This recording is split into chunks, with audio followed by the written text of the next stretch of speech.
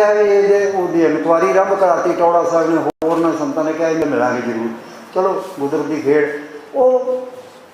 उस समय SSP इकबाल लगा होया सी अमृतसर का, तरनताਰਨ जिला बाद च बनता।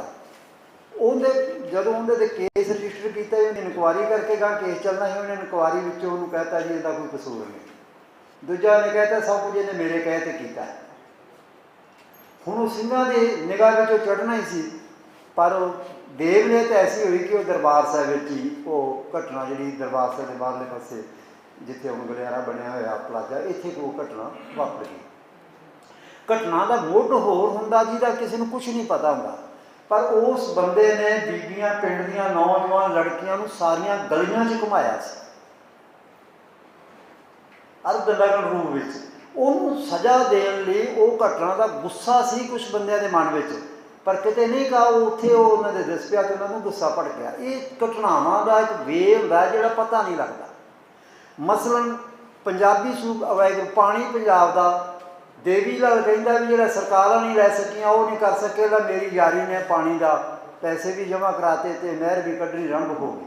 अकाली दल के रौला पै गया भी इनू लाओ, लाने लिए अद्धे को नाम तलवंडी कहे भी जसविंदर सिंह बराड़ नूं लाओ, पहला विरोधी धड़ का लीडर भी रहा सी, कोई कहण सुखजिंदर सिंह नूं लाओ क्योंकि सुखजिंदर सिंह भी एक टौड़ा साहब के नेड़े सी। उनके विरुद्ध साजिश सी। बादल साहब ने जान बुझ के निरंकारी का समागम रखा भी ये घटना दबी जाए, होर कोई घटना जी आए तो इनू उभा दिता जाए। होया है कि 13 अप्रैल नूं ये साका जिहड़ा हुंदा है, तुसीं अंदाज़ा लाओ उत्थे अपना मंत्री भी होवे, उत्थे सरकार भी होवे, अमृतसर जिला होवे, विसाखी वाला दिन होवे, ये घटना वापरनी आउणी। मैं आप नगर कीर्तनों का निकलता वेख्या, 4 चफेरे 2 बैठे सी सोफिया ते, उन्होंने उत्ते चौर करदे चौर कर रहे सन, अगे पिछे बहुत दुनिया उन्होंने जा रही निरंकारियों की। सो एक दिन पहला उनका 12 तरीक में ये जुलूस निकलिया सी। वो घटना के वेले गुरु रामदास सराम चों 250-300 बंदा ही होगा, वध तो वध कोई 10-5 वध होंगे घट होंगे, इन्ने को बंदे जाते 5-6 किलोमीटर अगे जाके जिथे उहदा लगा होया सी भंडार उत्थे जाना सी। इन्ने को बंदे तो सरकार जी या थाने का या DSP या SSP जिहड़ा जिथे मर्जी फड़ के बसां ही पाउंदा भावें भी तो छड्ड आउंदा, पर किसी एक भी जगह पर पुलिस वाले ने उन्हां सिंघां नूं रोकिया ही नहीं, क्योंकि वो चाहुंदे सी कि घटना सरकार जिहड़ी हुंदी है मौके की सरकार भी ये घटना कोई वापर जाए ताकि उस घटना वाले ध्यान ना जाए, पानी वाले ये नवीं घटना हो जाए। नहीं तो 13 बंदे शहीद होने, 3-4 होर मारे जाने, 80-85 जख्मी हो जाने, सारा कुछ आम वेखण नूं लगदा है। सरां तो लैके 6 किलोमीटर तक किसी जगह पर एक भी पुलिस वाले ने रोकिया नहीं। पुलिस 2-2 4-4 10-10 खड़े सन जरूर, पर किसी ने नहीं रोकिया। अखीर दे उन्होंने दरवाजे अगे चले गए, तो जो दरवाजे अगे चले गए फिर उत्थे गोली चली, गली च इन्ने बंदे मर गए। वो घटना इन्नी उभर गई क्योंकि धार्मिक सी, हिरदियां नूं वलूंदरदी सी। 13 अप्रैल का दिन सी, सारा कुछ सी, अमृतसर से वो घटना ने वो घटना नूं दब दिता। इतिहास में इस तरह दी घटनावां होंदियां जिहड़ियां असलीयत जिहड़ी है वो कुछ साइड ते रह जाती है, दूजी चीज़ अगे आ जाती है। ये घटना जिहड़ी अज तक जिहदा असीं खमियाजा भी भुगतिया, साडा लहू भी वगया, खून वगया, बहुत कुछ होया। पानी वाला मसला जिहड़ा सी वो चुप चपीते एक साइड के उत्ते चलदा रहा, जिहड़ा कि जटाना ने आके रोकया। तो मेरे ऐसो जिहियां घटनावां जिहड़ियां निक्कियां निक्कियां वापरदियां ने, इहदे विच कुलदीप नैयर ने जिहड़ा कि सिखां दे नाल नफरत नाल भरिया होया सी, उस बंदे ने ऐसियां घटनावां कीतियां ਦੀਆਂ किताबां विच कोई पढ़िया भी हैगा कि मैं इसलिए भगत सिंह ते किताबां लिख रहा कि लोग जिंदे ते सुखे नूं जां इन्हां लोकां नूं भगत सिंह के बराबर ना मनन लग जान, तां कि मैं ये किताब इस करके लिख रहा हूँ। अपनी लिखत में लिखता है आप।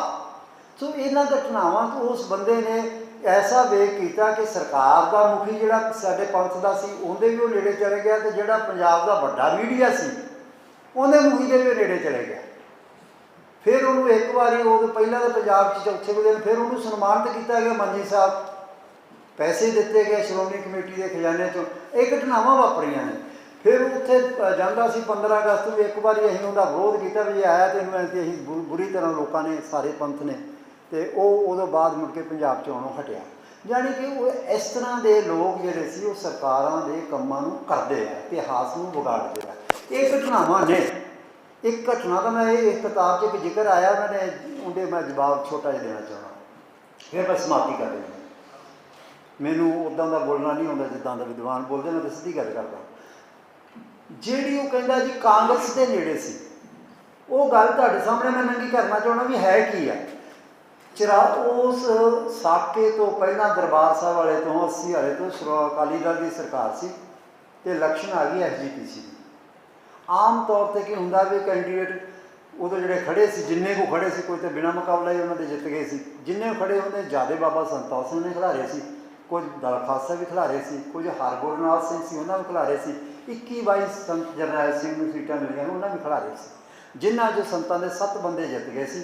सो भाई सजान सिंह उत्थों खेमकरन तो, पऊबिंड तो गुरविराम सिंह, एक ਝਬਾਲ तो सी करमजीत सिंह, एक अजीत सिंह मास्टर जित गया, कानूवाल तो रोडे पिंड तो महिंदर सिंह जित गए, जिहदा मुंडा शहीद होया। 7 कुछ बंदे जानी कि संतां जित गए 21 विचों। पहली बारी खिलार के कोई तजर्बा नहीं, कोई कुछ नहीं से, लोगों ने 7 कुछ बंदे जिता के भाई अमरीक सिंह तो होर कुछ बंदे उन्होंने हरा भी दिता। सरकार की ताकत बड़ी हुंदी है।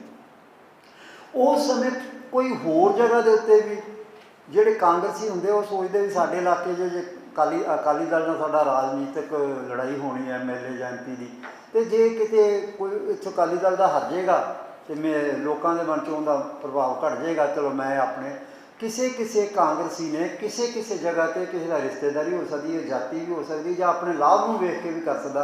उन्होंने वो श्रोमणी कमेटी की इलैक्शन उन्होंने सिंघां की किसी की जिहड़े खड़ लड़ रहे सन, जे बाबा संता होंदे लड़ रहे थे, उन्होंने किसी ना किसी की मदद कर दी। ये अकालियां ने रौला पाता जी कांग्रेस इन्हां दे नाल खड़ी है, कांग्रेस ने किया, कांग्रेस ने किया। ये अक्सर एक इलैक्शन में आपां हुण भी कई बार देखते हैं भी कई बंदे जिहड़े आप नहीं खड़े होंदे, किसी ना किसी को अपनी वोट पवा देंगे आ। वो लड़ते नहीं सी, उन्हां विचों कुछ बंदियां ने वोटां वाटां जिहड़ियां थल्ले किसी को पवातियां, तो इन्नी घटना तो इन्हां ने उहदा बात का बतंगड़ बना के रख दिता। और इहो जिहियां घटनावां जिहड़ियां ने सानूं इन्हां गल्लां दे उत्ते चंगी तरह घोख विचार करके इतिहास की पूरी तरह शुद्धता दे नाल इसकी ये काम करना चाहिए। मैं इन्नियां बेनतियां करदा खिमा दा जाचक हां। मैं भाई नारायण सिंह एक सिरड़ी सिख हूँ और जिन्हें सारी जिंदगी अपना, मेरा तो इन्होंने 82 से संबंध जुड़िया सी, ये बड़े सिरड़ी किस्म के बंदे ने। सारी जिंदगी इन्होंने अपनी जी पंथ की सेवा च निभाई है। गुरु रामदास कृपा करे इन्हों तो जिन्नी भी जिंदगी महाराज ने बख्शी है, पंथ की सेवा लेंदे रहन। इस तरह किताबां भी तो सारी पंथ की सेवा करते रहन। भुलां चुकां दी खिमा। वाहिगुरू जी का खालसा, वाहिगुरू जी की फतेह। वाहिगुरू जी का खालसा, वाहिगुरू जी की फतेह। बहुत बहुत धन्यवाद भाई मुकम सिंह उन्होंने करीब 12 मिनट में अपने विचार जोड़े साझे करते हैं। मैं सारे जी आया कहना मैं खास तौर पर भाई परमजीत सिंह जी मंड मुखी दल खालसा, MP सिंह अकाली दल मान तो आए ने, doctor Sardar Jaspal Singh Dhillon human rights, advocate Simranjit Singh भाईया साहब, कृष्ण सिंह भाईया ने, प्रोफैसर आजादवीर सिंह, कमल सिंह धामी, तो शहीद भाई चरणजीत सिंह चन्नी के घरों बीबी हरबंस कौर, कुलवीर कौर धामी के भैन जी जसमीत कौर आए ने। सारे जीविਆਂ ਨੂੰ ਕਹਿੰਦਾ मैं बेनती करना भाई कमल सिंह धामी ਨੂੰ, ਉਹ भी संघर्ष ਦੇ ਵਿੱਚ ਉਹਨਾਂ ਦਾ ਇਸੇ ਤਰ੍ਹਾਂ ਹੀ ਲੰਮਾ ਸਮਾਂ ਯੋਗਦਾਨ ਰਿਹਾ। ਤੇ ਉਹ ਭਾਈ ਨਰੈਣ ਸਿੰਘ ਉਹਨਾਂ ਦੇ ਨਾਲ ਵੀ ਉਹਦੇ ਸਾਥੀ ਰਹੇ ਨੇ। ਤੇ ਉਹ ਕਮਲ ਸਿੰਘ ਧਾਮੀ ਉਹ ਜਿਹੜੇ ਆਪਣੇ ਵਿਚਾਰ ਕਿਤਾਬ ਬਾਰੇ ਤੇ ਕੋਈ ਖਾਸ ਘਟਨਾ ਜੇ ਉਹ ਸੰਗਤਾਂ ਦੇ ਨਾਲ ਸਾਂਝੀ ਕਰਨੀ ਚਾਹੁੰਦੇ ਨੇ ਤੇ ਉਹ ਕਰਨ ਭਾਈ ਕਮਲ ਸਿੰਘ ਧਾਮੀ।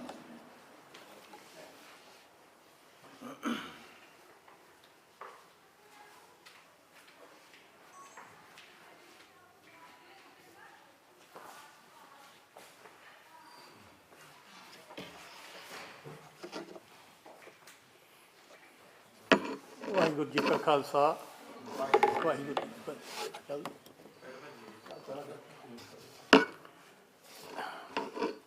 बड़ी देर तो प्रोग्राम की मतलब चर्चा भी सी, तो अज बाकी चर्चा हो गई, कोई कारण करके लेट होया।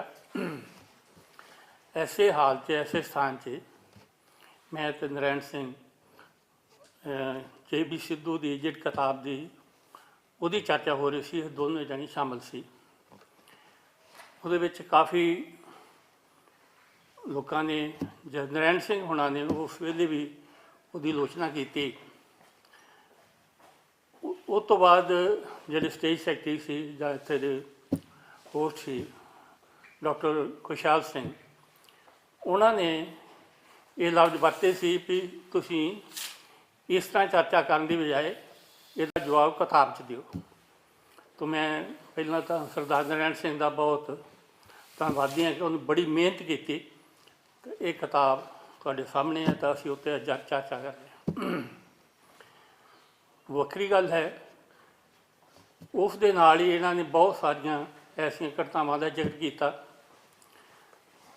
ਬਾਕੀ ਲੋਕ ਵੀ ਕਰਨਗੇ, ਮੈਂ ਤਾਂ ਚਰਚਾ ਸੁਣਨ ਨੂੰ ਆਇਆ। ਸੰਤ ਜਰਨੈਲ ਸਿੰਘ ਦੀ ਸ਼ਖਸੀਅਤ ਬਾਰੇ ਵੀ ਇਹਨਾਂ ਨੇ ਕੁਛ ਚਾਨਣਾ ਪਾਇਆ। ਕਾਫੀ ਮਿੱਥਾਂ ਨੇ, ਕੁਛ ਉਹਨਾਂ ਦੀ ਸ਼ਖਸੀਅਤ ਨੂੰ ਪਾਠ ਕਰਨ ਵਾਲੇ ਬੜੇ ਨਿਤਨੇਮੀ, ਪਤਾ ਨਹੀਂ ਕਿੰਨੇ ਪਾਠ ਕਰਨ ਦੀ ਗੱਲ ਕਰਦੇ ਆ। ਅਸੀਂ ਹਕੀਕਤ 'ਚ ਉਹਨਾਂ ਨੂੰ ਮਿਲਦੇ ਰਹੇ ਹਾਂ। ਪੂਰਾ ਦਿਨ ਉਹ ਸੰਗਤ ਨੂੰ, ਪ੍ਰੈਸ ਨੂੰ ਡੀਲ ਕਰਦੇ ਸੀ। ਜਦੋਂ ਸਾਡੀ ਵਾਰੀ ਆਉਂਦੀ ਹੁੰਦੀ ਸੀ ਤਾਂ ਰਾਤ ਦੇ 11 ਵਜੇ ਤੋਂ ਬਾਅਦ ਅਸੀਂ ਉਹਨਾਂ ਨੂੰ ਮਿਲਦੇ ਸੀ। ਉਸ ਤੋਂ ਬਾਅਦ ਕਾਫੀ ਦੇਰ ਰਾਤ ਤੱਕ ਬਹਿਸਾਂ ਹੁੰਦੀਆਂ ਸੀ, ਜਥੇ ਨੂੰ ਟਾਈਮ ਦਿੰਦੇ ਸੀ। ਇਸ ਦੇ ਬਾਵਜੂਦ ਵੀ ਆਪਣਾ ਨਿਤਨੇਮ ਤਾਂ ਕਰਦੇ ਹੀ ਸੀ, ਪਰ ਕੁਝ ਸੰਸਥਾਵਾਂ ਜਾਂ ਕੁਛ ਹੋਰ ਲੋਕ ਜਿਹੜੇ ਹੈਗੇ ਆ, ਉਹਨਾਂ ਦੀ ਇਹ ਸ਼ਖਸੀਅਤ ਦੱਸਦੇ ਨੇ ਵੀ ਉਹ ਇੰਨੇ 100 ਪਾਠ ਖੰਡ ਜਪਜੀ ਸਾਹਿਬ ਕਰਦੇ ਸੀ। ਇਸ ਤਰ੍ਹਾਂ ਸੀ।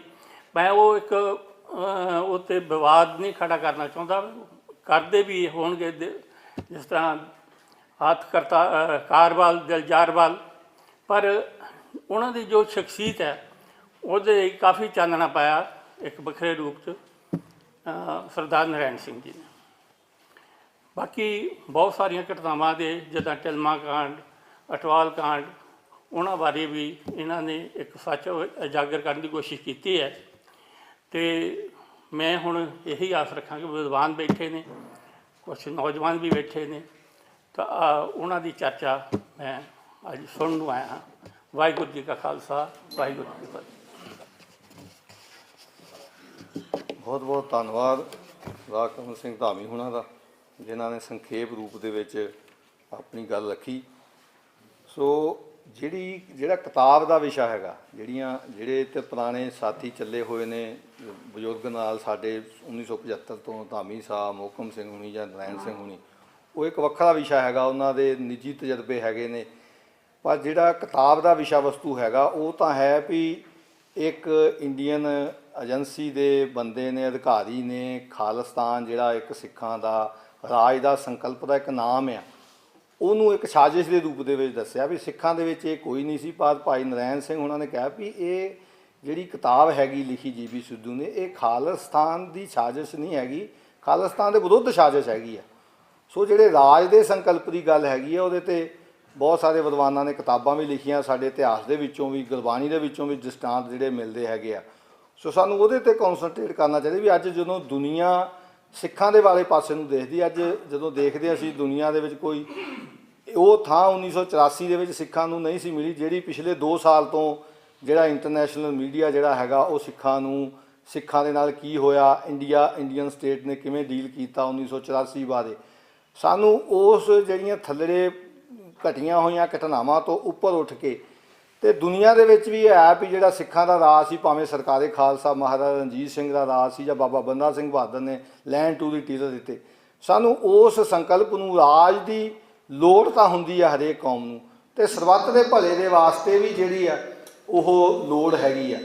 ਸੋ ਜਿਹੜਾ ਸਿੱਖ ਸੰਕਲਪ ਦੇ ਵਿੱਚੋਂ ਜਿਹੜਾ ਰਾਜ ਦਾ ਜਦੋਂ ਅਸੀਂ ਦੇਖਦੇ ਹੈਗੇ ਆ ਤਾਂ ਉਹ ਸਰਬੱਤ ਦੇ ਭਲੇ ਦੇ ਹਿੱਤ ਦੇ ਵਿੱਚ ਹੀ ਆ, ਆਪਣੇ ਹਿੱਤ ਦੇ ਵਿੱਚ ਨਹੀਂ ਹੈਗਾ। ਸੋ ਸਾਨੂੰ ਉਸ ਸੰਕਲਪ ਨੂੰ ਵੀ ਉਜਾਗਰ ਕਰਨ ਦੀ ਨਾਲ ਜਿਹੜੀ ਆ ਵਿਉਂਤਬੰਦੀ ਜਾਂ ਉਹਦੇ ਬਾਰੇ ਵੀ ਜਿਹੜੀ ਗੱਲ ਕਰਨੀ ਚਾਹੀਦੀ ਆ। ਮੈਂ ਸਾਡੇ ਬਹੁਤ ਹੀ ਸਤਿਕਾਰਯੋਗ ਸਰਦਾਰ ਗੁਰਤੇਜ ਸਿੰਘ ਸਾਹਿਬ IAS ਉਹਨਾਂ ਨੂੰ ਬੇਨਤੀ ਕਰੂੰਗਾ ਕਿ ਉਹ ਇਸ ਨੁਕਤੇ ਦੇ ਉੱਤੋਂ ਜ਼ਰੂਰ ਜਿਹੜੀ ਗੱਲ ਰੱਖਣ ਵੀ ਜਿਹੜਾ ਰਾਜ ਦਾ ਜਿਹੜਾ ਸੰਕਲਪ ਹੈਗਾ ਇਹ ਇਸ ਤਰ੍ਹਾਂ ਨਹੀਂ ਹੈਗਾ ਵੀ ਕਿਸੇ ਨੇ ਖਾਲਿਸਤਾਨ ਕਹਿ ਦਿੱਤਾ, ਕਿਸੇ ਨੇ ਸਿੱਖ ਹੋਮਲੈਂਡ ਕਹਿ ਦਿੱਤਾ। ਤਾਂ ਗੁਰੂ ਨਾਨਕ ਸਾਹਿਬ ਤੋਂ ਹੀ ਸਿੱਖ ਦੀ ਰੂਹਾਨੀਅਤ ਦੇ ਨਾਲ ਜੁੜਿਆ ਹੋਇਆ ਇੱਕ ਸੰਕਲਪ ਹੈਗਾ। ਜਿਉਂ-ਜਿਉਂ ਸਿੰਘ ਤੇ ਖਾਲਸਾ ਵਾਲੇ ਸੰਕਲਪ ਵੱਲ ਨੂੰ, ਉੱਧਰ ਪਦਵੀ ਵੱਲ ਨੂੰ ਵੱਧਦਾ ਹੈਗਾ, ਤਾਂ ਉਹ ਹੋਰ ਸੋਚਦਾ ਦੁਨੀਆ ਦਾ ਕਿਵੇਂ ਭਲਾ ਹੋਵੇ, ਤੇ ਰਾਜ ਇੱਕ ਟੂਲ ਆ ਉਸ ਭਲੇ ਨੂੰ, ਸਰਬੱਤ ਦੇ ਭਲੇ ਨੂੰ ਇੰਪਲੀਮੈਂਟ ਕਰਨ ਵਾਸਤੇ। ਸਰਦਾਰ ਗੁਰਤੇਜ ਸਿੰਘ ਜੀ, ਵਾਹਿਗੁਰੂ ਜੀ ਕਾ ਖਾਲਸਾ, ਵਾਹਿਗੁਰੂ ਜੀ ਕੀ ਫਤਿਹ। ਮੰਚ ਦੇ ਉੱਤੇ ਵਿਰਾਜਮਾਨ ਤੇ ਮੰਚ ਦੇ ਦੂਸਰੇ ਪਾਸੇ ਬੈਠੇ ਪਤਵੰਤੇ ਸੱਜਣੋਂ, ਵਾਹਿਗੁਰੂ ਜੀ ਕਾ ਖਾਲਸਾ, ਵਾਹਿਗੁਰੂ ਜੀ ਕੀ ਫਤਿਹ। ਭਾਈ ਨਰੈਣ ਸਿੰਘ ਦੇ ਬਾਰੇ ਆਪਾਂ ਸਾਰੇ ਜਾਣਦੇ ਹਾਂ ਕਿ ਬਹੁਤ ਸਿਰੜੀ, ਬੜੇ ਦੇਰ ਤੋਂ ਕੌਮ ਦੀ ਸੇਵਾ ਦੇ ਵਿੱਚ ਆਏ ਹੋਏ ਔਰ ਕਈ ਦਹਾਕਿਆਂ ਤੋਂ ਮੈਂ ਇਹਨਾਂ ਨੂੰ ਸੇਵਾ ਕਰਦਿਆਂ ਨੂੰ ਦੇਖ ਰਿਹਾ। ਜਿੰਨੇ ਵੀ ਜਿਸ ਤਰ੍ਹਾਂ ਦਾ ਵੀ ਆਪਣਾ ਸੰਕਲਪ ਹੈ ਸੇਵਾ ਦਾ, ਉਸ ਦੇ ਅਨੁਸਾਰ ਇਹ ਵੱਧ ਤੋਂ ਵੱਧ ਆਪਣੀ ਕਈ ਵਾਰੀ ਆਪਣੇ ਦਿਲ ਤੋਂ ਬਾਹਰ ਹੋ ਕੇ ਵੀ ਸੇਵਾ ਕਰਦੇ ਨੇ। ਉਹ ਸਤਿਕਾਰ ਇਹਨਾਂ ਦਾ ਸਾਰੀ ਕੌਮ ਦੇ ਵਿੱਚ ਬਣਿਆ ਹੋਇਆ ਤੇ ਬਣਿਆ ਰਹੇਗਾ। ਜਿਹੜੀ ਇਹਨਾਂ ਨੇ ਕਿਤਾਬ ਲਿਖੀ ਹੈ, ਇਸ ਦੇ ਬਾਰੇ ਜੇ ਗੱਲਬਾਤ ਕਰਨੀ ਹੈ ਤਾਂ ਉਹ ਥੋੜ੍ਹੀ ਜਿਹੀ ਨਿਰਪੱਖ ਹੋ ਕੇ ਕਰਨੀ ਪੈਂਦੀ ਹੈ। ਸੋ ਉਸ ਦੇ ਬਾਰੇ ਕੋਈ ਇਹਨਾਂ ਦੇ ਸਤਿਕਾਰ ਘਟਦਾ ਨਹੀਂ। ਮੈਂ ਜਿਸ ਵੇਲੇ ਇੱਕ ਮੌਕਾ ਮਿਲਿਆ ਮੈਨੂੰ UNHRC ਹਿਊਮਨ ਰਾਈਟਸ ਕਾਉਂਸਲ ਦੇ ਵਿੱਚ ਸੈਮੀਨਾਰ ਕਰਨ ਦਾ, ਉਸ ਦੇ ਵਿੱਚ ਮੈਂ ਕੋਈ ਇੱਕ ਕਾਗਜ਼ ਪੇਪਰ ਲਿਖਿਆ ਜਿਹਦੇ ਵਿੱਚ ਇਹਨਾਂ ਦੇ ਉੱਤੇ ਬਣਾਏ ਗਏ ਝੂਠੇ 16-17 ਕੇਸਾਂ ਦੀ ਐਨਾਲਿਸਿਸ ਕੀਤੀ ਔਰ ਉਹਨਾਂ ਨੂੰ ਦੱਸਿਆ ਕਿ ਸਾਡੇ ਉੱਤੇ ਸਾਡੇ ਜਿਹੜੇ ਐਕਟਿਵਿਸਟ ਹਨ ਜਾਂ ਸਾਡੇ ਜਿਹੜੇ ਚੰਗੇ ਲੋਕ ਹਨ ਕਿ ਉਹਨਾਂ ਨੂੰ ਇਸ ਤਰ੍ਹਾਂ ਨਾਲ ਹੈਰਸ ਕੀਤਾ ਜਾਂਦਾ ਹੈ ਤੇ ਆਹ ਕੁਛ ਇਸ ਆਦਮੀ ਦੇ ਨਾਲ ਬੀਤਿਆ। ਉਹ ਫਿਰ ਉਹਨਾਂ ਨੇ ਉਹ ਕਿਤਾਬ ਜਿਹੜੀ ਸੀ ਉਹ ਛਾਪੀ ਹੋਈ ਮਿਲਦੀ ਹੈ। ਭਾਈ ਸਾਹਿਬ ਨੂੰ ਮੈਂ ਫੋਟੋ ਭੇਜਦੀ ਸੀ, ਸ਼ਾਇਦ ਇਹਨਾਂ ਨੇ ਮੰਗਾ ਲਈ ਹੋਵੇਗੀ, ਉਹ ਐਮਾਜ਼ਨ 'ਤੇ ਛਪੀ ਹੋਈ ਆ। ਤਾਂ ਇਹਨਾਂ ਦੇ ਇਸ ਪੱਖ ਦੇ ਉੱਤੇ ਕੋਈ ਕਿਸੇ ਨੂੰ ਸ਼ੰਕਾ ਨਹੀਂ। ਲਈ ਜਿਹੜੇ ਬੌਧਿਕ ਮਸਲੇ ਹੁੰਦੇ ਹੈ ਉਹਨਾਂ ਦੇ ਉੱਤੇ ਵਿਚਾਰ ਕਰਨਾ ਨਿਰਪੱਖ ਹੋ ਕੇ ਕਰਨਾ ਪੈਂਦਾ। ਸੋ ਇੰਨੀ ਕੁ ਗੱਲ ਧਿਆਨ 'ਚ ਰੱਖਦੇ ਹੋਏ ਮੈਂ ਬੇਨਤੀ ਕਰਦਾ ਕਿ ਮੈਂ ਖਾਲਿਸਤਾਨ ਦੀ ਗੱਲ ਕਰੀ ਹੈ। ਇਹਨਾਂ ਨੇ ਸਿੰਘ ਸਾਹਿਬ ਨੇ ਹੁਕਮ ਕੀਤਾ ਕਿ ਖਾਲਿਸਤਾਨ ਦੀ ਗੱਲ ਨੂੰ ਚੰਗੀ ਤਰ੍ਹਾਂ ਨਾਲ ਨਿਤਾਰਿਆ ਜਾਵੇ। ਮੈਂ ਭਾਈ ਸਾਹਿਬ ਦੇ ਵਿੱਚ ਨਾ ਥੋੜ੍ਹੀ ਜਿਹੀ ਦੁਵਿਧਾ ਦੇਖੀ ਖਾਲਿਸਤਾਨ ਦੇ ਮਸਲੇ ਦੇ ਉੱਤੇ।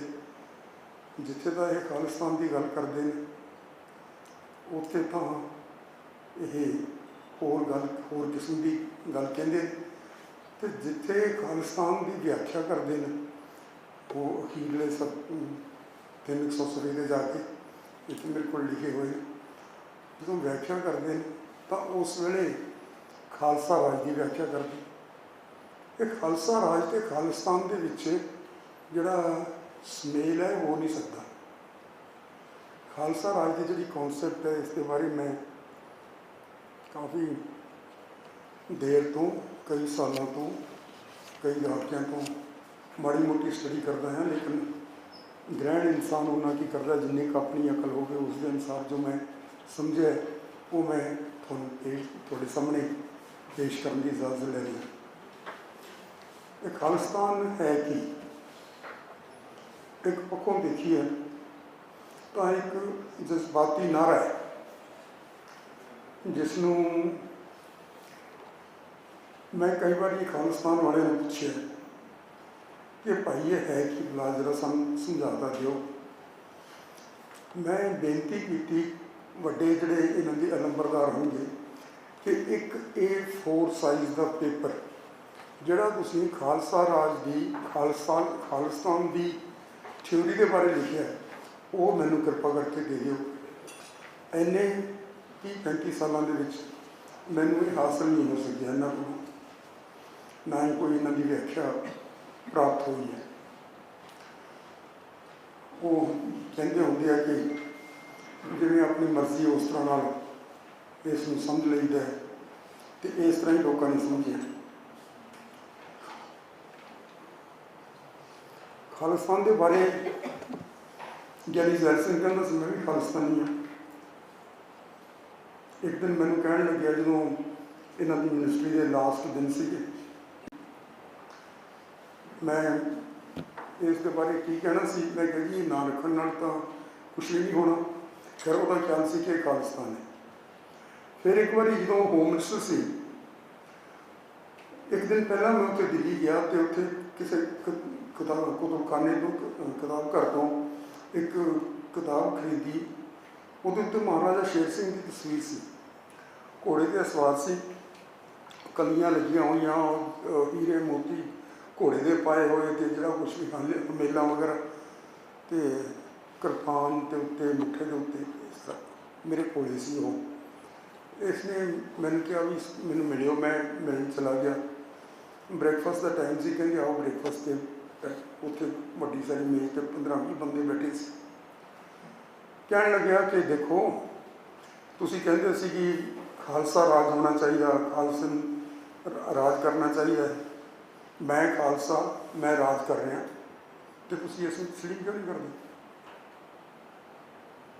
ਹੁਣ ਇਹ ਬੜੀ ਔਡ ਜਿਹੀ ਸਿਚੁਏਸ਼ਨ ਬਣ ਗਈ, ਕਿਉਂਕਿ ਮੈਂ ਉਹਦਾ ਗੈਸਟ ਸੀਗਾ, ਉਹਦੀ ਮੇਜ਼ 'ਤੇ ਬੈਠਾ ਸੀ। ਮੇਰੇ ਕੋਲ ਕਿਤਾਬ ਪਈ ਸੀ, ਮੈਂ ਉਹ ਕਿਤਾਬ ਦਿਖਾ ਕੇ ਕਿਹਾ, ਗਿਆਨੀ ਜੀ, ਜਿਹੜੇ ਖਾਲਸਾ ਰਾਜ ਸੀ ਨਾ, ਉਹ ਆਹ ਸੀਗਾ, ਸਾਡੇ ਤਾਂ ਘੋੜਿਆਂ ਦੇ ਵੀ ਲੱਖਾਂ ਰੁਪਏ ਦੀਆਂ ਹਲੇਮਾਂ ਪਾਈਆਂ, ਮਾਲਾ ਗਲਾਂ ਦੇ ਵਿੱਚ ਮੋਤੀਆਂ ਦੀਆਂ ਅਤੇ ਹੀਰਿਆਂ ਦੀਆਂ ਪਾਈਆਂ ਹੁੰਦੀਆਂ ਸੀਗੀਆਂ, ਅਤੇ ਤੁਸੀਂ ਸਿਰਫ ਇੱਕ ਪੋਲੀਟੀਕਲ ਪਾਰਟੀ ਦੇ ਮੈਂਬਰ ਹੋ, ਇਤਫਾਕ ਨਾਲ ਇੱਥੇ ਗ੍ਰਹਿ ਮੰਤਰੀ ਬਣ ਗਏ, ਅਤੇ ਮੈਂ ਤੁਹਾਨੂੰ ਇਹਨੂੰ ਖਾਲਸਾ ਰਾਜ ਕਿਵੇਂ ਕਹਿ ਦਿਆਂ? ਖੈਰ ਇਸ ਤਰ੍ਹਾਂ ਦੀ ਗੱਲ ਕਹਿ ਕੇ ਮੈਂ ਆਪਣਾ ਖੜਾ ਛੁਡਾ ਲਿਆ। ਹੁਣ ਖਾਲਸਾ ਰਾਜ ਦੀ ਗੱਲ, ਖਾਲਿਸਤਾਨ ਦੀ ਗੱਲ ਚੌੜਾ ਸਾਹਿਬ ਵੀ ਕਰਦੇ ਨੇ। 88, 85, 99 ਸਫ਼ਿਆਂ ਦੇ ਉੱਤੇ ਇਹ ਪਹਿਲਾਂ ਖਾਲਿਸਤਾਨ ਦੀ ਗੱਲ ਕਰਦੇ ਆ, ਜਦੋਂ ਖਾਲਿਸਤਾਨ ਦੀ ਵਿਆਖਿਆ ਕਰਨ ਲੱਗਦੇ ਆ, ਉਦੋਂ ਇਹ ਖਾਲਸਾ ਰਾਜ ਦੀ ਵਿਆਖਿਆ ਕਰਦੇ ਆ। ਹੁਣ ਇਹ ਦੋ ਇਕਾਈਆਂ ਇੰਨੀਆਂ ਫਰਕ ਨੇ, ਜਿੰਨਾ ਕਿ ਕੁਛ ਫਰਕ ਹੋ ਸਕਦਾ ਹੈ, ਇੱਕ ਉਲਟਾ ਪਾਸਾ ਹੈ ਦੂਸਰੇ ਦਾ। ਤਾਂ ਇਹ ਜਿਹੜਾ ਇਹਨਾਂ ਨੇ ਨਕਸ਼ਾ ਲਾਇਆ ਆਪਣੀ ਕਿਤਾਬ ਦੇ ਉੱਤੇ, ਉਹਦੇ ਉੱਤੇ ਵੀ ਖਾਲਿਸਤਾਨ ਦੀ ਉੱਤੇ ਨਾਂ ਲਿਖਿਆ ਹੋਇਆ, ਖਾਲਸਾ ਰਾਜ ਦਾ ਨਿਸ਼ਾਨ ਲਾਇਆ ਹੋਇਆ। ਖਾਲਸਾ ਰਾਜ ਇੱਕ ਕੌਨਸੈਪਟ ਹੈ, ਉਹ ਕੌਨਸੈਪਟ ਹੈ ਜਿਹੜੀ ਗੁਰੂ ਗ੍ਰੰਥ ਸਾਹਿਬ ਨੇ ਉਭਾਰੀ ਹੈ, ਗੁਰੂ ਦੀ ਬਾਣੀ ਨੇ ਉਭਾਰੀ ਹੈ। ਉਹ ਕੌਨਸੈਪਟ ਹੈ, ਉਹ ਕੌਨਸੈਪਟ ਸਰਵ ਕਲਿਆਣਕਾਰੀ ਹੈ। ਉਸ ਕੌਨਸੈਪਟ ਦੇ ਵਿੱਚ ਕਿਸੇ ਦੇ ਉੱਤੇ ਰਾਜ ਕਰਨ ਦਾ ਕੋਈ ਸੰਕਲਪ ਨਹੀਂ, ਔਰ ਉਹ ਇਸ ਜਗ੍ਹਾ ਤੋਂ ਸ਼ੁਰੂ ਹੁੰਦੀ ਹੈ ਕਿ ਸਾਰੇ ਬਰਾਬਰ ਹਨ। ਇਹਨਾਂ ਨੇ ਹਲੇਮੀ ਰਾਜ ਦੀ ਗੱਲ ਵੀ ਕੀਤੀ, ਉਹਦੇ ਵਿੱਚ ਤੇ ਹੋਰ ਸਾਰਾ ਕੁਛ ਉਹ ਮੈਂ ਪੜ੍ਹ ਲਿਆ। ਹੇਬੀਅਸ ਕਾਰਪਸ ਕਿੰਨਾ ਇਹ ਇੱਕ ਸੰਕਲਪ ਹੈ, ਕਿੰਨਾ ਇਹ ਵਧੀਆ ਅਤੇ ਧਾਰਮਿਕ ਕਿਸਮ ਦਾ ਹੀ ਸਮਝ ਲਓ ਵੀ ਇਹ ਸੰਕਲਪ ਹੈ। ਅਤੇ ਇਸ ਦੇ ਉੱਤੇ ਸਾਡੇ ਸੰਤ ਲੌਂਗੋਵਾਲ ਨੂੰ ਅਰੈਸਟ ਕਰ ਲਿਆ, ਹੇਬੀਅਸ ਕਾਰਪਸ ਦੀ ਪਟੀਸ਼ਨ ਪਾਈ, ਅਤੇ ਵਿਕੇਸ਼ਨ ਜੱਜ ਉਸ ਵੇਲੇ ਬੈਠਾ ਸੀ ਸੁਪਰੀਮ ਕੋਰਟ ਦੇ ਵਿੱਚ, ਜਿਸ ਦੀ ਇੰਨੀ ਸੈਂਕਟਿਟੀ ਹੈ ਹੇਬੀਅਸ ਕਾਰਪਸ ਪਟੀਸ਼ਨ ਦੀ, ਉਸ ਨੂੰ ਜੱਜ ਸੁਪਰੀਮ ਕੋਰਟ ਦਾ ਡੀਲ ਕਰ ਰਿਹਾ, ਮੈਜਿਸਟ੍ਰੇਟ ਨਹੀਂ, ਸੁਪਰੀਮ ਕੋਰਟ ਦਾ ਜੱਜ। ਔਰ ਕੀ ਕਹਿੰਦਾ? My shoulders are too weak to decide this case. ਅਤੇ ਇੱਥੇ ਕਾਹਦੇ ਵਾਸਤੇ ਬੈਠਾ ਤੂੰ? ਜਾ ਕੇ ਕਿਤੇ ਹੋਟਲ ਦੇ ਵਿੱਚ ਚਪੜਾਸੀ ਲੱਗ ਜਾਂਦਾ। ਇੱਕ ਜੱਜ ਕਹਿ ਰਿਹਾ ਸਾਡੀਆਂ ਅਦਾਲਤਾਂ ਇਹ ਹਨਗੀਆਂ, ਸਾਡੀਆਂ ਅਦਾਲਤਾਂ ਦੇ ਵਿੱਚ ਭਾਈ ਸਾਹਿਬ ਦੇ ਕੇਸ ਵੀ ਗਏ ਹੈ, ਅਖੀਰ ਦੇ ਉੱਤੇ ਸਾਰਾ ਕੁਛ ਆਹ ਹੋ ਗਿਆ, ਉਹ ਹੋ ਗਿਆ, ਠੀਕ ਹੈ, ਲੇਕਿਨ ਜਿੰਨੀ ਦੇਰ ਤੱਕ ਇਹ ਗੱਲ ਚੱਲਦੀ ਹੈ ਉਨੀ ਦੇਰ ਤੱਕ ਬੰਦੇ ਨੂੰ ਨਕਾਰਾ ਕਰਕੇ ਰੱਖਦੇ ਨੇ।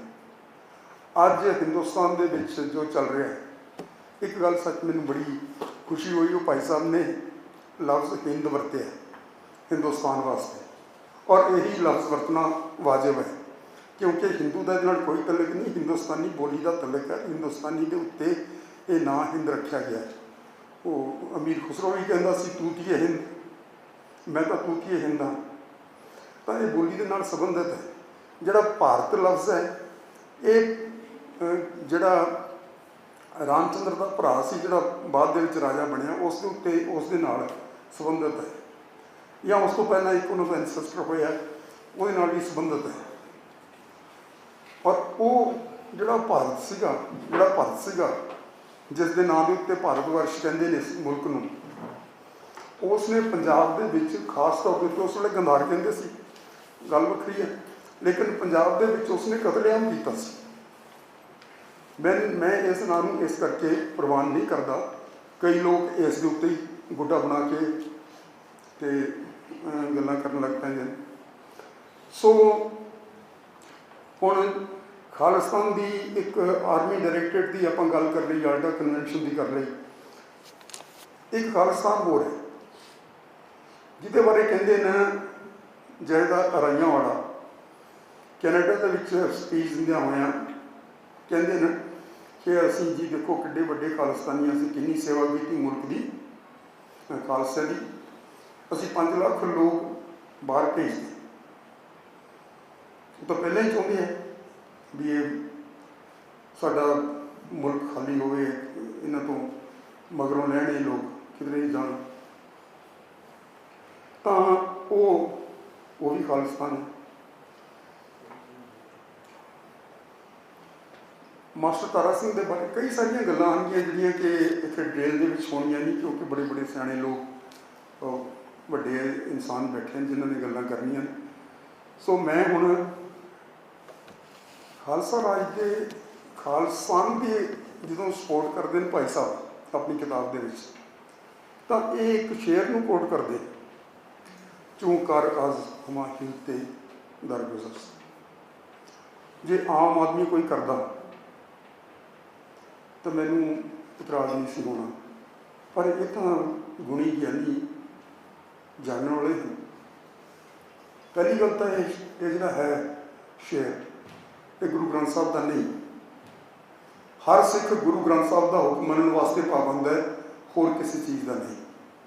ਇਹ ਕਿਹੜੇ ਕਿਹੜੇ ਸੰਕਲਪ ਉਭਾਰ ਰਹੇ ਹੈ ਔਰ ਕਿਸ ਤਰ੍ਹਾਂ ਇਹ ਸਾਨੂੰ ਰੈਲੇਵੈਂਟ ਹੈ, ਕਿਸ ਤਰ੍ਹਾਂ ਸਾਡਾ ਉਹਦੇ ਨਾਲੋਂ ਸੁਪੀਰੀਅਰ ਹੈ, ਇਹ ਗੱਲਾਂ ਕਰਨੀਆਂ ਪੈਣਗੀਆਂ।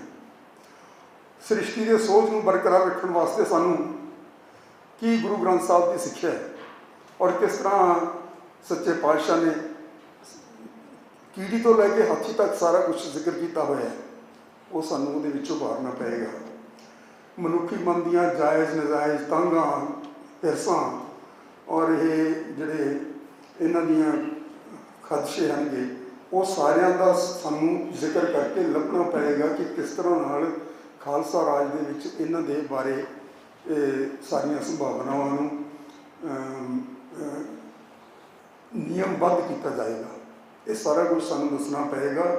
ਮਨੁੱਖੀ ਜੀਵਨ ਦਾ ਮਨੋਰਥ ਕੀ ਹੈ, ਇਹ ਕਿਸ ਵਾਸਤੇ ਅਸੀਂ ਇਸ ਸੰਸਾਰ 'ਤੇ ਆਏ ਹਾਂ ਅਤੇ ਸੰਸਾਰ ਕੀ ਕਰਨ ਵਾਸਤੇ ਇੱਥੇ ਆਇਆ। ਸੋ ਇਸ ਤਰ੍ਹਾਂ ਦੀਆਂ ਕਈ ਸਾਰੀਆਂ ਗੱਲਾਂ ਆਉਂਦੀਆਂ, ਲੇਕਿਨ ਇਹ ਲੱਗਦਾ ਹੈ ਕਿ ਟਾਈਮ ਕਾਫੀ ਹੋ ਗਿਆ। ਬਾਕੀ ਜਿਹੜਾ ਹੈ ਕਹਿੰਦੇ ਨੇ ਕਿ ਜੀ ਭਾਈ ਸਾਹਿਬ ਨੇ ਇਹ ਵੀ ਲਿਖਿਆ ਇੱਕ ਜਗ੍ਹਾ ਕਿ ਆਹ 4 ਚੀਜ਼ਾਂ ਚਾਹੀਦੀਆਂ ਨੇ। ਉਹ ਪੋਲੀਟੀਕਲ ਸਾਇੰਸ ਦੀ ਜਿਹੜੀ ਥਿਓਰੀ ਹੈ ਉਹ ਠੀਕ ਹੈ ਕਿ ਜੀ ਆਹ ਹੋਵੇ, ਤੁਹਾਡਾ ਕੋਈ ਹਿੱਸਾ ਹੋ, ਕੋਈ ਮੁਲਕ ਹੋਵੇ, ਕੋਈ ਤੁਹਾਡਾ ਆਹ ਹੋਵੇ, ਤੁਹਾਡੀ ਬੋਲੀ ਹੋਵੇ, ਤੁਹਾਡਾ ਕਲਚਰ ਹੋਵੇ, ਤੁਹਾਡਾ, ਅਤੇ ਤੁਸੀਂ ਨੇਸ਼ਨ ਹੋ। ਨੇਸ਼ਨ ਦੀ ਕੌਨਸੈਪਟ ਤਾਂ ਕੱਲ੍ਹ ਬਣੀ ਹੈ। ਇਹ ਤਾਂ ਉਹ ਜਿਹੜੀ 100 ਸਾਲਾ ਲੜਾਈ ਤੋਂ ਬਾਅਦ ਯੂਰਪ ਦੇ ਵਿੱਚ ਸੰਧੀ ਹੋਈ ਸੀ, ਉਸ ਤੋਂ ਬਣੀ ਹੈ। ਉਸ ਤੋਂ ਪਹਿਲਾਂ ਤਾਂ ਕੌਨਸੈਪਟ ਹੈ ਹੀ ਸੀ ਨੇਸ਼ਨ ਦੀ। ਇਹਦਾ ਸਾਡੇ ਨਾਲ ਕੀ ਤਲਕ ਹੈ? ਇਹ ਐਫੀਮਰਲ ਚੀਜ਼ਾਂ ਆਉਣਗੀਆਂ, ਆਉਂਦੀਆਂ ਜਾਂਦੀਆਂ, ਚੱਲਦੀਆਂ ਰਹਿੰਦੀਆਂ, ਤੁਰ ਜਾਂਦੀਆਂ। ਸਾਡਾ ਕੀ ਹੁਕਮ ਹੈ ਗੁਰੂ ਦਾ, ਇਸ ਦੇ ਬਾਰੇ ਤਾਂ ਗੁਰੂ ਗ੍ਰੰਥ ਸਾਹਿਬ ਵੀ ਦੱਸਦੇ ਨੇ, ਅਤੇ ਲੇਕਿਨ ਉਸ ਨੂੰ ਸਮਝਣ ਵਾਲੇ ਸਿੱਖ ਵੀ ਆਉਣਗੇ।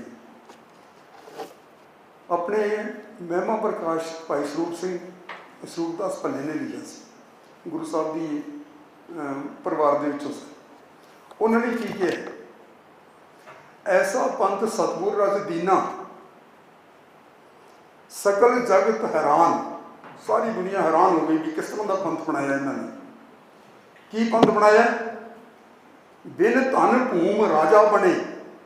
ਨਾ ਉਹਦੇ ਕੋਲੇ ਧਨ ਨਾ ਭੂਮੀ, ਫਿਰ ਵੀ ਰਾਜਾ ਹੈ। ਕਿਉਂ ਰਾਜਾ ਹੈ? ਸੋਵਰਨ ਦਾ ਪੁੱਤ ਹੈ। ਸੋਵਰਨ ਅਕਾਲ ਪੁਰਖ ਹੈ, ਮੈਂ ਉਹਦਾ ਪੁੱਤ ਹਾਂ। ਖਾਲਸਾ ਉਹਦਾ ਪੁੱਤ ਹੈ। ਔਰ ਉਹ ਸੋਵਰਨ ਦਾ ਪੁੱਤ ਜਿਹੜਾ ਹੁੰਦਾ, ਤੁਹਾਨੂੰ ਪਤਾ ਪ੍ਰਿੰਸ ਹੁੰਦਾ। ਬਿਨ ਧਨ ਭੂਮ ਰਾਜਾ ਬਣੇ, ਬਿਨ ਪਦ ਬੜੇ ਬਹਾਨ। ਕੋਈ ਪਦਵੀ ਨਹੀਂ ਹੁੰਦੀ ਉਹਦੇ ਕੋਲੇ, ਫਿਰ ਵੀ ਮਾਨ ਹੈ।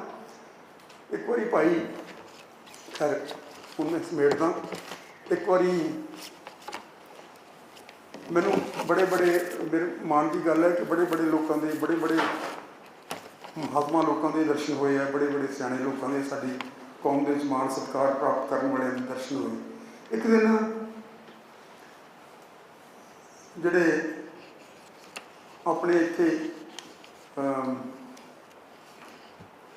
चलाउंदे सीगे यतीम खाना अमृतसर दे विच, वो सज्जन आ गए। कुदरती किते जाते हुए घर के अंदर आ गए कि बड़े मैनू बड़ी खुशी हुई भी है इस तरह के महात्मा आए हैं। उन्होंने एक मैनू परचा दिता। उस परचे दे विच उन्होंने एक सिख की कहानी लिखी सी करीगम के हवाले दे नाल। कहानी की सी कि एक बंदा ना इत्थों आनंदपुर साहब तो कीरतपुर साहब वाली सड़क के उत्ते सड़क बना रहा, पत्थर कुट रहा तो रोटियां बनिया हुई दरख्त के उत्ते पानी का कूना रखा नाल ते कर रहा काम। वो कोले बैठ गया जाके, उसने कोई गौर ना किया। थोड़ी देर बाद उसने बड़े सत्कार नाल उन्होंने बुलाया, सिंह साहब हाँ जी तुसीं की करते हो? कहते जी सड़क बना रहे, गुरु दियां संगतां आउंदियां इन्हां दे पैरां दे विच कंडे चुभदे आ, मैं इत्थे सड़क बना रहा आनंदपुर साहब तो कीरतपुर साहब में। कहते जी तुसीं कौन हो? कहते जी मैं इत्थों दा राजा। इत्थे राजा सड़क बना रही? कहना हाँ मेरी प्रजा नूं तकलीफ हुंदी है, इस वास्ते मैं सड़क बना रहा। सो जिहड़ा साडा राज का कॉन्सैप्ट है, खालसा राज का कॉन्सैप्ट है होर है, खालिस्तान का कॉन्सैप्ट होर है। गल्लां होर भी बथेरी करने वालियां हनगियां, लेकिन बहुत बहुत सियाणे और बड़े सुलझे हुए लोग करने वास्ते इत्थे हाजिर होंगे। इस करके इन्नी गल कहंदा होया मैं इजाजत लेना। वाहिगुरू जी का खालसा, वाहिगुरू जी की फतेह। सीमित इलाके के विचारां नूं केंद्री नुकते के उत्ते लिया के उत्ते सत्ता के रूप दे विच सारी ब्रह्मण दे विच वो लागू कर रहा हैगा। उहदे विचों बाद नेशन स्टेट बनी, एक लंबा दौर चलिया। खालिस्तान की लड़ाई 84 तो शुरू नहीं हुई, 78 तो शुरू नहीं हुई। शहर वसाए उत्थे उन्होंने अपना करतारपुरी जिहड़ा संकल्प दिता। सो बहुत वड्डी डूंगी ते लंबी जिहड़ी आ वो चर्चा जिहड़ी आ उत्ते चलनी चाहिए, आपां नूं रिड़कना चाहिए ते एक दूजे नूं सुणन दा जिहड़ा सब तो वड्डी गल सुनना जिहड़ा वो जरूरी हुंदा। गुरतेज सिंह हुणां ने बहुत जिहड़ी आ एक मैं कहना भी सिੱਟੀ आ सानूं इहदे उत्ते भी जिहड़े साडे दूजे सज्जन ने उहदे उत्ते स्पैसीफिक कोई जवाब देना चाहन, पर वो किसी तलखी दे विच नहीं होना चाहिए। हुण मैं बेनती करांगा प्रोफैसर अपने आजादवीर सिंह गुरु नानक देव यूनीवर्सिटी तो वो अपने जिहड़े विचार संगतां ने साझे रखणगे। सो मैं हुण समय नूं सीमित नहीं करूँगा, 12 तो 15 मिनट 12 मिनट होण ते मैं खड़ा हो जाऊँगा तो 15 मिनट तक अपने यतन किए जाण कि वो जिहड़े आ संकोचे जाण। तो जिन्हें प्रोफैसर साहब ने मैनूं उम्मीद आ कि ये जरूर अपना समय का ख्याल रखेंगे। वाहिगुरू जी का खालसा, वाहिगुरू जी की। प्रोफैसर आजादवीर सिंह।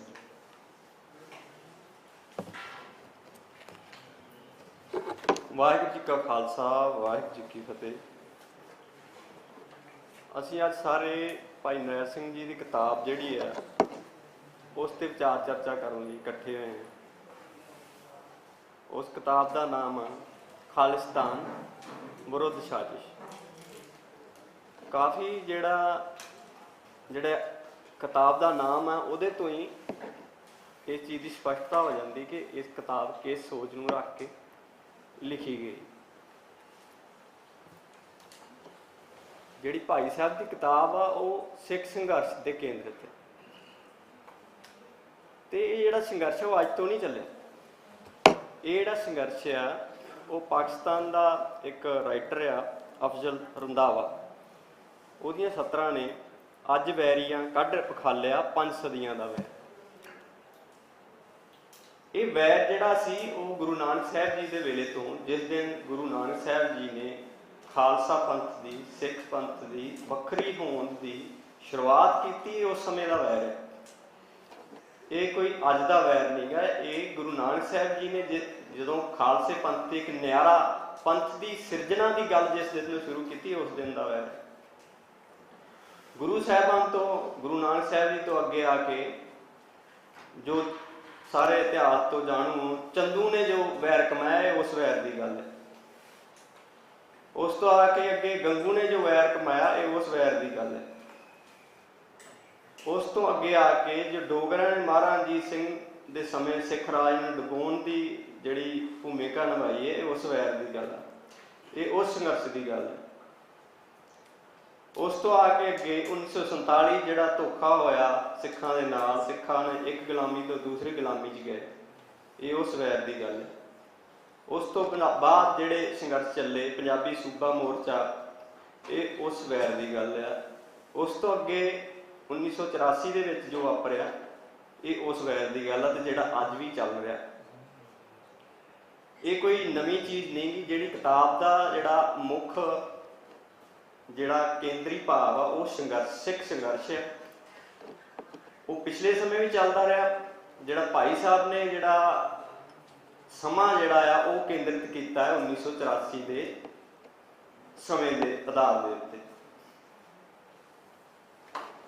ਇਹਦੇ ਵਿੱਚ ਜਿਹੜਾ ਜਦੋਂ ਵੀ ਕੋਈ ਸੰਘਰਸ਼ ਚੱਲਦਾ ਤਾਂ ਉਹਨੂੰ ਦੋ ਤਰੀਕਿਆਂ ਨਾਲ ਰੋਕਣ ਦੀ ਜਿਹੜੀ ਦੂਸਰੀ ਧਿਰ ਵੱਲੋਂ ਜਿਹੜੀ ਕੋਸ਼ਿਸ਼ ਕੀਤੀ ਜਾਂਦੀ ਹੈ। ਇਹ ਉਸ ਸਮੇਂ ਤੋਂ ਹੀ ਗੁਰੂ ਨਾਨਕ ਸਾਹਿਬ ਦੇ ਸਮੇਂ ਤੋਂ ਇੱਕ ਲਕੀਰ ਖਿੱਚੀ ਗਈ। ਇੱਕ ਪਾਸੇ ਸਿੱਖ ਸੰਘਰਸ਼ ਵਾਲੇ, ਇੱਕ ਪਾਸੇ ਸਿੱਖਾਂ ਦੇ ਵੈਰੀ। ਉਹ ਲਕੀਰ ਅੱਜ ਤੱਕ ਵੀ ਚੱਲਦੀ। ਤੇ ਜਦੋਂ ਵੈਰੀ ਜਿਹੜਾ ਹੁੰਦਾ ਆ ਉਹ ਦੂਸਰੇ ਵੈਰੀ ਨੂੰ ਰੋਕਦਾ ਆ, ਉਹ ਦੋ ਤਰੀਕਿਆਂ ਨਾਲ ਹਮਲਾ ਕਰਦਾ। ਇੱਕ ਹਥਿਆਰ ਨਾਲ ਹਮਲਾ ਕਰਦਾ, ਇੱਕ ਬਰਤਾਂਤ ਨਾਲ ਹਮਲਾ ਕਰਦਾ। ਜਿਹੜਾ ਅੱਜ ਅਸੀਂ ਜਿਸ ਵਿਸ਼ੇ ਤੇ ਬੈਠੇ ਹੋਏ ਆ, ਇੱਥੇ ਕਿਤਾਬ ਦਾ ਵਿਸ਼ਾ ਹੈ, ਇਹ ਇੱਕ ਇੰਡੀਅਨ ਸਟੇਟ ਵੱਲੋਂ ਸਿਰਜੇ ਹੋਏ ਬਰਤਾਂਤ ਦਾ ਜਵਾਬ, ਬਰਤਾਂਤ ਦੇ ਰੂਪ ਵਿੱਚ। ਜੇ ਹਥਿਆਰਬੰਦ ਜੰਗ ਚੱਲਦੇ ਆ ਤੇ ਬਰਤਾਂਤਿਕ ਰੂਪ ਵਿੱਚ ਵੀ ਜੰਗ ਚੱਲਦੇ। ਭਾਈ ਸਾਹਿਬ ਨੇ ਜਿਹੜਾ ਆ ਇਹ ਬਰਤਾਂਤਿਕ ਰੂਪ ਵਿੱਚ ਜਿਹੜਾ ਜੰਗ ਚੱਲ ਰਿਹਾ ਉਹਦਾ ਜਵਾਬ ਦਿੱਤਾ। ਜਦੋਂ 84 ਦੀ ਘਟਨਾ ਵਾਪਰੀ, ਉਸ ਤੋਂ ਬਾਅਦ ਸਿੱਖਾਂ ਤੇ ਜ਼ੁਲਮ ਕਰਕੇ ਸਰੀਰਕ ਰੂਪ ਵਿੱਚ ਨੁਕਸਾਨ ਪਹੁੰਚਾਇਆ ਗਿਆ, ਬਰਤਾਂਤਿਕ ਰੂਪ ਵਿੱਚ ਬਹੁਤ ਜ਼ਿਆਦਾ ਨੁਕਸਾਨ ਪਹੁੰਚਾਇਆ ਗਿਆ। ਉਹਦੇ ਲਈ ਬਹੁਤ ਸਾਰੀਆਂ ਕਿਤਾਬਾਂ ਲਿਖਵਾਈਆਂ ਗਈਆਂ, ਵੱਡੇ ਵੱਡੇ ਵਿਦਵਾਨ ਖਰੀਦੇ ਗਏ, ਉਹਨਾਂ ਦੇ ਨਿੱਜੀ ਲਾਲਚ ਸੀ। ਉਹਨਾਂ ਤੋਂ ਇੱਕ ਬਰਤਾਂਤ ਜਿਹੜਾ ਆ ਉਹ ਸਿੱਖ ਸੰਘਰਸ਼ ਵਿਰੋਧੀ, ਸਿੱਖ ਰਾਜ ਵਿਰੋਧੀ, ਖਾਲਿਸਤਾਨ ਵਿਰੋਧੀ ਇੱਕ ਬਰਤਾਂਤ ਸਿਰਜਣ ਲਈ ਬਹੁਤ ਜ਼ਿਆਦਾ ਕੋਸ਼ਿਸ਼ ਕੀਤੀ ਗਈ। ਉਹਦੇ ਵਿੱਚ ਕੁਲਦੀਪ ਨਈਅਰ, ਖੁਸ਼ਵੰਤ ਸਿੰਘ ਦੀ ਕਿਤਾਬ, ਜਾਂ ਭਾਈ ਸਾਹਿਬ ਨੇ ਕਿਤਾਬ ਦੇ ਉੱਪਰ ਸਪੈਸ਼ਲ ਲਿਖਿਆ ਜਿਹੜਾ ਇਸ ਕਿਤਾਬ ਦੇ ਵਿੱਚ ਜਵਾਬ ਆ, ਉਹ JB ਸਿੱਧੂ ਦੀ ਕਿਤਾਬ ਦਾ ਜਵਾਬ ਹੈ। ਤੇ JB ਸਿੱਧੂ ਵੀ ਜਿਹੜਾ ਹੈ ਉਸੇ ਇੱਕ ਸੋਚੀ ਸਮਝੀ ਇੱਕ ਸਾਜ਼ਿਸ਼ ਦਾ ਇੱਕ ਜਿਹੜਾ ਹੈ ਉਹ ਟੂਲ ਆ, ਜਿੰਨੇ ਆਪਦੀ ਕਿਤਾਬ ਲੈ ਕੇ ਆਂਦੀ। ਤੇ ਉਹਨੇ ਫੋਲੋ ਕਿਹਨਾਂ ਨੂੰ ਕੀਤਾ ਹੈ? ਨਈਅਰ ਜਾਂ ਖੁਸ਼ਵੰਤ ਸਿੰਘ ਜਾਂ ਇਸ ਤਰ੍ਹਾਂ ਦੇ ਜਿਹੜੇ ਉਸੇ ਬਰਤਾਂਤ ਨੂੰ ਘੜਨ ਲਈ ਪਹਿਲਾਂ ਤੋਂ ਕੋਸ਼ਿਸ਼ ਕਰ ਰਹੇ। JB ਸਿੱਧੂ ਨੇ ਉਸ ਵਿੱਚ ਆਪਦੀ ਭੂਮਿਕਾ ਨਿਭਾਈ। JB ਸਿੱਧੂ ਨੇ ਜਿਹੜੀ ਕਿਤਾਬ ਲਿਖੀ ਹੈ ਉਹ ਕੋਈ ਇਹ ਨਹੀਂ ਅਣਜਾਣਪੁਣੇ ਚ ਨਹੀਂ ਲਿਖੀ। ਉਹ ਆਪਦੀ ਪਹਿਲਾਂ ਵਾਲੀ ਕਿਤਾਬ ਦੇ ਵਿੱਚ ਵਰਣਨ ਕਰਦਾ ਕਿ ਮੈਨੂੰ ਜਿਹੜੀ ਸਪੈਸ਼ਲ ਡਿਊਟੀ ਦਿੱਤੀ ਗਈ ਸਿੱਕਮ ਦੇ ਵਿੱਚ ਭੇਜਿਆ ਗਿਆ ਕਿ ਸਿੱਕਮ ਇੱਕ ਦੇਸ਼ ਨੂੰ ਇੰਡੀਆ ਦੇ ਵਿੱਚ ਕਿਵੇਂ ਜਜ਼ਬ ਕਰਨਾ। ਤੇ ਉਹਦੇ 'ਚ ਕੁਆਲਿਟੀ ਹੈ, ਉਹਦੇ 'ਚ ਇੱਕ ਕੁਆਲਿਟੀ ਹੈ ਵੀ ਕਿਵੇਂ ਕਿਸੇ ਦੇ ਬਰਤਾਂਤ ਨੂੰ ਤੋੜਨਾ। ਉਹ ਅਣਜਾਣਪੁਣੇ 'ਚ ਨਹੀਂ ਗਾ। ਕਈ ਵਾਰ ਸਾਨੂੰ ਇਹ ਮਹਿਸੂਸ ਹੁੰਦਾ ਕਿ ਉਹ ਅਣਜਾਣਪੁਣੇ 'ਚ ਇਸ ਤਰ੍ਹਾਂ ਜਾਂ ਉਹਨੂੰ ਉਸ ਤਰ੍ਹਾਂ ਦੀ ਸਮਝ ਨਹੀਂ, ਉਹ ਚਲਾਕੀ ਹੈ। ਉਹ ਇੱਕ ਬਰਤਾਂਤ ਸਿਰਜ ਰਿਹਾ ਹੈ। ਕਾਹਦੇ ਲਈ? ਸਿੱਖ ਸੰਘਰਸ਼ ਨੂੰ ਧੁੰਦਲਾ ਕਰਨ ਲਈ, ਸਿੱਖਾਂ ਨੂੰ ਸੰਘਰਸ਼ ਤੋਂ ਗੁੰਮਰਾਹ ਕਰਨ ਲਈ, ਸੰਤ ਜਰਨੈਲ ਸਿੰਘ ਦੀ ਕਿਰਦਾਰਕੁਸ਼ੀ ਕਰਨ ਲਈ। ਉਹ ਆਪਣੀ ਕਿਤਾਬ ਦੇ ਵਿੱਚ ਹੀ ਇਸ ਚੀਜ਼ ਦਾ ਜਵਾਬ ਵੀ ਦਿੰਦਾ ਹੈ। ਉਹ ਕਹਿੰਦਾ ਕਿ ਮੈਂ ਹੁਣ ਚਾਹੁੰਦਾ ਹਾਂ ਕਿ ਇਹ ਜਿਹੜਾ ਇੰਡੀਆ ਦੀ ਆਜ਼ਾਦੀ ਤੋਂ ਬਾਅਦ ਦਾ ਕਾਲਾ ਦੌਰ ਸੀ, ਇਸ ਨੂੰ ਹੁਣ ਖਤਮ ਕਰ ਦਿੱਤਾ ਜਾਵੇ। ਤੇ ਇਸ ਦੌਰ ਨੂੰ ਖਤਮ ਕਰਨ ਦੇ ਲਈ ਮੈਂ ਇਹ ਕਿਤਾਬ ਲਿਖ ਰਿਹਾ ਤੇ ਇਹਦੇ ਵਿੱਚ ਭੂਮਿਕਾ ਨਿਭਾਏ। ਤੇ ਸਿੱਧੀ ਤੇ ਸਪਸ਼ਟ ਗੱਲ ਹੈ ਕਿ ਉਹ ਇਸ ਤਰ੍ਹਾਂ ਦੇ ਬਰਤਾਂਤ ਸਿਰਜਣ ਲਈ ਇੱਕ ਕਿਤਾਬ ਲੈ ਕੇ ਆ ਰਿਹਾ, ਜਿਹਦੇ ਵਿੱਚ ਉਹਦੀ ਕੋਸ਼ਿਸ਼ ਇਹ ਹੈ ਕਿ ਸਿੱਖ ਸੰਘਰਸ਼ ਨੂੰ ਇੱਕ ਸਾਜ਼ਿਸ਼ ਦਾ ਰੂਪ ਦਿੱਤਾ ਜਾਏ, ਕਿ ਇਹ ਇੱਕ ਪਾਰਟੀ ਦੁਆਰਾ, ਕਾਂਗਰਸ ਦੁਆਰਾ ਹੀ ਸਿਰਜੀ ਗਈ ਚੀਜ਼ ਸੀ। ਪਾਰਟੀ ਕਹਿ ਲਓ ਜਾਂ ਇੱਕ ਸਟੇਟ ਵੱਲੋਂ ਸਿਰਜੀ ਗਈ ਇੱਕ ਚੀਜ਼ ਸੀ। ਉਸਨੇ ਆਪੇ ਹੀ ਪਹਿਲਾਂ ਖਲਾਰਾ ਪਾ ਲਿਆ ਤੇ ਆਪੇ ਹੀ ਉਸ ਤੋਂ ਬਾਅਦ ਉਹਨੂੰ ਸਮੇਟ ਲਿਆ। ਉਹਦੀ ਸਾਰੀ ਕੋਸ਼ਿਸ਼ ਇਹ ਹੈ ਜਦੋਂ ਉਹ ਸੰਤ ਜਰਨੈਲ ਸਿੰਘ ਨੂੰ ਇਹ ਸਿੱਧ ਕਰਨ ਦੀ ਕੋਸ਼ਿਸ਼ ਕਰਦਾ ਕਿ ਉਹ ਕਾਂਗਰਸ ਦਾ ਹੀ ਜਿਹੜਾ ਕਾਂਗਰਸ ਦੇ ਦੁਆਰਾ ਇੱਕ ਤਿਆਰ ਕੀਤਾ ਹੀ ਲੀਡਰ ਸੀ। ਸੰਤਾਂ ਦੀ ਕੁਛ ਨਾ ਕੁਛ ਤਾਰੀਫ ਵੀ ਕਰਦਾ। ਜਦੋਂ ਕਿਸੇ ਦੀ ਆਪਾਂ ਸ਼ਖਸੀਅਤ ਦੀ ਜੀ ਐਡੀ ਜ਼ਿਆਦਾ ਪ੍ਰਕਾਸ਼ਮਈ ਸ਼ਖਸੀਅਤ ਹੋਵੇ, ਉਸ ਨੂੰ ਪੂਰਾ ਨਹੀਂ ਮਿਟਾ ਸਕਦੇ ਤੇ ਉਹਨੂੰ ਧੁੰਦਲਾ ਕਰਨ ਦੀ ਕੋਸ਼ਿਸ਼ ਕਰਦੇ। ਤਾਂ ਉਹਦੀ ਜਿਹੜੀ ਭੂਮਿਕਾ ਹੈ, ਸੰਤਾਂ ਦੀ ਕੋਈ ਸਿਫਤ ਵੀ ਕਰਦਾ ਹੈ, ਪਰ ਉਹ ਸੰਤਾਂ ਦੀ ਕਿਰਦਾਰਕੁਸ਼ੀ ਕਰ ਰਿਹਾ। ਜਦੋਂ ਸਾਡਾ ਨਾਇਕ ਤੇ ਸਾਡਾ ਸਿਧਾਂਤ ਆ ਜਿਹਦੇ ਲਈ ਅਸੀਂ ਲੜ ਰਹੇ ਹਾਂ ਉਹ ਹੀ ਧੁੰਦਲਾ ਹੋ ਜਾਏਗਾ, ਤੇ ਫਿਰ ਮਰਲੀ ਕੌਮ ਆਉਣ ਵਾਲੀ ਸਮੇਂ ਵਾਲੀ ਜਿਹੜੀ ਕੌਮ ਆ ਉਹ ਲੜੇਗੀ ਕਾਹਦੇ ਲਈ? ਸਰੀਰ ਦੇ ਵਿੱਚੋਂ ਆਤਮਾ ਹੀ ਨਹੀਂ ਕੱਢ ਲਈ ਜਾਵੇਗੀ, ਸਰੀਰ ਲੜੇਗਾ ਕਾਹਦੇ ਲਈ? ਜੇ ਸਿੱਖੀ ਸਿਧਾਂਤ ਦੀ ਜਿਹੜਾ ਸੰਘਰਸ਼ਮਈ ਸਿਧਾਂਤ ਦਾ ਹੀ ਧੁੰਦਲਾਪਣ ਕਰ ਲੇਗਾ ਤਾਂ ਉਹ ਲੜੇਗਾ ਕਾਹਦੇ ਲਈ? ਤੇ ਜੇ ਉਹਦੇ ਮੇਨ ਨਾਇਕ ਨੂੰ ਹੀ ਧੁੰਦਲਾ ਕਰ ਦਾਂਗੇ ਕਿ ਉਹ ਤਾਂ ਰਲਿਆ ਹੋਇਆ ਸੀ, ਜਦੋਂ ਅਸੀਂ ਕਿਸੇ ਲਈ ਲੜਨ ਜਾ ਰਹੇ ਹਾਂ, ਕਿਸੇ ਨਾਲ ਜਾ ਰਹੇ ਹਾਂ, ਪੂਰੇ ਜੋਸ਼ ਨਾਲ ਜਾ ਰਹੇ ਹਾਂ, ਕੋਈ ਸਾਨੂੰ ਲੀਡ ਕਰ ਰਿਹਾ, ਸਾਨੂੰ ਇਹ ਪਤਾ ਲੱਗੇ ਵੀ ਉਹ ਨਾਇਕ ਹੀ ਰਲਿਆ ਹੈ, ਤੇ ਅਸੀਂ ਕਿੱਥੋਂ ਲੜ ਪਾਵਾਂਗੇ ਜਾਂ ਸਾਡੇ ਆਉਣ ਵਾਲੇ ਕਿੱਥੋਂ ਲੜ ਪਾਵਾਂਗੇ? ਇਸ ਲਈ ਜਿਹੜੀ ਉਹਦੀ ਕਿਤਾਬ ਆ ਉਹ ਸੋਚੀ ਸਮਝੀ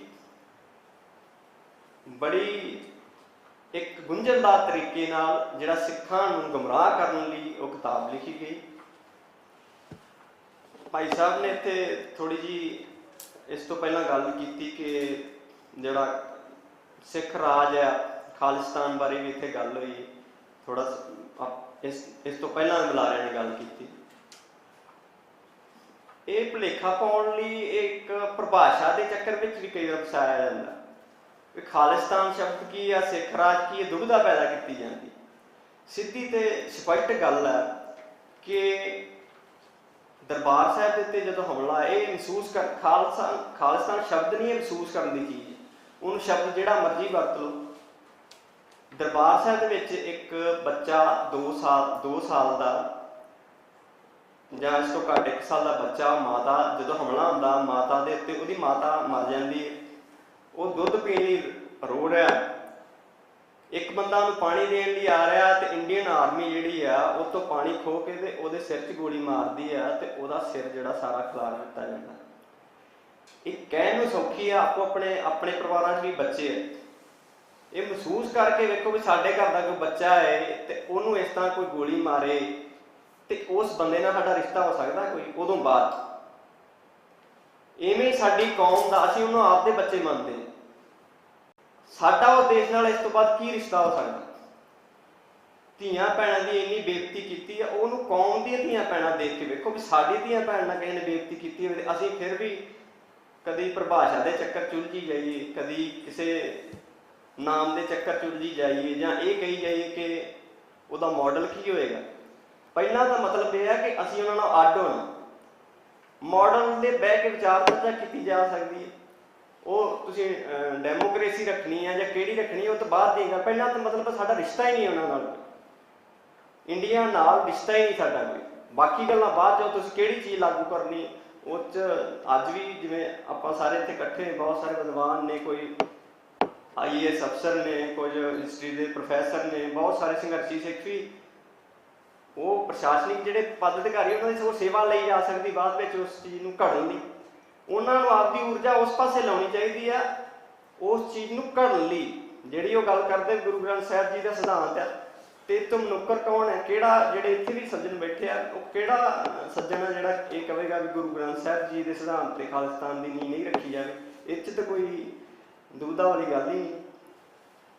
ਤੇ ਜੇ ਉਹ ਚੀਜ਼ ਲਾਗੂ ਜਿਹੜੀ ਕਰਨੀ ਹੈ, ਜੇ ਉਸ 'ਚ ਕੋਈ ਦੁਬਿਧਾ ਹੈ ਤਾਂ ਉਹ ਸਗੋਂ ਉਸ ਪਾਸੇ ਊਰਜਾ ਲਾਉਣੀ ਚਾਹੀਦੀ ਹੈ, ਨਾ ਕਿ ਉਸ ਚੀਜ਼ ਨੂੰ ਰੋਕਣ ਲਈ ਪਰਿਭਾਸ਼ਾ ਦੇ ਚੱਕਰ 'ਚ ਉੱਥੇ ਲੋਕਤੰਤਰ ਚੱਲੇਗਾ, ਡੈਮੋਕ੍ਰੇਸੀ ਚੱਲੇਗੀ ਜਾਂ ਕੀ ਚੀਜ਼ ਚੱਲੇਗੀ। ਇਸ ਲਈ ਉਸ ਉਲਝਣ 'ਚ ਨਹੀਂ ਪੈਣਾ। ਜਾਂ ਸਿੱਧੀ ਤੇ ਸਪਸ਼ਟ ਗੱਲ ਆ ਕਿ ਸਾਡਾ ਇੰਡੀਆ ਨਾਲ ਕੋਈ ਵੀ ਨਾਤਾ ਨਹੀਂਗਾ, ਅਸੀਂ ਉਸ ਤੋਂ ਪਹਿਲਾਂ ਅੱਡ ਹੋਣਾ, ਉਸ ਤੋਂ ਬਾਅਦ ਅਸੀਂ ਕਿਹੜੀ ਚੀਜ਼ ਲਾਗੂ ਕਰਨੀ ਆ ਉਹ ਸਾਰੇ ਸਿੱਖ ਕੌਮ ਫੈਸਲਾ ਕਰ ਸਕਦੀ। ਦੂਸਰੀ ਜਿਹੜੀ ਇਹਦੇ ਵਿੱਚ ਗੱਲ ਹੈ ਕਿ ਜਿਹੜਾ ਕਿਸੇ ਵਿਦਵਾਨ ਨੇ ਕਿਹਾ ਸੀ ਕਿ ਜਿਹੜੇ ਸਿੱਖ ਆ ਨਾ ਉਹ ਭਾਵੇਂ ਸਾਰੇ ਖਤਮ ਹੋ ਜਾਣ ਤੇ ਮੈਨੂੰ ਕੋਈ ਗਿਲਾ ਨਹੀਂ ਹੋਏਗਾ, ਪਰ ਜੇ ਸਿੱਖ ਸਿਧਾਂਤ ਖਤਮ ਹੋ ਗਿਆ ਤਾਂ ਮੈਨੂੰ ਇਸ ਤੇ ਬਹੁਤ ਗਿਲਾ ਹੈ। ਸਾਰੇ ਸਿੱਖ ਵੀ ਖਤਮ ਹੋ ਜਾਣ, ਕਹਿੰਦਾ ਇਤਿਹਾਸ 'ਚ ਨਾਮ ਆਏਗਾ ਵੀ ਸਾਰੇ ਸਿੱਖ ਆਪਦੇ ਸਿਧਾਂਤ ਤੇ ਪਹਿਰਾ ਦਿੰਦੇ ਹੋਏ ਖਤਮ ਹੋ ਗਏ, ਪਰ ਜਿਹੜਾ ਸਿਧਾਂਤ ਆ ਉਹ ਜੇ ਖਤਮ ਹੋ ਗਿਆ ਤਾਂ ਉਹ ਬਹੁਤ ਮਾੜੀ ਗੱਲ। ਇਸ ਲਈ ਸਿਧਾਂਤ ਤੇ ਵਰਤਾਂਤ ਦੀ ਜਿਹੜੀ ਉਹ ਬੜੀ ਵੱਡੀ ਅਹਿਮੀਅਤ ਹੈ। ਸਟੇਟ ਵੱਲੋਂ ਵੱਖ-ਵੱਖ ਸਮੇਂ ਦੇ ਵਿੱਚ ਵੱਖ-ਵੱਖ ਕਿਤਾਬਾਂ ਰਾਹੀਂ, ਅੱਜ ਕੱਲ੍ਹ ਸੋਸ਼ਲ ਮੀਡੀਆ ਰਾਹੀਂ, ਕੁਝ ਸਮਾਂ ਪਹਿਲਾਂ ਬਹੁਤ ਸਾਰੇ ਚੈਨਲ ਜਿਹੜੇ ਸੀ ਸਿੱਖ ਸੰਘਰਸ਼ ਦੀ ਗੱਲ ਕਰਦੇ ਸੀ ਉਹਨਾਂ ਨੂੰ ਰੋਕਿਆ ਗਿਆ। ਦਲ ਖਾਲਸਾ ਦੇ ਚੈਨਲ ਰੋਕੇ ਗਏ। ਇਸ ਲਈ ਸਰਕਾਰ ਨੂੰ ਜਿਹੜਾ ਬੰਦਿਆਂ ਤੋਂ, ਹਥਿਆਰਾਂ ਤੋਂ ਘੱਟ ਖਤਰਾ ਹੁੰਦਾ ਹੈ, ਬਰਤਾਂਤ ਤੋਂ ਜ਼ਿਆਦਾ ਖਤਰਾ ਹੁੰਦਾ। ਤੇ ਉਹ ਇਸ ਲਈ ਉਹ ਰੋਕਦੇ ਨੇ ਉਸ ਚੀਜ਼ ਨੂੰ ਰੋਕਣ ਲਈ ਕਿਤਾਬਾਂ ਲਿਖਾਉਂਦੇ ਵੀ ਹੈ, ਕਿਤਾਬਾਂ ਰੋਕਦੇ ਵੀ ਹੈ, ਸੋਸ਼ਲ ਮੀਡੀਆ ਤੇ ਵੀ ਪ੍ਰਚਾਰ ਹੁੰਦਾ ਉਹਨਾਂ ਚੀਜ਼ਾਂ ਦਾ। ਤੇ ਉਹ ਉਸ ਨੂੰ ਜਿਵੇਂ ਇੱਕ 1984 ਦੇ ਦੌਰ ਦੇ ਵਿੱਚ ਇੱਕ ਨਿਰਮਲ ਸਿੰਘ ਚੋਲਾ ਸਾਹਿਬ ਜਿਹੜੇ ਸੀ, ਚੋਲਾ ਸਾਹਿਬ ਦੇ ਕਵੀਸ਼ਰ ਸਨ। ਉਹ ਕੋਈ ਹਥਿਆਰ ਲੈ ਕੇ ਨਹੀਂ ਸੀ ਲੜਦੇ, ਉਹ ਸਿਰਫ ਜਿਹੜਾ ਕਵਿਸ਼ਰੀ ਗਾਉਂਦੇ ਸੀ, ਇੱਕ ਬਰਤਾਂਤ ਸਿੱਖ ਜਿਹੜਾ ਸਿਰਜਦੇ ਸੀ, ਉਹਨਾਂ ਦੀ ਜੀਭ ਵੱਢ ਦਿੱਤੀ ਗਈ। ਇਸ ਲਈ ਸਰਕਾਰ ਨੂੰ ਬਰਤਾਂਤ ਤੋਂ ਖਤਰਾ ਹੈ। ਬਰਤਾਂਤ ਲਈ ਉਹ ਇਹੋ ਜਿਹੀਆਂ ਕਿਤਾਬਾਂ ਲੈ ਕੇ ਆਉਂਦੇ ਆ। ਜਿਵੇਂ ਸਿੱਖਾਂ ਨੇ ਹਥਿਆਰਬੰਦ ਸੰਘਰਸ਼ ਰਾਹੀਂ ਇੰਡੀਅਨ ਸਟੇਟ ਨੂੰ ਜਵਾਬ ਦਿੱਤਾ, ਇਸ ਲਈ ਬਰਤਾਂਤਕ ਰੂਪ ਵਿੱਚ ਵੀ ਸਿੱਖਾਂ ਦਾ ਫਰਜ਼ ਬਣਦਾ ਹੈ ਕਿ ਸਰਕਾਰ ਨੂੰ, ਸਟੇਟ ਨੂੰ ਜਿਹੜਾ ਹੈ ਉਹਦਾ ਜਵਾਬ ਦਿੱਤਾ ਜਾਵੇ। ਇਸ ਬਰਤਾਂਤ ਨੂੰ, ਸਿੱਖੀ ਸੰਘਰਸ਼ ਨੂੰ ਖੋਰਾ ਲਾਉਣ ਲਈ ਜਿਹੜਾ ਇਸ ਤਰ੍ਹਾਂ ਦੀਆਂ ਵੱਖ-ਵੱਖ ਕਿਤਾਬਾਂ ਆਉਂਦੀਆਂ ਨੇ। JB ਸਿੱਧੂ ਦੀ ਕਿਤਾਬ ਵੀ ਉਸੇ ਦਾ ਇੱਕ ਹਿੱਸਾ ਹੈ। ਭਾਈ ਨਰੈਣ ਸਿੰਘ ਚੌੜਾ ਨੇ ਉਸ ਬਰਤਾਂਤ ਨੂੰ, ਗਲਤ ਨੈਰੇਟਿਵ ਨੂੰ, ਝੂਠ ਦੇ ਪਲੰਦੇ ਨੂੰ ਤੋੜਨ ਲਈ ਜਿਹੜੀ ਇੱਕ ਕਿਤਾਬ ਲਿਖੀ ਹੈ। ਤੇ ਜਿਹੜੇ ਸਰੋਤ ਵਰਤੇ ਗਏ ਆ JB ਸਿੱਧੂ ਦੁਆਰਾ, ਉਹ ਸੈਕੰਡਰੀ ਸਰੋਤ ਨੇ ਸਾਰੇ। ਸੈਕੰਡਰੀ ਸੋਰਸਾਂ 'ਚ ਵੀ ਬਹੁਤ ਸਾਰੇ ਜਿਹੜੇ ਝੂਠੇ ਨੇ ਤੇ ਜਿਹਦੇ ਵਿੱਚ ਡਾਟਾ ਵੀ ਬਹੁਤ ਗਲਤ ਦਿੱਤਾ ਉਸਨੇ ਇਸ ਕਿਤਾਬ ਦੇ ਵਿੱਚ। ਜਿਵੇਂ ਉਹ ਜਿਹੜਾ ਇੱਕ ਹਵਾਈ ਜਹਾਜ਼ ਦਾ ਵੇਰਵਾ ਦਿੰਦਾ, ਉਹ ਹਵਾਈ ਜਹਾਜ਼ ਕਹਿ ਰਿਹਾ ਕਿ ਜਿਹੜਾ ਸ਼੍ਰੀਨਗਰ ਤੋਂ ਦਿੱਲੀ ਨੂੰ ਆ ਰਿਹਾ, ਹਾਲਾਂਕਿ ਉਹ ਜਹਾਜ਼ ਜਿਹੜਾ ਸੀ ਦਿੱਲੀ ਤੋਂ ਸ਼੍ਰੀਨਗਰ ਜਾ ਰਿਹਾ। ਜਿਹੜੀਆਂ ਬੇਸਿਕ, ਜਿਹੜੀਆਂ ਸਿੱਧੀਆਂ ਸਪਸ਼ਟ ਗੱਲਾਂ ਉਸਨੇ ਉਹ ਹੀ ਨਹੀਂ ਕੋਖੀਆਂ। ਮਤਲਬ ਕੀ ਹੈ ਕਿ ਉਹ ਸਟੇਟ ਦੇ ਇੱਕ ਟੂਲ ਦੇ ਰੂਪ ਦੇ ਵਿੱਚ ਜਿਹੜਾ ਸਟੇਟ ਬਰਤਾਂਤ ਚਾਹੁੰਦੀ ਸੀ ਉਹਨੂੰ ਅੱਗੇ ਲੈ ਕੇ ਆਇਆ। ਫਿਰ ਜਿਹੜੇ ਰੌ ਦਾ ਉਹ ਅਧਿਕਾਰੀ ਹੈ, ਰੌ ਦਾ ਕੰਮ ਕੀ ਹੈ? ਭੇਸ ਬਦਲ ਕੇ ਦੁਸ਼ਮਣ ਦੇ ਖੇਤਰ 'ਚ ਜਾਣਾ, ਉਹਨਾਂ ਦੇ ਆਉਣ ਵਾਲੇ ਮਨਸੂਬਿਆਂ ਨੂੰ ਜਾਣਨਾ ਤੇ ਉਹਨੂੰ ਖਤਮ ਕਰਨਾ। ਸਿੱਖਾਂ ਦੇ ਰੂਪ ਦੇ ਵਿੱਚ ਉਹ ਪੱਗ ਬੰਨ੍ਹ ਕੇ ਆਪਣੇ ਆਪ ਨੂੰ ਸਿੱਖ ਪੇਸ਼ ਕਰਕੇ ਉਹਨੇ ਇੱਕ ਕਿਤਾਬ ਲਿਖੀ ਹੈ ਸਟੇਟ ਦੇ ਬਿਰਤਾਂਤ ਨੂੰ ਸਿਰਜਣ ਲਈ, ਜਿਹੜਾ ਸਿੱਖੀ ਸੰਘਰਸ਼ ਨੂੰ ਨੁਕਸਾਨ ਪਹੁੰਚਾ ਸਕੇ। ਭਾਈ ਸਾਹਿਬ ਨੇ ਉਸਦਾ ਜਿਹੜਾ ਦਲੀਲਾਂ ਸਹਿਤ, ਤੱਥਾਂ ਸਹਿਤ, ਇੱਕ ਇੱਕ ਲਾਈਨ ਦਾ ਜਵਾਬ ਜਿਹੜਾ ਆ ਉਹ ਜਿਹੜਾ ਦਿੱਤਾ ਹੈ। ਭਾਈ ਸਾਹਿਬ ਨੇ ਸਾਰੇ ਪ੍ਰਾਇਮਰੀ ਸਰੋਤ ਵਰਤੇ ਆ। ਭਾਈ ਸਾਹਿਬ ਆਪ ਖੁਦ ਇੱਕ ਸਰੋਤ ਨੇ। ਬਹੁਤ ਸਾਰੀਆਂ ਘਟਨਾਵਾਂ ਜਿਹੜੀਆਂ ਉਹਨਾਂ ਨੇ ਆਪਣੀ ਕਿਤਾਬ ਵਿੱਚ ਦਰਜ ਕੀਤੀਆਂ, ਉਹਦੇ ਵਿੱਚ ਉਹ ਘਟਨਾਵਾਂ ਦੇ ਵਿੱਚ ਸ਼ਾਮਲ ਸਨ। ਉਹਨਾਂ ਨੇ ਅੱਖੀ ਡਿੱਠੀਆਂ ਜਿਹੜੀਆਂ ਉਹ ਚੀਜ਼ਾਂ ਦੀ ਜਿਹੜੀ ਉਹ ਜਾਣਕਾਰੀ ਦਿੱਤੀ ਹੈ। ਲਾਸਟ ਦੇ ਵਿੱਚ ਉਸੇ ਹੀ ਜਿਹੜਾ ਇੱਕ ਪਾਕਿਸਤਾਨ ਦਾ ਇੱਕ ਸ਼ਾਇਰ ਆ, ਉਹਨੇ ਲਾਸਟ ਦੇ ਵਿੱਚ ਉਹਨੇ ਇੱਕ ਆਪਦੀ ਕਵਿਤਾ ਦੇ ਵਿੱਚ ਗੱਲ ਲਿਖੀ ਹੈ। ਕਈ ਵਾਰ ਕੁਝ ਚੀਜ਼ਾਂ ਇਸ ਤਰ੍ਹਾਂ ਹੁੰਦੀਆਂ ਅਸੀਂ ਤੇ ਐਵੇਂ ਭੁਲੇਖਾ ਜਿਹਾ ਗੁੰਝਲਦਾਰ ਪਾਈ ਜਾਂਦੇ ਹਾਂ। ਕਈ ਵਾਰ ਗੁਆਂਢੀ ਬੈਠੇ ਨੂੰ ਸਾਡੀ ਜਿਹੜਾ ਰੋਗ ਆ ਉਹਨੂੰ ਜ਼ਿਆਦਾ ਪਤਾ ਹੁੰਦਾ। ਉਹ ਇੱਕ ਮੁਸਲਮਾਨ ਪਾਕਿਸਤਾਨ ਰਾਈਟਰ ਹੈ ਤੇ ਉਹਨੇ ਇਹ ਲਿਖਿਆ ਜਿਹੜਾ 5 ਸਦੀਆਂ ਦਾ ਵੈਰ ਜਿਹੜਾ ਕੱਢਿਆ ਗਿਆ 1984 ਦੇ ਵਿੱਚ। ਉਹਨੇ ਲਾਸਟ ਵਿੱਚ ਜਿਹੜੀ ਹੈ ਉਹ ਵੀ ਇੱਕ ਜਿਹੜੀ ਲਾਈਨ ਲਿਖੀ ਹੈ ਕਿ ਸੁਣ ਰਾਈਆ ਰਾਹੇ ਜਾਂਦਿਆ ਤੂੰ ਲਿਖ ਰੱਖੀ ਇੱਕ ਬਾਤ, ਮੇਰਾ ਡੁੱਬਿਆ ਸੂਰ ਚੜ੍ਹੇਗਾ ਉੜਕ ਮੁੱਕੇਗੀ ਇਹ ਰਾਤ। ਇਹ ਜਿਹੜੀ ਗੁਲਾਮੀ ਵਾਲੀ ਰਾਤ ਆ ਇਹ ਸਿੱਖਾਂ ਦੀ ਖਤਮ ਹੋਵੇਗੀ।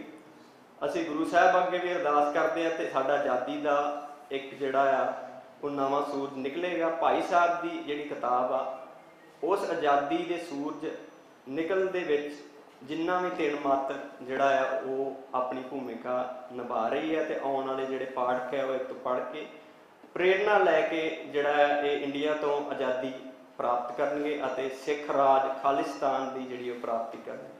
ਵਾਹਿਗੁਰੂ ਜੀ ਕਾ ਖਾਲਸਾ, ਵਾਹਿਗੁਰੂ ਜੀ ਕੀ ਫਤਿਹ। ਵਾਹਿਗੁਰੂ ਜੀ ਕਾ ਖਾਲਸਾ, ਵਾਹਿਗੁਰੂ ਜੀ ਕੀ ਫਤਿਹ। ਬਹੁਤ ਬਹੁਤ ਧੰਨਵਾਦ ਪ੍ਰੋਫੈਸਰ ਯਾਦਵੀਰ ਸਿੰਘ ਅੰਗਰੇਜ਼ ਯੂਨੀਵਰਸਿਟੀ ਤੋਂ। ਹੁਣ ਭਾਈ ਨੈਣ ਸਿੰਘ ਉਹਨਾਂ ਵੱਲੋਂ ਬੇਨਤੀ ਸੀ ਕਿ ਜਿਹੜੇ ਸਾਡੇ ਸਤਿਕਾਰਯੋਗ ਸ਼ਖਸੀਅਤਾਂ ਨੇ ਉਹ 7 ਕਿਤਾਬਾਂ ਜਿਹੜੀਆਂ ਸ਼ਖਸੀਅਤਾਂ ਆਈਆਂ ਨੇ ਉਹਨਾਂ ਨੂੰ ਭੇਟ ਕਰਨਗੇ। ਇਹ ਬੀਬੀ ਹਰਬੰਸ ਕੌਰ ਪਤਨੀ ਸ਼ਹੀਦ ਚਰਨਜੀਤ ਸਿੰਘ ਚੰਨੀ, ਬੀਬੀ ਜਸਵੀਰ ਕੌਰ ਪਤਨੀ ਸ਼ਹੀਦ ਭਾਈ ਸਤਨਾਮ ਸਿੰਘ ਸ਼ੀਨਾ, ਬੀਬੀ ਕੁਲਵੀਰ ਕੌਰ ਧਾਮੀ, ਭਾਈ ਸਤਨਾਮ ਸਿੰਘ ਪੌਂਟਾ ਸਾਹਿਬ, ਭਾਈ ਕਮਲ ਸਿੰਘ ਧਾਮੀ, ਭਾਈ ਕਮਲਪਾਲ ਸਿੰਘ ਬਿੱਟੂ ਦੇ ਭਾਈ ਪਰਮਜੀਤ ਸਿੰਘ ਮੰਡ, ਇਹਨਾਂ 7 ਸ਼ਖਸੀਅਤਾਂ ਨੂੰ ਮੈਨੂੰ ਬੇਨਤੀ ਹੈ ਕਿ ਉਹਨਾਂ ਨੂੰ ਕਿਤਾਬ ਭੇਟ ਕਰ ਦਿਓ। ਲੈ ਚੱਕ ਕੇ ਰੱਖ ਲਓ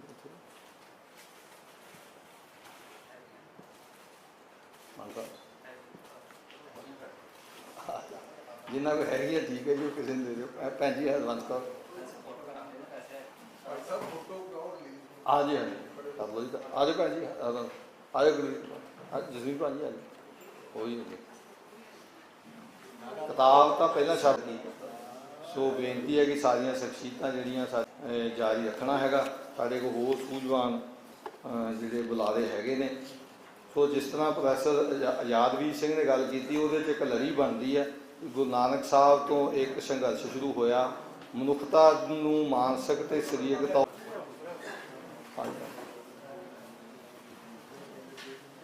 ਉਹ ਇਹ ਕਿਤਾਬ 'ਤੇ ਚਰਚਾ ਵੀ ਹੈ ਅਤੇ ਅੱਜ ਜਾਰੀ ਵੀ ਕੀਤੀ ਗਈ ਹੈ। ਸੋ ਸਾਰੀਆਂ ਸ਼ਖਸੀਅਤਾਂ ਦਾ ਬਹੁਤ ਬਹੁਤ ਧੰਨਵਾਦ। ਇਹਨੂੰ ਇਸੇ ਤਰ੍ਹਾਂ ਜਾਰੀ ਰੱਖਾਂਗੇ। ਜਾਰੀ ਕਰਨ ਦੇ ਵਾਸਤੇ ਇੱਕ ਜਕਾਰਾ ਬੁਲਾਵਾਂਗਾ। ਬੋਲੇ ਸੋ ਨਿਹਾਲ। ਸੋ ਹੁਣ ਮੈਂ ਬੇਨਤੀ ਕਰੂੰਗਾ ਸਰਦਾਰ ਹਾਜ਼ਰ ਭੈਣ ਭਰਾ ਬਜ਼ੁਰਗ, ਵਾਹਿਗੁਰੂ ਜੀ ਕਾ ਖਾਲਸਾ, ਵਾਹਿਗੁਰੂ ਜੀ ਕੀ ਫਤਿਹ। ਕਿਤਾਬ ਦੇ ਬਾਰੇ ਮੈਨੂੰ ਪਤਾ ਜ਼ਰੂਰ ਸੀ ਪਹਿਲਾਂ, ਪਰ ਮੈਂ ਇਹਨੂੰ ਪੜ੍ਹਿਆ ਨਹੀਂ ਹੈ, ਇਸ ਲਈ ਇਹਦੇ ਬਾਰੇ ਮੈਂ ਬਹੁਤਾ ਨਹੀਂ ਬੋਲ ਸਕਦਾ। ਮੈਨੂੰ ਡਿਊਟੀ ਵੀ ਕੱਲ੍ਹ ਹੀ ਲੱਗੀ ਹੈ, ਕਿਉਂਕਿ ਮਾਨ ਸਾਹਿਬ ਨਾਲ ਗੱਲ ਹੋਈ ਸੀ ਕੰਵਰਪਾਲ ਸਿੰਘ ਜੀ ਦੀ, ਤਾਂ ਉਹਨਾਂ ਨੇ ਕਿਹਾ ਕਿ ਤੁਸੀਂ ਆਪਣੇ ਵੱਲੋਂ ਪਾਰਟੀ ਵੱਲੋਂ ਹਾਜ਼ਰੀ ਭਰ ਕੇ ਆਇਓ। ਕਿ ਜਦੋਂ ਹਜੇ 84 ਨਹੀਂ ਸੀ ਵਾਪਰਿਆ, ਉਦੋਂ ਤੋਂ ਜਿਹੜੇ ਸਰਗਰਮ ਸੀ ਉਹਨਾਂ 'ਚੋਂ ਅਸੀਂ ਵੀ ਕਿਸੇ ਨਾ ਕਿਸੇ ਰੂਪ 'ਚ ਸਰਗਰਮ ਸੀ। ਤਾਂ ਇੱਕ ਕਿਤਾਬ ਅਕਾਲ ਤਖ਼ਤ ਸਾਹਿਬ ਬਾਰੇ ਪ੍ਰੋਫੈਸਰ ਸੁਖਦਿਆਲ ਸਿੰਘ ਜੀ ਨੇ ਪਟਿਆਲੇ ਵਾਲਿਆਂ ਨੇ ਲਿਖੀ ਸੀ। ਉਹਦੇ ਵਿੱਚ ਅਕਾਲ ਫੈਡਰੇਸ਼ਨ ਦਾ ਜ਼ਿਕਰ ਕੀਤਾ ਗਿਆ ਸੀ। ਉਹਦੇ ਵਿੱਚ ਭਾਈ ਕੰਵਰ ਸਿੰਘ ਧਾਮੀ ਸਾਹਿਬ ਦੀ ਸਟੇਨ ਗਨ ਦੇ ਨਾਲ ਫੋਟੋ ਛਪੀ ਸੀ, ਉਹ ਸਾਡੀਆਂ ਯਾਦਾਂ 'ਚ ਹੈ। ਅਤੇ ਨਾਲ ਸਰਦਾਰ ਨਰਾਇਣ ਸਿੰਘ ਚੌੜਾ ਸਾਹਿਬ ਨੂੰ ਉਹਦੇ ਵਿੱਚ ਉਸੇ ਹੀ ਜਥੇਬੰਦੀ ਦਾ ਜਨਰਲ ਸੈਕਟਰੀ ਲਿਖਿਆ ਗਿਆ ਸੀ। ਸੋ ਜਿਨ੍ਹਾਂ ਲੋਕਾਂ ਕੋਲ ਮੌਜੂਦਾ ਸਮੇਂ ਦੇ ਵਿੱਚ ਹਰ ਗੱਲ ਨੂੰ ਆਪ ਦੇਖ ਕੇ ਆਪਣੀ ਸਿਧਾਂਤਕ ਨਜ਼ਰ ਦੇ ਨਾਲ ਪਰਖਿਆ ਹੋਵੇ, ਜ਼ਿੰਦਗੀ ਦੇ ਸਮੇਂ ਦੇ ਨਾਲ ਹਰ ਪਲ ਦੇ ਨਾਲ ਤੁਹਾਡੇ ਕੋਲ ਇੱਕ ਅੰਦਰੂਨੀ ਤੌਰ 'ਤੇ ਤਜਰਬਾ ਜਿਹੜਾ ਆਉਂਦਾ ਹੈ, ਉਹਦੇ ਨਾਲ ਪਰਖੀਆਂ ਹੋਈਆਂ ਸ਼ਖਸੀਅਤਾਂ 'ਚੋਂ ਨਰਾਇਣ ਸਿੰਘ ਇੱਕ ਸ਼ਖਸੀਅਤ ਹੈ। ਸੋ ਮੈਂ ਕੇਵਲ ਸਜਦਾ ਕਰਦਾ ਅਤੇ ਅਰਦਾਸ ਕਰਦਾ ਕਿ ਜਦੋਂ ਸਿੱਖਾਂ ਦਾ ਰਾਜ ਖਾਲਿਸਤਾਨ ਬਣੂਗਾ, ਉਸ ਤੋਂ ਪਹਿਲਾਂ ਜਿਵੇਂ ਸਰਦਾਰ ਮੰਤੀ ਆਪਣਾ ਮੰਝਪੁਰ ਸਾਹਿਬ ਨੇ, ਵਕੀਲ ਸਾਹਿਬ ਨੇ ਦੱਸਿਆ ਕਿ ਭਾਈ ਮੋਹਕਮ ਸਿੰਘ ਵਰਗੇ ਜਿਹੜੇ ਪੌਂਟਾ ਸਾਹਿਬ ਬੈਠੇ ਨੇ, ਇਹ ਲੋਕ ਨੇ ਜਿਨ੍ਹਾਂ ਨੇ ਬਹੁਤ ਕੁਛ ਆਪ ਬਹੁਤ ਨੇੜੇ ਹੋ ਕੇ ਬੜੇ ਰੁਤਬੇ 'ਤੇ ਬੈਠ ਕੇ, ਉਦੋਂ ਇਹਨਾਂ ਦੀਆਂ ਜ਼ਿੰਮੇਵਾਰੀਆਂ ਵੀ ਬਹੁਤ ਵੱਡੀਆਂ ਸੀ, ਉਦੋਂ ਉਹਨਾਂ ਚੀਜ਼ਾਂ ਨੂੰ ਦੇਖਿਆ ਅਤੇ ਫੇਸ ਕੀਤਾ ਹੈ। ਉਹ ਜ਼ਰੂਰ ਕੁਛ ਲਿਖਣ। ਖਾਲਿਸਤਾਨ ਕਿਸੇ ਨੂੰ ਨਹੀਂ ਪਤਾ ਕਿ ਕਦੋਂ ਬਣਨਾ ਹੈ, ਇਹ ਜ਼ਰੂਰ ਹੋ ਬਹੁਤਿਆਂ ਨੂੰ ਪਤਾ ਹੈ ਕਿ ਬਣਨਾ ਹੈ। ਇਹ ਜਿਹੜੀਆਂ ਗੱਲਾਂ ਅੱਜ ਡਾਇਸਪੋਰਾ ਜਾਂ ਇਸ ਮੁਲਕ ਦੇ ਵਿੱਚ ਅਸੀਂ ਦੂਜੀਆਂ ਕੌਮਾਂ ਦਾ ਪੜ੍ਹਦੇ ਹਾਂ ਕਿ ਯੂਨੀਵਰਸਿਟੀਜ਼ ਦੇ ਵਿੱਚ ਉਹਨਾਂ ਦੀਆਂ ਸਿਧਾਂਤਕ ਵਿਚਾਰ ਖੋਜਾਂ ਹੋ ਰਹੀਆਂ ਨੇ, ਉਹ ਤੁਹਾਡਾ ਜਿਹੜਾ ਇਹ ਸੰਘਰਸ਼ ਤੁਸੀਂ ਜੀ ਰਹੇ ਹੋ ਪਿਛਲੇ 78 ਤੋਂ ਲੈ ਕਰਕੇ ਅੱਜ ਤੱਕ, ਇਹਦੇ 'ਤੇ ਵੀ ਡਿਬੇਟਸ ਹੋਣੀਆਂ ਨੇ, ਇਹਦੇ 'ਤੇ ਵੀ ਨਿਰਣਾਇਕ ਫੈਸਲੇ ਹੋਣੇ ਨੇ, PhDs ਹੋਣੀਆਂ ਨੇ, ਜਿਨ੍ਹਾਂ ਨੇ ਤੁਹਾਨੂੰ ਜਿਹੜੀ ਅੱਜ ਹੁਣ ਮੇਰੇ ਤੋਂ ਪਹਿਲਾਂ ਪ੍ਰੋਫੈਸਰ ਸਾਹਿਬ ਗੁਰੂ ਨਾਨਕ ਦੇਵ ਯੂਨੀਵਰਸਿਟੀ ਵਾਲੇ ਕਰਕੇ ਗਏ ਨੇ ਕਿ ਪ੍ਰਾਇਮਰੀ ਸਰੋਤ ਤੇ ਸੈਕੰਡਰੀ ਸਰੋਤ ਦੀ ਉਹਨਾਂ ਨੇ ਗੱਲ ਕੀਤੀ ਹੈ। ਇਹਦੀ ਕਿਸੇ ਨੂੰ ਸਮਝ ਹੋਵੇ ਨਾ ਹੋਵੇ, ਪਰ ਇਹ ਜ਼ਰੂਰ ਹੈ ਕਿ ਇਹਦੀ ਵੈਲਿਊ ਕੀ ਹੈ, ਉਹ ਤੁਸੀਂ ਅੱਜ ਜੋ ਲਿਖ ਜਾਓਗੇ, ਤੁਹਾਡੇ ਬੱਚੇ ਜਦੋਂ ਉਹਦੇ ਤੇ ਖੋਜ ਕਰਕੇ ਨਿਰਣਾਇਕ ਫੈਸਲਾ ਕਰਨਗੇ ਤਾਂ ਉਹਨਾਂ ਨੂੰ, ਅੱਜ ਤਾਂ ਮੀਡੀਆ ਦੇ ਵਿੱਚ ਮੂਵੀਜ਼ ਦੀ ਵੀਡੀਓਜ਼ ਵੀ ਹੈਗੀਆਂ ਨੇ, ਉਹ ਉਹਨਾਂ ਦੇ ਪ੍ਰਾਇਮਰੀ ਸਰੋਤ ਦੇ ਤੌਰ ਤੇ ਉਹਨਾਂ ਨੂੰ ਵਿਸ਼ਲੇਸ਼ਣ ਕੀਤਾ ਜਾਊਗਾ। ਸੋ ਮੈਂ ਵਡਭਾਗਾ ਸਮਝਦਾ ਕਿ ਮੈਂ ਇਸ ਸੈਮੀਨਾਰ ਨੂੰ ਅਟੈਂਡ ਕੀਤਾ। ਮੇਰੇ ਵੀ ਤਜਰਬੇ ਦੇ ਵਿੱਚ ਬਹੁਤ ਵਾਧਾ ਹੋਇਆ। ਮੇਰੀ ਪਾਰਟੀ ਬਾਰੇ ਵੀ ਅਸਿੱਧੇ ਤੌਰ ਤੇ ਕੈਨੇਡਾ ਤੋਂ ਉਦਾਹਰਨ ਦੇ ਕੇ ਇੱਥੇ ਗੱਲ ਕੀਤੀ ਗਈ ਹੈ। ਮੈਂ ਉਹਦਾ ਸਵਾਗਤ ਕਰਦਾ ਹਾਂ ਕਿ ਜੇ ਕੋਈ ਆਲੋਚਨਾ ਨਾ ਹੋਵੇ, ਕਿਉਂਕਿ ਆਲੋਚਨਾ ਜਿੰਨਾ ਕੁ ਮੈਂ ਯੂਨੀਵਰਸਿਟੀ 'ਚ ਰਹਿ ਕੇ ਪੜ੍ਹਿਆ, ਆਲੋਚਨਾ ਇੰਨੀ ਕੁ ਚੰਗੀ ਚੀਜ਼ ਹੁੰਦੀ ਹੈ ਜਿਸ ਤੋਂ ਬਿਨਾਂ ਕੋਈ ਚੀਜ਼ ਹੋਰ ਕਿਆਸੀ ਤੇ ਸਿਰਜੀ ਹੀ ਨਹੀਂ ਜਾ ਸਕਦੀ।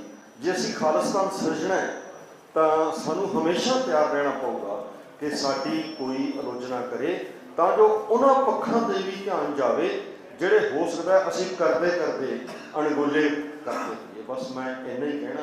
ਸਾਰਿਆਂ ਦਾ ਬਹੁਤ ਬਹੁਤ ਧੰਨਵਾਦ। ਵਾਹਿਗੁਰੂ ਜੀ ਕਾ ਖਾਲਸਾ, ਵਾਹਿਗੁਰੂ ਜੀ ਕੀ ਫਤਿਹ। ਵਾਹਿਗੁਰੂ ਜੀ ਕਾ ਖਾਲਸਾ, ਵਾਹਿਗੁਰੂ ਜੀ ਕੀ ਫਤਿਹ।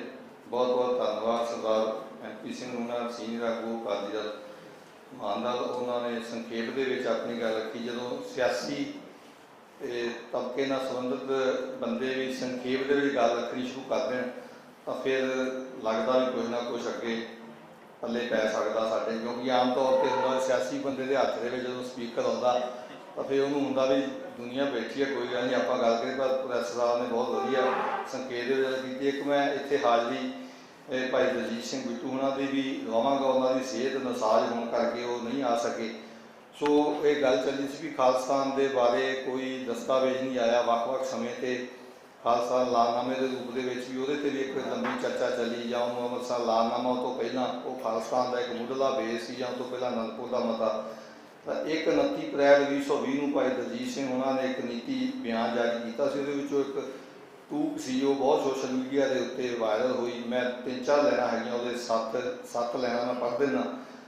ਇਹ ਖਾਲਿਸਤਾਨ ਕੀ ਹੈ? ਖਾਲਿਸਤਾਨ ਖਾਲਸਾ ਪੰਥ ਨੂੰ ਸੱਚੇ ਪਾਤਸ਼ਾਹ ਗੁਰੂ ਨਾਨਕ ਸਾਹਿਬ ਜੀ ਵੱਲੋਂ ਬਖਸ਼ੀ ਸਦੀਵੀ ਪਾਤਸ਼ਾਹੀ ਦਾ ਖਾਸ ਸਮੇਂ ਅਤੇ ਸਥਾਨ ਵਿੱਚ ਵਿਹਾਰਕ ਰਾਜਸੀ ਸੱਤਾ ਵਜੋਂ ਪ੍ਰਗਟਾਵਾ ਹੈ।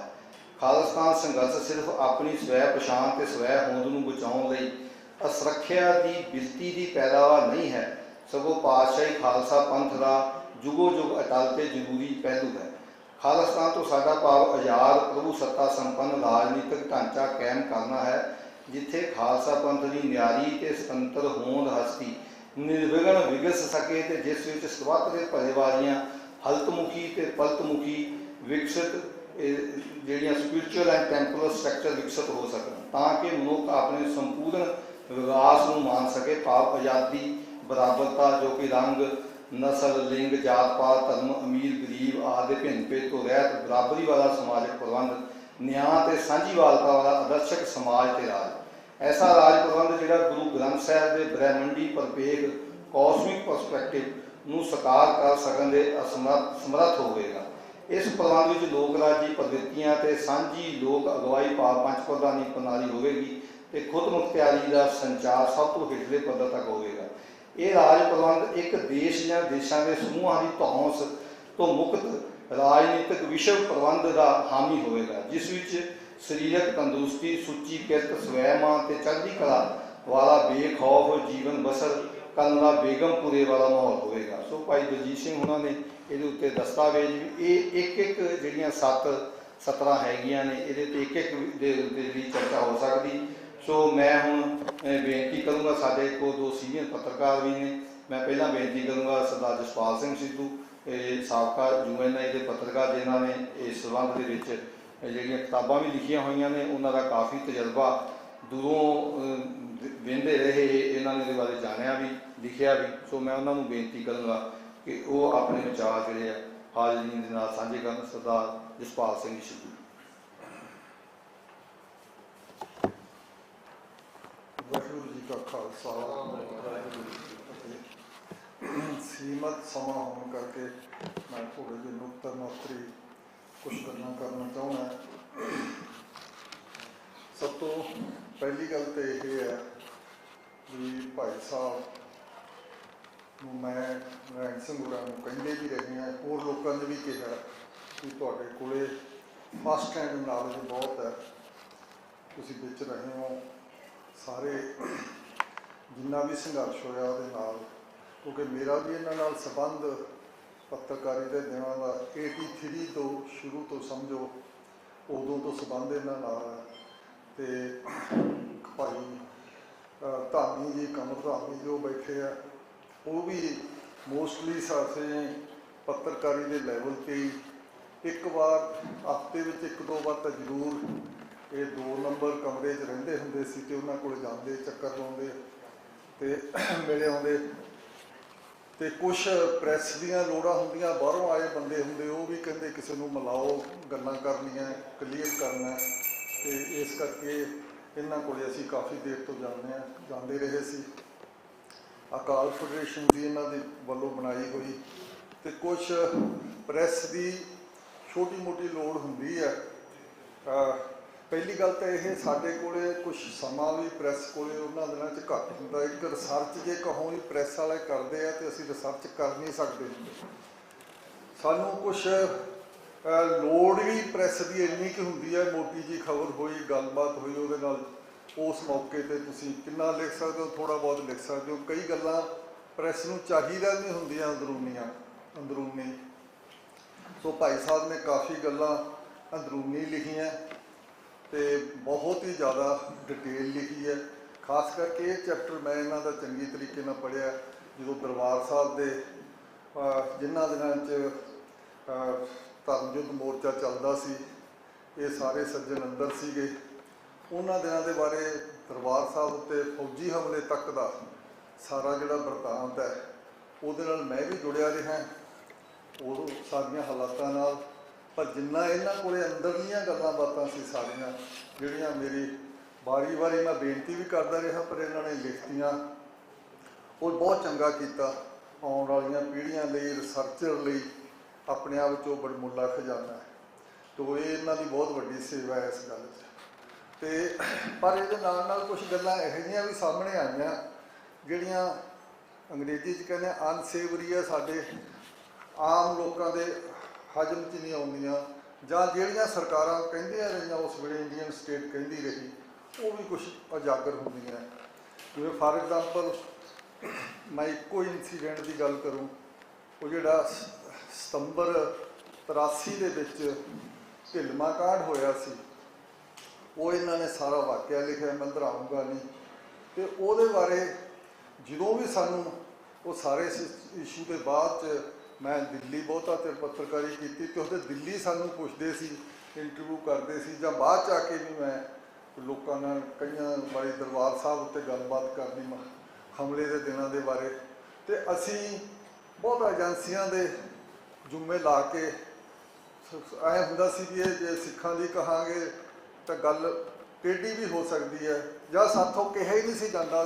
ਕੁਛ ਗੱਲਾਂ ਦਾ ਸਾਨੂੰ ਪਤਾ ਵੀ ਸੀ ਉਦੋਂ, ਪਰ ਜਿੰਨੀ ਡਿਟੇਲ 'ਚ ਇਹਨਾਂ ਨੇ ਇੱਕ ਨਾਂ 'ਤੇ ਇੱਕ ਉਹਦਾ ਸਾਰਾ ਵੇਰਵਾ ਦਿੱਤਾ ਹੈ, ਉਹ ਮੇਰੇ ਕੋਲ ਤਾਂ ਹੈ ਨਹੀਂ ਸੀ। ਥੋੜ੍ਹਾ ਜਿਹਾ ਸਾਨੂੰ ਆਈਡੀਆ ਸੀਗਾ ਵੀ ਕਿਸ ਤਰੀਕੇ ਨਾਲ ਹੋਇਆ, ਅਤੇ ਇਹਨਾਂ ਨੇ ਪੂਰੀ ਡਿਟੇਲ ਦਿੱਤੀ ਹੈ। ਅਤੇ ਡਿਟੇਲ ਦੇ ਵਿੱਚੋਂ ਕਈ ਵਾਰੀ ਉਹ ਇਹ ਲੱਗਦੀ ਹੈ ਵੀ ਉਹ ਬੰਦੇ ਇਹ ਸਾਰਾ ਕੁਛ ਕਰਨ ਤੋਂ ਬਾਅਦ ਦਰਬਾਰ ਸਾਹਿਬ 'ਚ ਆ ਗਏ, ਅਤੇ ਦਰਬਾਰ ਸਾਹਿਬ ਵਿੱਚ ਇਹੀ ਉਦੋਂ ਪ੍ਰੋਪੇਗੈਂਡਾ ਹੁੰਦਾ ਸੀ ਉਹਨਾਂ ਦਿਨਾਂ ਦੇ ਵਿੱਚ ਬਹੁਤਾ, ਵੀ ਬਾਹਰ ਜਿਹੜੇ ਕਤਲਗਾਰਤ ਹੁੰਦੀ ਹੈ ਉਹ ਬੰਦੇ ਅੰਦਰ ਆ ਜਾਂਦੇ ਆ। ਅਤੇ ਇਹ ਉਦੋਂ ਬਹੁਤ ਵੱਡਾ ਰਿਹਾ, ਇਹਦਾ ਇੰਡੀਅਨ ਸਟੇਟ ਦਾ ਵੱਡਾ ਨੈਰੇਟਿਵ ਹੁੰਦਾ ਸੀ। ਉਹ ਸਾਰੀ ਗੱਲ ਇੱਕ ਦੀ ਨਹੀਂ, ਹੋਰਾਂ ਦੀ ਵੀ, ਕਈਆਂ ਦੀ, ਜੇ ਗਿਆਨੀ ਪ੍ਰਤਾਪ ਸਿੰਘ ਦੀ ਮਤਲਬ ਕਿ ਉਹਨੂੰ ਵੀ, ਉਹਦੇ ਮਾਰਨ ਵਾਲੇ ਬੰਦੇ ਵੀ, ਹੋਰ ਵੀ ਕਿੰਨੇ ਇੰਸੀਡੈਂਟ ਹੈ, ਮੈਂ ਇੱਥੇ ਨਾਂ ਨਹੀਂ ਲੈ ਸਕਦਾ। ਜਿਹੜਾ ਵੇਖੋ ਦਰਬਾਰਾ ਸਿੰਘ ਦੀ ਗੌਰਮੈਂਟ ਡਿੱਗ ਪਈ, ਕੋਈ ਸ਼ੱਕ ਨਹੀਂ, ਉਦੋਂ ਹੀ ਡਿੱਗ ਪਈ ਸੀ ਦੂਸਰੇ ਦਿਨ 6 ਸਤੰਬਰ ਤੋਂ 83 ਤੋਂ ਬਾਅਦ, ਪਰ ਉਹ ਕਿਸੇ ਦੀ ਯਾਦ ਹੀ ਨਹੀਂ, ਬਿਲਕੁਲ ਨਹੀਂ ਯਾਦ।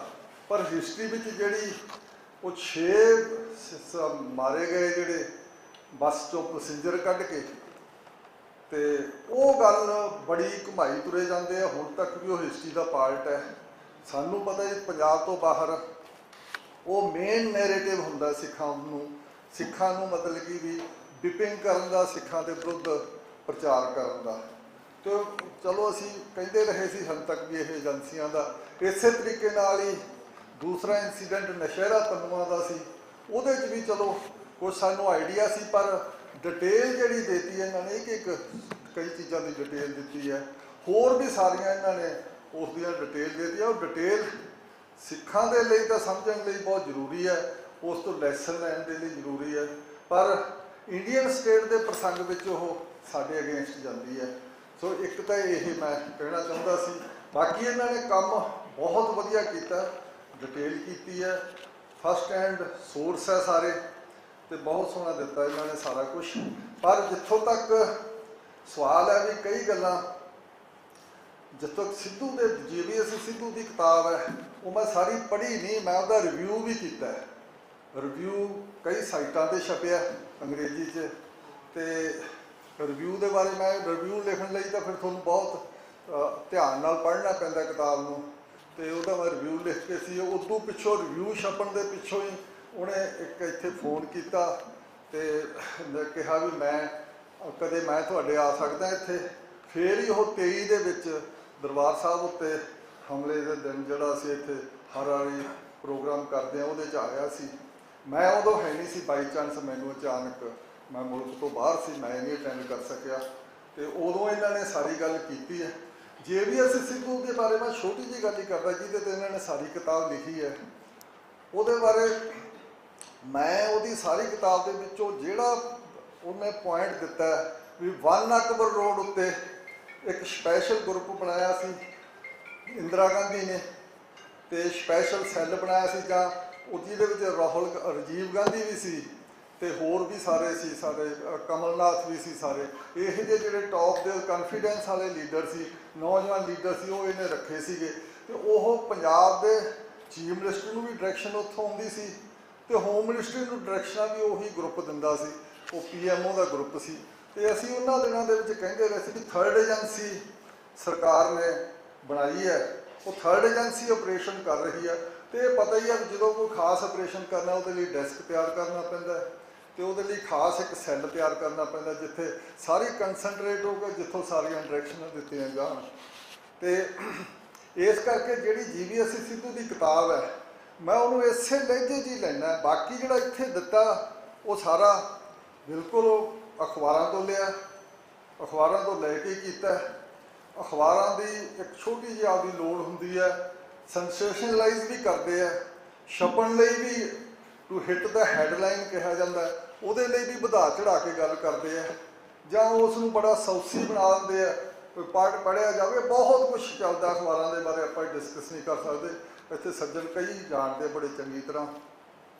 ਤੇ ਇਹ ਅੰਦਰੂਨੀ ਗੱਲ ਉੱਥੇ ਨਹੀਂ ਆਉਂਦੀ।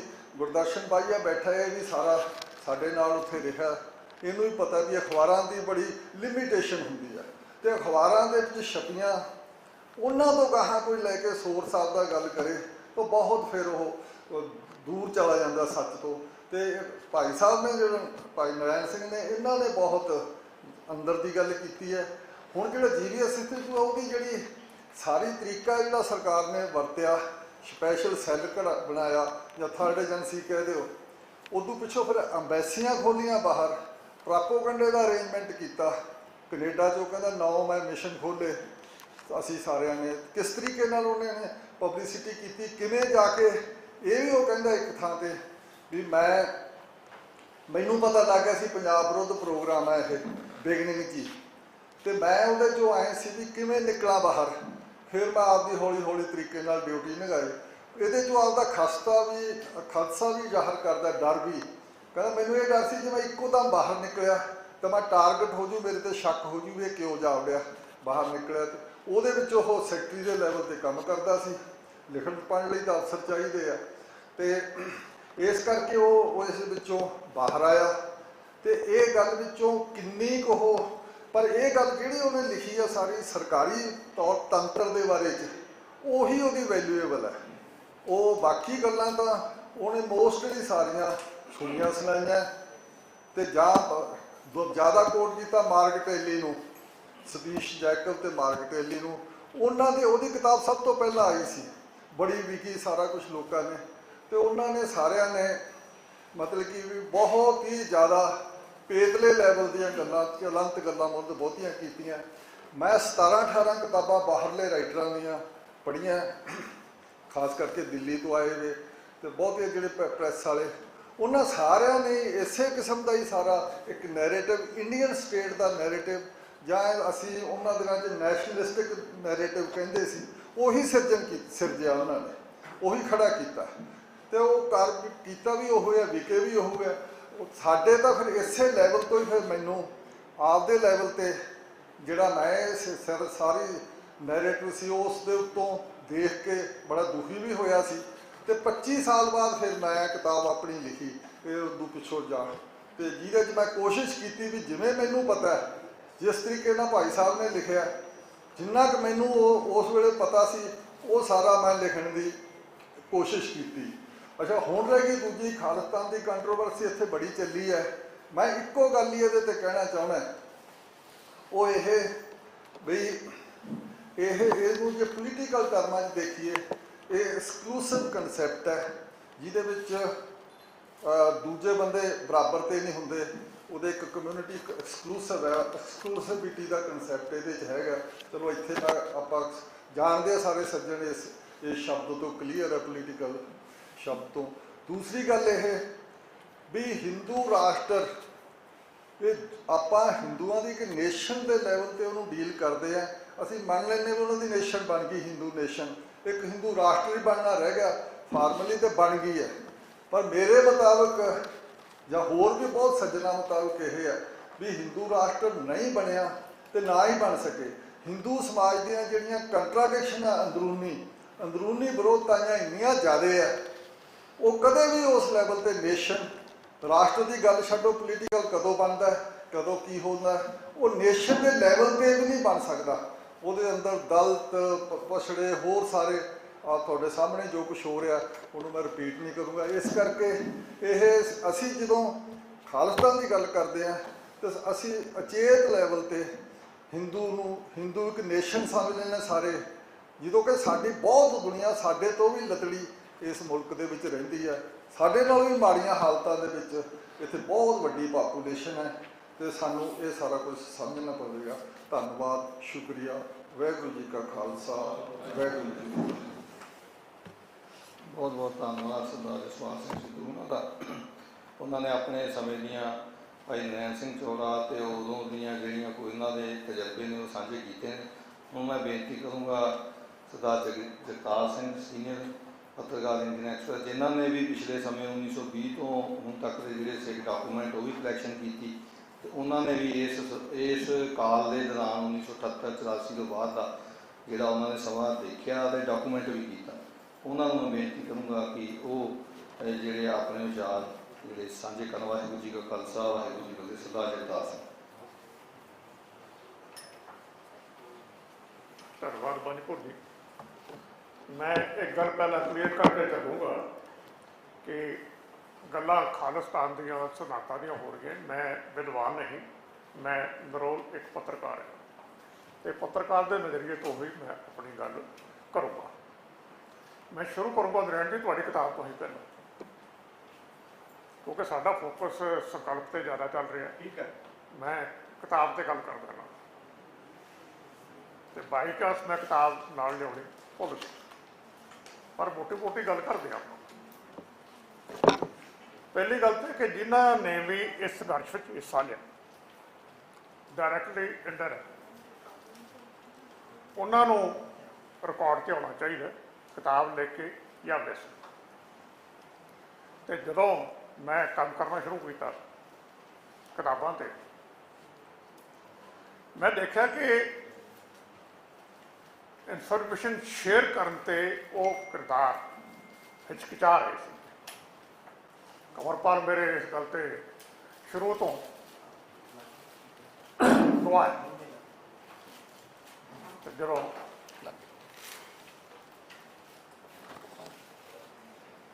ਸੋ ਇਸ ਗੱਲੋਂ ਭਾਈ ਨਰੈਣ ਸਿੰਘ ਦਾ ਕੰਮ ਬਹੁਤ ਵਧੀਆ, ਕਿਉਂਕਿ ਇਹ ਉਸ ਸਮੇਂ ਦਾ ਹਿੱਸਾ ਸੀਗੇ ਤੇ ਇਹਨਾਂ ਨੇ ਕੰਮ ਬੜਾ ਵਧੀਆ। ਦੂਜੀ ਗੱਲ, ਮੈਂ ਕਿਤਾਬ ਦੇ ਸਿਧਾਂਤ ਤੋਂ ਮੈਂ ਨਰੈਣ ਹੋਰਾਂ ਨਾਲ ਵੀ ਗੱਲ ਕੀਤੀ ਸੀ। ਜਾਣਕਾਰੀ ਭਰਪੂਰ ਕਿਤਾਬ, ਲੇਕਿਨ ਨਾਲ ਜਿਹਨੇ ਗੁਰਬਖਸ਼ੀਸ਼ ਸਿੰਘ ਸਿੱਧੂ ਦੀ ਕਿਤਾਬ ਨਹੀਂ ਪੜ੍ਹੀ, ਉਹ ਇਹ ਕਿਤਾਬ ਕਿਉਂ ਪੜ੍ਹੇਗਾ? ਇਹ ਮੈਂ ਦੋਵੇਂ ਕਿਤਾਬਾਂ ਧਿਆਨ ਨਾਲ ਪੜ੍ਹੀਆਂ ਹੋਈਆਂ। ਤੁਹਾਡੀ ਕਿਤਾਬ ਨਾਲ ਸਾਰੀ ਬਾਤ ਕੀਤੀ। ਪਹਿਲੇ 60 ਪੇਜ ਟੋਟਲ ਫੋਕਸ ਸਿੱਧੂ ਤੇ ਜਿਹੜੀ ਗੱਲ ਮੈਂ ਪਹਿਲਾਂ ਕੀਤੀ ਹੈ ਕਿ ਜਿਹਨੇ ਸਿੱਧੂ ਦੀ ਕਿਤਾਬ ਨਹੀਂ ਪੜ੍ਹੀ ਉਹ ਇਸ ਕਿਤਾਬ ਨੂੰ ਕਿਉਂ ਪੜ੍ਹੇਗਾ? ਜਾਣਕਾਰੀ ਇੰਨੀ ਹੋਵੇ ਤੇ ਉਹਦੇ 'ਚ ਇਹ ਸਮੱਸਿਆ ਆ ਜਾਂਦੀ। ਹੁਣ ਆਪਾਂ ਕਰਦੇ ਗੱਲ ਜਾਣਕਾਰੀ ਦੀ। ਇੱਕ ਜਿਹੜੀ ਗੱਲ ਸਿੱਧੂ ਹੋਰਾਂ ਨੇ ਕੀਤੀ ਆਪਣੀ ਕਿਤਾਬ 'ਚ, ਆਪਾਂ ਉਹ ਸਾਰੀ ਸ਼ੇਅਰ ਕਰ ਰਹੇ, ਤੁਸੀਂ ਵੀ ਉਹਦਾ ਨੋਟਿਸ ਲਿਆ। ਬਈ ਸਨ ਜਰਨੈਲ ਸਿੰਘ ਭਿੰਡਰਾਂ ਵਾਲੇ ਕਾਂਗਰਸ ਦੇ ਏਜੰਟ ਸੀ। ਇਹ ਸ਼ੁਰੂ ਤੋਂ ਗੱਲ ਚੱਲਦੀ ਆ ਰਹੀ। ਬੜੇ ਸਾਲ ਪਹਿਲਾਂ ਕਿਤੇ ਮੇਰੀ ਵੀ ਇੱਕ ਇੰਟਰਵਿਊ ਸੀ, ਉਦੋਂ ਹਜੇ ਇਹਦਾ YouTube ਦਾ ਜ਼ਮਾਨਾ ਘੱਟ ਸੀਗਾ। ਕੰਵਰਪਾਲ ਮੇਰੇ ਨਾਲ ਸੀ ਉਸ ਵੇਲੇ, ਤੇ ਉਸ ਤੋਂ ਬਾਅਦ ਸਾਨੂੰ ਕਿਤੇ ਜਾਣਾ ਪੈ ਗਿਆ। ਮੈਂ ਤਾਂ ਚਾਹੁੰਦਾ ਇਹ ਵੀ ਮੇਰੇ ਨਾਲ ਸੀਗੇ। ਤੇ ਬਾਬਾ ਹਰਨਾਮ ਸਿੰਘ ਕਹਿੰਦਾ ਵੀ ਅਸੀਂ ਇਹ ਗੱਲ ਹੁਣ ਤੱਕ ਦੱਸ ਹੀ ਨਹੀਂ ਸਕੇ ਦੁਨੀਆ ਨੂੰ ਕਿ ਸਨ ਜਰਨੈਲ ਸਿੰਘ ਕਾਂਗਰਸ ਦਾ ਏਜੰਟ ਨਹੀਂ ਸੀ। ਇਹ 15 ਸਾਲ ਪਹਿਲਾਂ ਦੀ ਗੱਲ ਹੈ। ਅਸੀਂ ਲੋਕ ਜਿਹੜੇ ਲਗਾਤਾਰ ਸੰਘਰਸ਼ ਦੇ ਵਿੱਚ ਸਾਡੇ ਦੋਸਤ ਸੀਗੇ, ਸਾਡੇ ਦੋਸਤ ਲਿਖਣ ਵਾਲੇ ਵੀ, ਵਿਦਵਾਨ ਵੀ, ਇਹ ਗੱਲ ਕੋਲੋਂ ਨਹੀਂ ਲਾ ਸਕੇ, ਅੱਜ ਵੀ ਨਹੀਂ ਲਾ ਸਕੇ ਪੂਰੀ ਤਰ੍ਹਾਂ ਨਾਲ ਕਿ ਸਨ ਜਰਨੈਲ ਸਿੰਘ ਕਾਂਗਰਸ ਦੇ ਏਜੰਟ ਕਿਵੇਂ ਨਹੀਂ ਸੀ। ਸਤਰਾਮ ਸਿੰਘ ਪੌਂਟਾ ਸਾਹਿਬ ਹੋਰਾਂ ਨੇ ਚੈਲੰਜ ਕੀਤਾ ਸੀਗਾ ਕੁਲਦੀਪ ਢਿੱਲੋਂ ਨੂੰ ਟਾਈਮ ਬਣਾਉਣ ਤੇ ਮਾਫੀ ਮੰਗਾਈ ਸੀ। ਇਹ ਕੋਈ ਕੇਸ ਹੈ। ਹੁਣ ਕਿਵੇਂ ਨਹੀਂ ਸੀ ਬਰੀਕ ਦੇ ਵਿੱਚ। ਅਗਸਤ 77 ਸਨ ਜਰਨੈਲ ਸਿੰਘ ਭਿੰਡਰਾਂ ਵਾਲੇ ਦਮਦਮਾ ਟਕਸਾਲ ਦੇ ਮੁਖੀ ਬਣਦੇ। ਉਸ ਵੇਲੇ ਕਾਂਗਰਸ ਕਿੱਥੇ ਸੀ? ਕਿਹਾ ਜਾਂਦਾ ਵੀ ਸਨ ਜਰਨੈਲ ਸਿੰਘ ਕਾਂਗਰਸ ਦੀ ਕ੍ਰੀਏਸ਼ਨ ਸੀ, ਕਾਂਗਰਸ ਦੀ ਪੈਦਾਇਸ਼ ਸੀ। ਕਾਂਗਰਸ ਤਾਂ ਸੱਤਾ ਚੋਂ ਬਾਹਰ ਹੋ ਗਈ ਸੀ ਉਸ ਵੇਲੇ। ਮਿਸੇਜ ਗਾਂਧੀ ਤੇ ਸੰਜੇ ਗਾਂਧੀ ਆਪਣੇ ਐਗਜ਼ਿਸਟੈਂਸ ਦੀ ਲੜਾਈ ਲੜ ਰਹੇ ਸੀ ਕਿ ਉਹਨਾਂ ਦੀ ਉਸ ਵੇਲੇ ਪ੍ਰਾਇਰਟੀ ਪੰਜਾਬ ਦੇ ਵਿੱਚ ਇੱਕ ਸਾਧ ਲੈ ਕੇ ਆਉਣਾ ਸੀ ਜਿਹੜਾ ਅਕਾਲੀਆਂ ਨੂੰ ਘਰ ਫੱਟ ਕਰ ਸਕੇ। ਅਸੀਂ ਇੰਨੀ ਗੱਲ ਨਹੀਂ ਸਮਝਾ ਸਕੇ ਅੱਜ ਤੱਕ ਲੋਕਾਂ ਨੂੰ। ਬੜਾ ਬਾਹਰ ਚਲੇ ਜਾਓ, ਮੈਂ ਅਰੇਂਜਮੈਂਟ ਕਰ ਦਿੰਦਾ, ਤੁਸੀਂ ਬਾਹਰ ਜਾ ਕੇ ਪ੍ਰਚਾਰ ਕਰੋ। ਸੋ ਇਹਨਾਂ ਨੇ ਕਿਹਾ ਵੀ ਮੈਂ ਤਾਂ ਕਾਬਲ ਨਹੀਂ ਤੇ ਤੁਸੀਂ ਚਲੇ ਜਾਓ। ਜੇ ਜ਼ਿਆਦਾ ਗੱਲ ਹੈ ਮੈਂ 5 ਪਿਆਰਿਆਂ ਤੋਂ ਆਦੇਸ਼ ਕਰਵਾ ਦਿੰਦਾ। ਸਾਡੀ ਜਾਣਕਾਰੀ ਇਹ ਸੀ, ਤੁਹਾਡੀ ਵੀ ਆਪਣੀ ਠੀਕ ਹੋ ਸਕਦੀ, ਸਾਡੀ ਆਪਣੀ ਠੀਕ ਹੋ ਸਕਦੀ।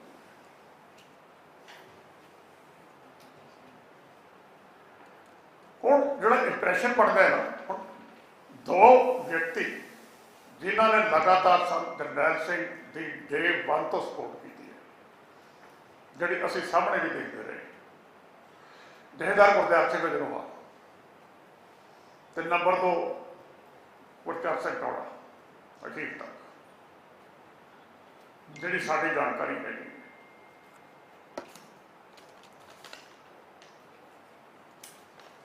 ਸੋ ਇਹ ਮੋਟੀਆਂ ਗੱਲਾਂ ਹੈ। ਬਾਕੀ ਗੱਲ ਵਿਦਵਾਨ ਤੇ ਕਹਾਣੀ ਹੋਈ ਸਾਰੀ ਗੱਲ ਇਹ।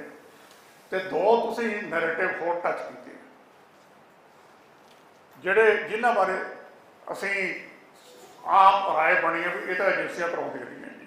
ਆਪਾਂ ਵੀ ਕਵਰ ਪਹਿਲੀ ਦੂਜੀ ਕਿਤਾਬ ਟੱਚ ਕੀਤੇ ਹੋਏ ਰਿਵਰਦਾਨ ਪਾਰਕ ਦੇ ਵਿੱਚ ਟਰਵਾ ਬਾਸਕਲੀ ਤੇ ਕਨਿਸ਼ਕ ਕਾਰਡ। ਅਸੀਂ ਲਗਾਤਾਰ ਇਹ ਲੈ ਕੇ ਚੱਲੇ ਹੋਏ ਹਾਂ ਕਿ ਇਹ ਤਾਂ ਏਜੰਸੀਆਂ ਦਾ ਕੰਮ ਸੀ। ਹੁਣ ਇਹ ਪਿੱਛੇ ਜੇ ਇੱਕ ਵੀਡੀਓ ਆਈ ਸੀ ਭਾਈ ਮੋਕਾ ਸਿੰਘ ਨੂੰ ਕੋਟ ਕਰਕੇ ਵੀ ਇਹਨਾਂ ਨੇ ਸ਼ੇਅਰ ਕੀਤਾ ਸੀ, ਤਲਵਿੰਦਰ ਸਿੰਘ ਹੋਰਾਂ ਦਾ, ਬਈ ਉਹਨਾਂ ਨੇ ਕਿਵੇਂ ਮੰਨਿਆ ਕਿ ਇਹ ਸਾਡੀ ਇੰਟੈਂਸ਼ਨ ਕਿਸੇ ਨੂੰ ਮਾਰਨ ਦੀ ਨਹੀਂ ਸੀਗੀ। ਜੇ ਜਹਾਜ਼ 1.5 ਘੰਟਾ ਲੇਟ ਨਾ ਹੁੰਦਾ ਤੇ ਬੰਬ ਮਿਡਏਅਰ ਨਹੀਂ ਸੀ ਫੜਨਾ, ਉਹ ਏਅਰਪੋਰਟ 'ਤੇ ਜਾ ਕੇ ਫੜਨਾ ਸੀ। ਸਾਨੂੰ ਮੰਨਣ ਦੇ ਵਿੱਚ ਕੀ ਸਮੱਸਿਆ ਹੈਗੀ? ਜਿੱਦਾਂ ਅਸੀਂ ਢਿੱਲਵਾਂ ਦਾ ਕਰ ਰਹੇ ਸੀਗੇ, ਮੈਂ ਤੇ ਬਾਈਆ ਸਾਹਿਬ ਗਏ ਸੀਗੇ, ਸੁਖਦੇਵ ਸਿੰਘ ਕੱਕੜ ਜਿਹੜੇ ਘੁੱਬ ਦਾ ਜੋਧਾ ਸੀਗਾ ਉਹਨੂੰ ਮਿਲ ਕੇ ਆਏ ਸੀਗੇ। ਵਾਪਸ ਆਏ ਤੇ ਭਾਈ ਮੋਕਾ ਸਿੰਘ ਨੂੰ ਅਸੀਂ ਫੋਨ ਕੀਤਾ ਹੋਇਆ ਸੀ, ਇਹ ਵੀ ਆ ਕੇ ਸਰਕਟ ਹਾਊਸ ਸੀ, ਗੱਲ ਕਰਦੇ ਸੀ। ਇਹ ਕਹਿੰਦੇ ਤੁਸੀਂ ਮਿਲਿਆ ਜਾ ਕੇ ਉਹਨੂੰ, ਕਹਿੰਦੇ ਤੁਸੀਂ ਕਿਵੇਂ ਪਹੁੰਚ ਗਏ। ਮੈਂ ਕਿਹਾ ਵੀ ਜਿਹੜੀ ਸੱਚਾਈ ਹੈ ਹੌਲੀ ਹੌਲੀ ਲੋਕਾਂ ਸਾਹਮਣੇ ਆਉਣੀ ਚਾਹੀਦੀ ਹੈ। ਸੋ ਕੁਝ ਸੱਚਾਈਆਂ ਉਹ ਤਸਲੀਮ ਕਰਕੇ, ਦੂਜੀ ਗੱਲ ਜਿਹੜੀ ਕਲੈਰਿਟੀ ਹੈ ਆਪਣੇ ਆਪ ਦੀ, ਸਿਰਫ ਆਪਣੇ ਆਪ ਦੀ ਨਹੀਂ, ਲੋਕਾਂ 'ਚ ਕਿਵੇਂ ਆਪਣੀ ਗੱਲ ਪਹੁੰਚਾਉਣੀ ਹੈ। ਅੱਜ ਕੱਲ੍ਹ ਦੇ ਜ਼ਮਾਨੇ 'ਚ ਹੁਣ ਤੱਕ ਰਿਕਾਰਡ 'ਤੇ ਸਾਨੂੰ ਅੰਗਰੇਜ਼ੀ ਦੇ ਵਿੱਚ ਬਹੁਤਾ ਕੁਛ ਨਹੀਂ ਮਿਲਦਾ। Thank you very much. ਬਹੁਤ ਬਹੁਤ ਧੰਨਵਾਦ ਸਰਦਾਰ ਜਗਤਾਰ ਸਿੰਘ ਉਹਨਾਂ ਨੇ, ਜਿਨ੍ਹਾਂ ਨੇ ਆਪਣੇ ਸਮੇਂ ਦੇ ਵਿੱਚ ਰਹਿ ਕੇ ਜਿਹੜੀ ਸਾਰੀ ਗੱਲਬਾਤ ਕੀਤੀ। ਇਸ ਤਰ੍ਹਾਂ ਦੀ ਜਿਹੜੀ ਹੈ ਸੰਵਾਦ ਚੱਲਣਾ ਚਾਹੀਦਾ, ਜਿਹੜੀ ਕੋਈ ਕੰਟਰਾਡਿਕਸ਼ਨਸ ਵੀ ਨੇ ਉਹ ਵੀ ਆਉਣੀਆਂ ਚਾਹੀਦੀਆਂ, ਪਰ ਕਈ ਨਿੱਜੀ ਜਿਹੜੀਆਂ ਹੈਗੀਆਂ ਨੇ ਉਹਦੇ ਵਿੱਚ ਐਡੇ ਵੱਡੇ ਇਕੱਠ ਦੇ ਵਿੱਚ ਨਹੀਂ ਆਉਂਦੀਆਂ। ਅਤੇ ਜਿਹੜੀ ਇੱਕ ਮੈਂ ਇੱਥੇ ਨੁਕਤਾ ਦੱਸਣਾ ਚਾਹੁੰਦਾ, ਸ਼ਾਇਦ ਮੈਂ ਸਹੀ ਨਾਮ ਹੀ ਹੋਵਾਂ, ਜਿਹੜੀਆਂ ਹਥਿਆਰਬੰਦ ਸੰਘਰਸ਼ ਦੀਆਂ ਕੁਝ ਬਰੀਕੀਆਂ ਹੁੰਦੀਆਂ ਅਤੇ ਜਿਹੜੀਆਂ ਉਹਦੀਆਂ ਲਿਮਿਟੇਸ਼ਨਸ ਹੁੰਦੀਆਂ ਨੇ, ਉਹ ਹਥਿਆਰਬੰਦ ਸੰਘਰਸ਼ ਲੜਨ ਵਾਲਾ ਬੰਦਾ ਹੀ ਸਮਝ ਸਕਦਾ, ਅਤੇ ਉਹੀ ਉਹਦਾ ਵਿਖਿਆਨ ਕਰ ਸਕਦਾ, ਅਤੇ ਉਹੀ ਅਧਿਕਾਰੀ ਹੁੰਦਾ। ਜਿਹੜਾ ਸਮੁੰਦਰ ਦੇ ਵਿੱਚ ਵੜਿਆ ਹੀ ਨਹੀਂ, ਉਹ ਬਾਹਰ ਬਹਿ ਕੇ ਉਹਦੀ ਵਿਆਖਿਆ ਦੇ ਵਿੱਚ ਜ਼ਰੂਰ ਉਹਦੇ ਵਿੱਚ ਕੋਈ ਵਾਧਾ ਘਾਟਾ ਹੁੰਦਾ। ਜਿਹੜਾ ਥੱਲੇ ਡੂੰਘੇ ਤੱਕ ਗਿਆ, ਉਹੀ ਮੋਤੀਆਂ ਸਿੱਪਾਂ ਦੇ ਬਾਰੇ ਦੱਸ ਸਕਦਾ ਹੁੰਦਾ। ਬਾਹਰ ਬਹਿ ਕੇ ਚਰਚਾ ਕਰਨੀ ਉਹ ਇੱਕ ਡਿਫਰੈਂਟ ਮੈਟਰ ਆ। ਮੈਂ ਵੀ ਬਾਹਰ ਬੈਠਾ, ਹੋਰ ਵੀ ਬੈਠੇ ਨੇ, ਜਿਹੜੇ ਵਿੱਚ ਧੁਰ ਤੱਕ ਕੋਲ ਦੇ ਵਿੱਚ ਸੀ। ਕੋਲ ਵਾਲੇ ਬੰਦੇ ਤਾਂ ਬਹੁਤ ਥੋੜ੍ਹੇ ਰਹਿ ਗਏ, ਬਹੁਤੇ ਸ਼ਹੀਦ ਹੋ ਗਏ, ਬਹੁਤ ਥੋੜ੍ਹੇ ਰਹਿ ਗਏ ਜਿਨ੍ਹਾਂ ਨੂੰ ਉਹ ਪਤਾ ਨੇ ਕੀ ਮੰਨਣਾ ਹੈ ਕੀ ਨਹੀਂ ਮੰਨਣਾ। ਇਹ ਇੱਕ ਆਜ਼ਾਦੀ ਸੰਘਰਸ਼ ਦੀਆਂ ਜਿਹੜੀਆਂ ਨੇ ਆਪਣੀਆਂ ਸਮਾਂਬੱਧ ਤਰੀਕਿਆਂ ਹੁੰਦਾ। ਸਰਕਾਰਾਂ ਨੇ ਵੀ ਬਹੁਤ ਕੁਛ ਰੱਖਿਆ ਹੁੰਦਾ ਵੀ ਆਹ ਕੁੱਲਾਂ ਅਸੀਂ 30 ਸਾਲ ਬਾਅਦ ਕੱਢਾਂਗੇ, 40 ਸਾਲ ਬਾਅਦ ਕੱਢਾਂਗੇ, 50 ਸਾਲ ਬਾਅਦ ਕੱਢਾਂਗੇ। ਸੋ ਜਦੋਂ ਜਿਸ ਗੱਲ ਦੀ ਲੜਾਈ ਸੀ ਉਹ ਪੂਰੀ ਹੋ ਜੂਗੀ, ਅਤੇ ਉਹ ਸਾਰੀਆਂ ਗੱਲਾਂ ਜਿਹੜੀਆਂ ਮੈਂ ਸਮਝਦਾ ਜਿੱਥੋਂ ਤੱਕ ਮੇਰੀ ਜਾਣਕਾਰੀ ਨੇ, ਉਹ ਸਾਰੇ ਬੈਠੇ ਉਹ ਇਸ ਗੱਲ ਦੇ ਵੀ ਤਸਲੀਮ ਵੀ ਕਰਦੇ ਨੇ। ਕੁਛ ਗੱਲਾਂ ਉਹਨਾਂ ਨੇ ਕਹਿ ਦਿੱਤੀਆਂ ਹੋਈਆਂ ਨੇ, ਜਿਹੜੀਆਂ ਉਹਨਾਂ ਤੋਂ ਬਾਅਦ ਜਾਂ ਸਥਾਪਤੀ ਹੋਣ ਤੋਂ ਬਾਅਦ ਜਿਹੜੀਆਂ ਉਹ ਸਾਹਮਣੇ ਉਜਾਗਰ ਹੋਣਗੀਆਂ। ਹਿੰਦੁਸਤਾਨ ਦੀ ਅੰਗਰੇਜ਼ਾਂ ਦੇ ਵਿਰੁੱਧ ਲੜਾਈ ਦੇ ਦਰਮਿਆਨ ਵੀ ਬਹੁਤ ਸਾਰੀਆਂ ਗੱਲਾਂ ਸੀ। ਜਾਂ ਸਾਡੀ 18ਵੀਂ ਸਦੀ ਦੇ ਵਿੱਚ ਵੀ ਤੱਤ ਖਾਲਸਾ, ਬਦਈ ਖਾਲਸਾ, ਬੰਦਾ ਬਰਾਗੀ ਜਾਂ ਉਹਨਾਂ ਦੇ ਬਨੋਦ ਸਿੰਘ ਤੇ ਉਹਦਾ ਰੌਲਾ ਪੈ ਗਿਆ ਸੀ, ਉਹ ਅਜੇ ਤੱਕ ਵੀ ਚੱਲੀ ਜਾਂਦੀਆਂ। ਅਤੇ ਸੰਤਾਂ ਨੂੰ ਕਾਂਗਰਸ ਦੇ ਕਹਿਣ ਵਾਲੇ, ਜਿਹੜੇ ਕਹਿਣ ਵਾਲੇ ਨੂੰ ਅੱਜ ਵੀ ਕਹਿ ਰਹੇ ਨੇ, ਉਹਨਾਂ ਨੇ ਗਾਂ ਵੀ ਕਹਿਣਾ। ਜਿਹੜੇ ਉਹਨਾਂ ਨੂੰ ਸ਼ਹੀਦ ਮੰਨਦੇ ਨੇ ਉਹ ਕੱਲ੍ਹ ਵੀ ਮੰਨਦੇ ਸੀ ਅਤੇ ਅੱਜ ਵੀ ਮੰਨਦੇ।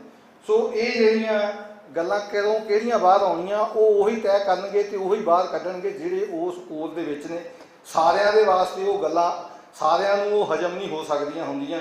ਸੋ ਹਾਜ਼ਮਾ ਮਜ਼ਬੂਤ ਵਾਲੇ ਹੀ ਉਹ ਜਿਹੜੀਆਂ ਗੱਲਾਂ ਨੇ ਸਾਹਮਣੇ ਰੱਖਣੀਆਂ, ਜਾਂ ਜਨਤਾ ਦੇ ਵਿੱਚ ਉਹ ਸਾਰੀਆਂ ਗੱਲਾਂ ਉਸ ਤਰ੍ਹਾਂ ਨਹੀਂ ਹੁੰਦੀਆਂ। ਹੁਣ ਮੈਂ ਬਹੁਤ ਹੀ ਸਤਿਕਾਰਯੋਗ ਸਰਦਾਰ ਗੁਰਦਰਸ਼ਨ ਸਿੰਘ ਢਿੱਲੋਂ ਉਹਨਾਂ ਨੂੰ ਬੇਨਤੀ ਕਰਾਂਗਾ ਕਿ ਉਹ ਆਪਣੇ ਸਮੇਂ ਦੇ ਵਿੱਚ ਜਿਹੜੀ ਆ ਉਹ ਗੱਲ ਰੱਖਣ ਦਾ ਯਤਨ ਕਰਨ। ਸਰਦਾਰ ਗੁਰਦਰਸ਼ਨ ਸਿੰਘ ਢਿੱਲੋਂ। ਵਾਹਿਗੁਰੂ ਜੀ ਕਾ ਖਾਲਸਾ, ਵਾਹਿਗੁਰੂ ਜੀ ਕੀ ਫਤਿਹ। ਮਾਫ ਕਰਨਾ, ਮੇਰੀ ਤਬੀਅਤ ਨਹੀਂ ਠੀਕ। ਜਿੰਨਾ ਇਹਨਾਂ ਨੇ ਟਾਈਮ ਦਿੱਤਾ ਉਸ ਤੋਂ ਘੱਟ ਟਾਈਮ 'ਚ ਮੈਂ ਆਪਣੀ ਗੱਲ ਖਤਮ ਕਰਨ ਦੀ ਕੋਸ਼ਿਸ਼ ਕਰੂੰਗਾ। ਸਤਿਕਾਰਯੋਗ ਰੰਧਾਵਾ ਸਾਹਿਬ, ਜਸਟਿਸ ਰੰਧਾਵਾ ਸਾਹਿਬ, ਹੋਰ ਬਹੁਤ ਵਿਦਵਾਨ ਮਿੱਤਰੋ, ਵਾਹਿਗੁਰੂ ਜੀ ਕਾ ਖਾਲਸਾ, ਵਾਹਿਗੁਰੂ ਜੀ ਕੀ ਫਤਿਹ। ਭਾਈ ਨਰੈਣ ਸਿੰਘ ਉਹਨਾਂ ਨੇ ਜਦੋਂ ਕਿਤਾਬ ਲਿਖੀ ਮੇਰੇ ਕੋਲ ਆ ਗਏ, ਮੈਨੂੰ ਕਹਿੰਦੇ ਇਹਦਾ ਕੋਈ ਮੁੱਖ ਬੰਦ ਜਾਂ ਕੁਛ ਲਿਖ ਦਿਓ ਇਹਦੇ ਬਾਰੇ। ਮੈਂ ਕਿਹਾ ਤੁਸੀਂ ਹੋਰ ਬੜੇ ਵਿਦਵਾਨ ਤੁਹਾਡੇ ਦੋਸਤ ਮਿੱਤਰ ਆ, ਉਹਨਾਂ ਕੋਲ ਜਾਓ। ਕਹਿੰਦੇ ਸਾਰੇ ਜਵਾਬ ਦੇ ਗਏ। ਮੈਂ ਕਿਹਾ ਕਿਉਂ ਜਵਾਬ ਦੇ ਗਏ? ਕਹਿਣ ਲੱਗੇ ਵੀ ਉਹ ਸਾਰੇ ਡਰਦੇ ਆ ਖਾਲਿਸਤਾਨ ਦੇ ਲਫ਼ਜ਼ ਤੋਂ। ਮੈਨੂੰ ਬੜਾ ਅਜੀਬ ਜਿਹਾ ਐਕਸਪੀਰੀਅੰਸ ਹੋਇਆ। ਮੈਂ ਕਿਹਾ ਸਿੱਖ ਤੇ ਖਾਲਿਸਤਾਨ ਤਾਂ ਸਿਨੋਨਿਮਸ ਨਾ ਸਮਝ, ਇੱਕੋ ਹੀ ਚੀਜ਼ ਹੈ। ਸਿੱਖ ਤੇ ਖਾਲਿਸਤਾਨ ਦੇ ਵਿੱਚ ਫਰਕ ਵੀ ਕੀ ਹੈ? ਤਾਂ ਮੈਂ ਕਿਹਾ ਚਲੋ ਮੈਂ ਜਿੰਨੀ ਮੇਰੀ ਸਮਰੱਥਾ ਹੈਗੀ ਹੈ ਐਜ਼ ਏ ਸਮਾਲ ਸਕਾਲਰ ਮੈਂ ਲਿਖਦਾ। ਦੇਖੋ, ਜਿਹੜੀ ਇਤਿਹਾਸ ਲਿਖਣਾ ਨਾ, ਉਹਦੀ ਜਿਹੜੀ ਹਿਸਟੋਰੀਓਗ੍ਰਾਫੀ ਆ, ਉਹਦੇ ਵਿੱਚ ਇੱਕ ਬੇਸਿਕ ਚੀਜ਼ ਦੱਸੀ ਜਾਂਦੀ ਆ ਵੀ ਤੁਸੀਂ ਕਿਸੇ ਪੁਆਇੰਟ ਆਫ ਵਿਊ ਨੂੰ ਜਾਂ ਤਾਂ ਐਸਟੈਬਲਿਸ਼ ਕਰ ਦਿਓ ਜਾਂ ਉਸ ਪੁਆਇੰਟ ਆਫ ਵਿਊ ਨੂੰ ਡਿਮੋਲਿਸ਼ ਕਰ ਦਿਓ। There is no compromise between the two. ਇਹ ਦੋਨੇ ਐਕਸਟ੍ਰੀਮ ਅਪੋਜ਼ਡ ਸਿਚੁਏਸ਼ਨਸ ਹੈਗੀ। ਕਿਸੇ ਇੱਕ ਪੁਆਇੰਟ ਆਫ ਵਿਊ ਨੂੰ ਤੁਸੀਂ ਚਾਹੇ ਉਸ ਨੂੰ ਰੀਐਸਟੈਬਲਿਸ਼ ਕਰ ਦਿਓ ਜਾਂ ਉਸ ਨੂੰ ਡਿਮੋਲਿਸ਼ ਕਰ ਦਿਓ। ਇਸ ਪੱਖੋਂ ਨਰੈਣ ਸਿੰਘ ਦੀ ਇਹ ਕਿਤਾਬ ਵੈਰੀ ਰਿਮਾਰਕੇਬਲ। ਇਹਨਾਂ ਨੇ ਐਫਰਟ ਕੀਤੀ ਆ, ਕੋਸ਼ਿਸ਼ ਕੀਤੀ ਆ ਕਿ ਖਾਲਿਸਤਾਨ ਦਾ ਜਿਹੜਾ ਪੁਆਇੰਟ ਆਫ ਵਿਊ ਆ ਉਸ ਨੂੰ ਰੀਐਸਟੈਬਲਿਸ਼ ਕੀਤਾ ਜਾਵੇ ਥਰੂ ਦੀਜ਼ ਲਾਈਨਸ, ਇਹ ਕਿਤਾਬ ਦੇ ਰਾਹੀਂ। ਹੁਣ ਖਾਲਿਸਤਾਨ ਦੀ ਸਮੱਸਿਆ ਕੀ ਹੈ? ਬਹੁਤ ਡਰਪੋਕ, ਮੈਂ ਵੀ ਉਹਨਾਂ ਚੋਂ ਇੱਕ ਹਾਂ, ਖਾਲਿਸਤਾਨ ਕਹਿਣ ਤੋਂ ਡਰਦੇ ਹੈ ਕਿਉਂਕਿ ਸਟੇਟ ਬੜੀ ਰਿਪਰੈਸਿਵ, ਉਹ ਹਿੰਦੂ ਸਟੇਟ ਹੈ, ਉਹ ਇੱਕ ਪੁਆਇੰਟ ਆਫ ਵਿਊ ਤੇ ਇਸ ਮੁਲਕ ਦੇ ਉੱਤੇ ਰਾਜ ਕਰ ਰਹੇ ਨੇ, ਔਰ ਉਹ ਉਹਨਾਂ ਨੇ ਸਾਰੇ ਜਿਹੜੀ ਚੀਜ਼ ਆ ਉਸ ਦੇ ਆਲੇ ਦੁਆਲੇ ਘੁਮਾ ਰਹੇ। They don't want to spare any person. ਜਿਹੜਾ ਖਾਲਿਸਤਾਨ ਦੀ ਗੱਲ ਕਰੇਗਾ ਉਸ ਨੂੰ ਕਿਸੇ ਵੀ ਕੀਮਤ ਦੇ ਉੱਤੇ ਸਪੇਅਰ ਨਹੀਂ ਕੀਤਾ ਜਾਂਦਾ, ਦਿਸ ਵੇ ਔਰ ਦੈਟ। ਮੈਂ ਦਾਤ ਦਿੰਦਾ, ਆ ਬੈਠੇ ਆ ਦਲ ਖਾਲਸਾ ਵਾਲੇ, ਮੈਂ ਤਾਂ ਇੰਨੀ ਗੱਲ ਕਹਿ ਨਹੀਂ ਸਕਦਾ, ਮੇਰੀ ਵੀਕਨੈਸ ਕਹਿ ਲਓ, ਮੇਰੀ ਕਮਜ਼ੋਰੀ ਕਹਿ ਲਓ, ਵਾਟ ਐਵਰ ਯੂ ਕੈਨ ਸੇ, ਪਰ ਮੈਂ ਜ਼ਰੂਰ ਸਿਰ ਝੁਕਾਉਣਾ ਜਿਹੜੇ ਲੋਕ ਖੁੱਲ੍ਹ ਕੇ ਓਪਨਲੀ ਇਮਾਨਦਾਰੀ ਨਾਲ ਖਾਲਿਸਤਾਨ ਦੀ ਗੱਲ ਕਰਦੇ। ਹੁਣ ਗੱਲ ਹੈ ਇੱਥੇ ਰਾਜ ਤੇ ਸਟੇਟ ਦੀ ਗੱਲ ਆ ਗਈ, ਰਾਜ ਤੇ ਸਟੇਟ ਦੀ ਗੱਲ ਕਹੀ ਜਾ ਰਹੀ, ਕਨਫਿਊਜ਼ ਕੀਤਾ ਜਾ ਰਿਹਾ ਕਿ we know maximum, the others do not know anything. Khalistan ਦੇ ਪੁਆਇੰਟ ਆਫ ਵਿਊ ਦੇ ਉੱਤੇ BBC ਨੇ ਕੁਝ ਸਾਲ ਪਹਿਲਾਂ ਇੱਕ ਸਰਵੇ ਕਰਾਇਆ ਕਿ 500 ਹਿਸਟੋਰੀਅਨਸ ਨੂੰ ਅਸਾਈਨ ਕੀਤੀ ਗਈ ਜੌਬ ਵੀ ਸਾਨੂੰ ਦੱਸੋ ਸਭ ਤੋਂ ਬੈਸਟ ਸਟੇਟ, ਸਭ ਤੋਂ ਬੈਸਟ ਰਾਜ ਕਿਸ ਦਾ ਸੀ ਹੁਣ ਤੱਕ ਸਿੰਸ ਦੀ ਸਿਵਲਾਈਜੇਸ਼ਨ। ਜਿਹੜੀ ਸਿਵਲਾਈਜੇਸ਼ਨ ਆ ਮਨੁੱਖਤਾ ਦੀ, ਉਹਦਾ 3000 ਸਾਲ ਦਾ ਇਤਿਹਾਸ ਆ ਜਿਹੜਾ ਸਾਨੂੰ ਥੋੜ੍ਹਾ ਬਹੁਤਾ ਪਤਾ ਹੈ। ਤਾਂ 3000 ਸਾਲ ਦੇ ਇਤਿਹਾਸ ਨੂੰ ਕੋਖਣਾ ਕਿਸੇ ਇੱਕ ਇੰਡੀਵਿਜੂਅਲ ਇਤਿਹਾਸਕਾਰ ਦੇ ਸਕੋਪ 'ਚ ਨਹੀਂ ਸੀ, ਕਿਸੇ ਗਰੁੱਪ ਦੇ, ਕਿਸੇ ਇੱਕ ਯੂਨੀਵਰਸਿਟੀ ਦੇ ਡਿਪਾਰਟਮੈਂਟ ਜਾਂ ਯੂਨੀਵਰਸਿਟੀ ਦੇ ਸਕੋਪ 'ਚ ਨਹੀਂ ਸੀ। 550 ਇਤਿਹਾਸਕਾਰ ਅਪਾਇੰਟ ਕੀਤੇ, best of the available historians in the world. Unfortunately ਉਹਦੇ 'ਚ ਕੋਈ ਸਿੱਖ ਇਤਿਹਾਸਕਾਰ ਨਹੀਂ ਸੀ, ਕੋਈ ਸਿੱਖ ਇਤਿਹਾਸਕਾਰ up to the modern Times. ਔਰ ਉਹਨਾਂ ਨੇ ਰਿਮਾਰਕੇਬਲ ਇੱਕ ਐਸਟੈਬਲਿਸ਼ ਕਰ ਦਿੱਤਾ ਕਿ ਬੈਸਟ ਜਿਹੜੀ ਸਟੇਟ ਸੀ, ਬੈਸਟ ਜਿਹੜਾ ਰਾਜ ਸੀ, ਉਹ ਸਿੱਖਾਂ ਦਾ ਸੀ, ਮਹਾਰਾਜਾ ਰਣਜੀਤ ਸਿੰਘ। ਸਿੱਖ ਰਾਜ ਸੀ, ਨਾਟ ਮਹਾਰਾਜਾ ਰਣਜੀਤ ਸਿੰਘ ਦਾ, ਸਿੱਖ ਰਾਜ ਸੀ। ਅਨਫੋਰਚੂਨੇਟਲੀ ਜਿਹੜੇ ਸੋ ਕਾਲਡ ਜਰਨਲਿਸਟ ਹੈ ਨਾ, ਉਹ ਡੈਪਥ 'ਚ ਨਹੀਂ ਜਾਂਦੇ, ਉਹਨਾਂ ਨੂੰ ਸੁਪਰਫਿਸ਼ੀਅਲ ਗੱਲ ਹੁੰਦੀ। ਅੱਜ ਆਈ ਖਬਰ ਉਹਨੇ ਲਾਤੀ। You have to go to deep to understand what Shri Akal Takht Sahib was or what Akal Takht is. उन्होंने भाई साहब ने कहा विकास सिंह मेरे 3 आर्टिकल है श्री अकाल तख्त साहब के, ਹੁਣ ਜੇ ਤੁਸੀਂ ਕੋਈ ਕਿਤਾਬ ਹੀ ਨਹੀਂ ਪੜ੍ਹਨੀ ਤਾਂ ਮੇਰਾ ਕੀ ਕਸੂਰ। तो ये एस्टेब्लिश कर ਦਿੱਤਾ BBC ने, I am not saying that मैं कोई गल की, BBC ने एस्टेब्लिश करता कि दुनिया ਦੇ ਵਿੱਚ ਸਭ ਤੋਂ ਬਿਹਤਰੀਨ ਰਾਜ, ਬਿਹਤਰੀਨ ਸਟੇਟ ਸਿੱਖਾਂ ਦੇ ਸੀ, ਸਿੱਖਾਂ ਕੋਲੋਂ ਸੰਕਲਪ ਹੈ। तो ਉਸ ਦੇ ਵਿੱਚ ਕਿੰਨੀਆਂ ਵੋਟਾਂ ਮਹਾਰਾਜਾ ਰਣਜੀਤ ਸਿੰਘ ਦੇ ਸਿੱਖ ਰਾਜ ਨੂੰ ਪਈਆਂ? 29%।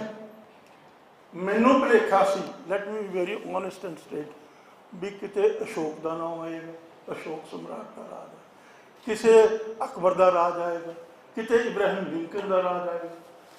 ਉਹਨਾਂ ਦਾ ਨਾਮੋ ਨਿਸ਼ਾਨ ਹੀ ਨਹੀਂ ਉਸ ਗੱਲ ਦੇ ਵਿੱਚ।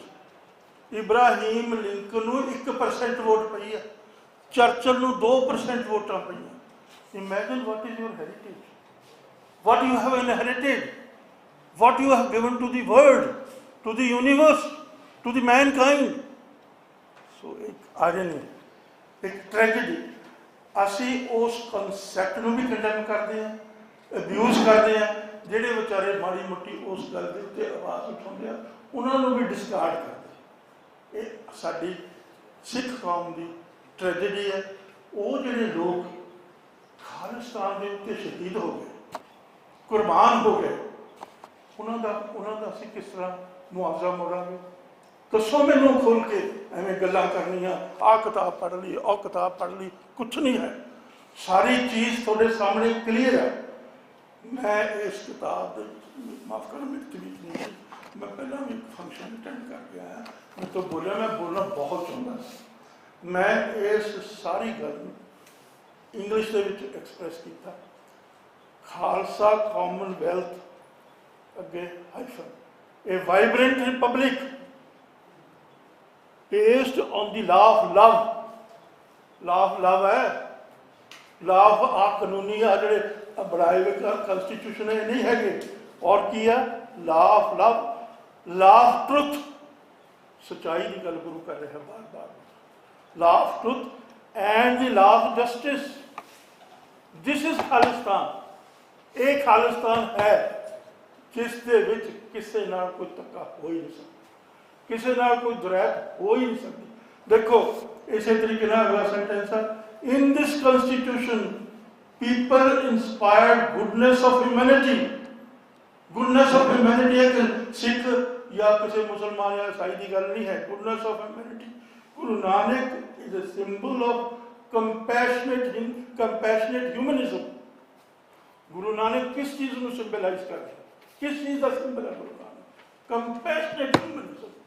ऐसा ह्यूमनिज्म ਜਿਹੜਾ ਦੁਨੀਆ ਦੇ ਤਖਤੇ ਦੇ ਉੱਤੇ ਨਾ ਕਦੇ ਦਿਖਿਆ, ਨਾ ਕਦੇ ਆਇਆ, ਆਉਂਦਾ ਵੀ ਨਜ਼ਰ ਨਹੀਂ ਆ ਰਿਹਾ। ਜੇ ਤੁਸੀਂ ਖਾਲਿਸਤਾਨ ਨਹੀਂ ਬਣਾਓ, ਜੇ ਤੁਸੀਂ ਖਾਲਿਸਤਾਨ ਨਹੀਂ ਬਣਾਓ, ਤਾਂ ਇਸ ਕਿਸਮ ਦੀਆਂ ਬੇਬੁਨਿਆਦ ਕਿ ਜਿਹਦਾ ਕੋਈ ਆਧਾਰ ਨਹੀਂ, ਜਿਹਦੀ ਕੋਈ ਬੈਕਗਰਾਉਂਡ ਨਹੀਂ, ਉਸ ਗੱਲ ਨੂੰ ਕਹਿ ਕੇ ਕਰੀ ਲਓ that is your liberty of expression, ਔਰ it suits the Indian state, it suits the Indian state. This man Sidhu जिसनू नारायण सिंह ने कंट्राडिक्ट किया, he is a stooge of the government। whatever the government wanted, he produced the document। government ਨੂੰ खुश किया, पर बड़ी खुशी की गल नारायण सिंह ने गवर्नमेंट ਨੂੰ खुश नहीं किया। उन्हें सिखा दियां भावनावां, सिखा दियां एस्पिरेशंस ਨੂੰ एक्सप्रेस किया by condemning by condemning this man।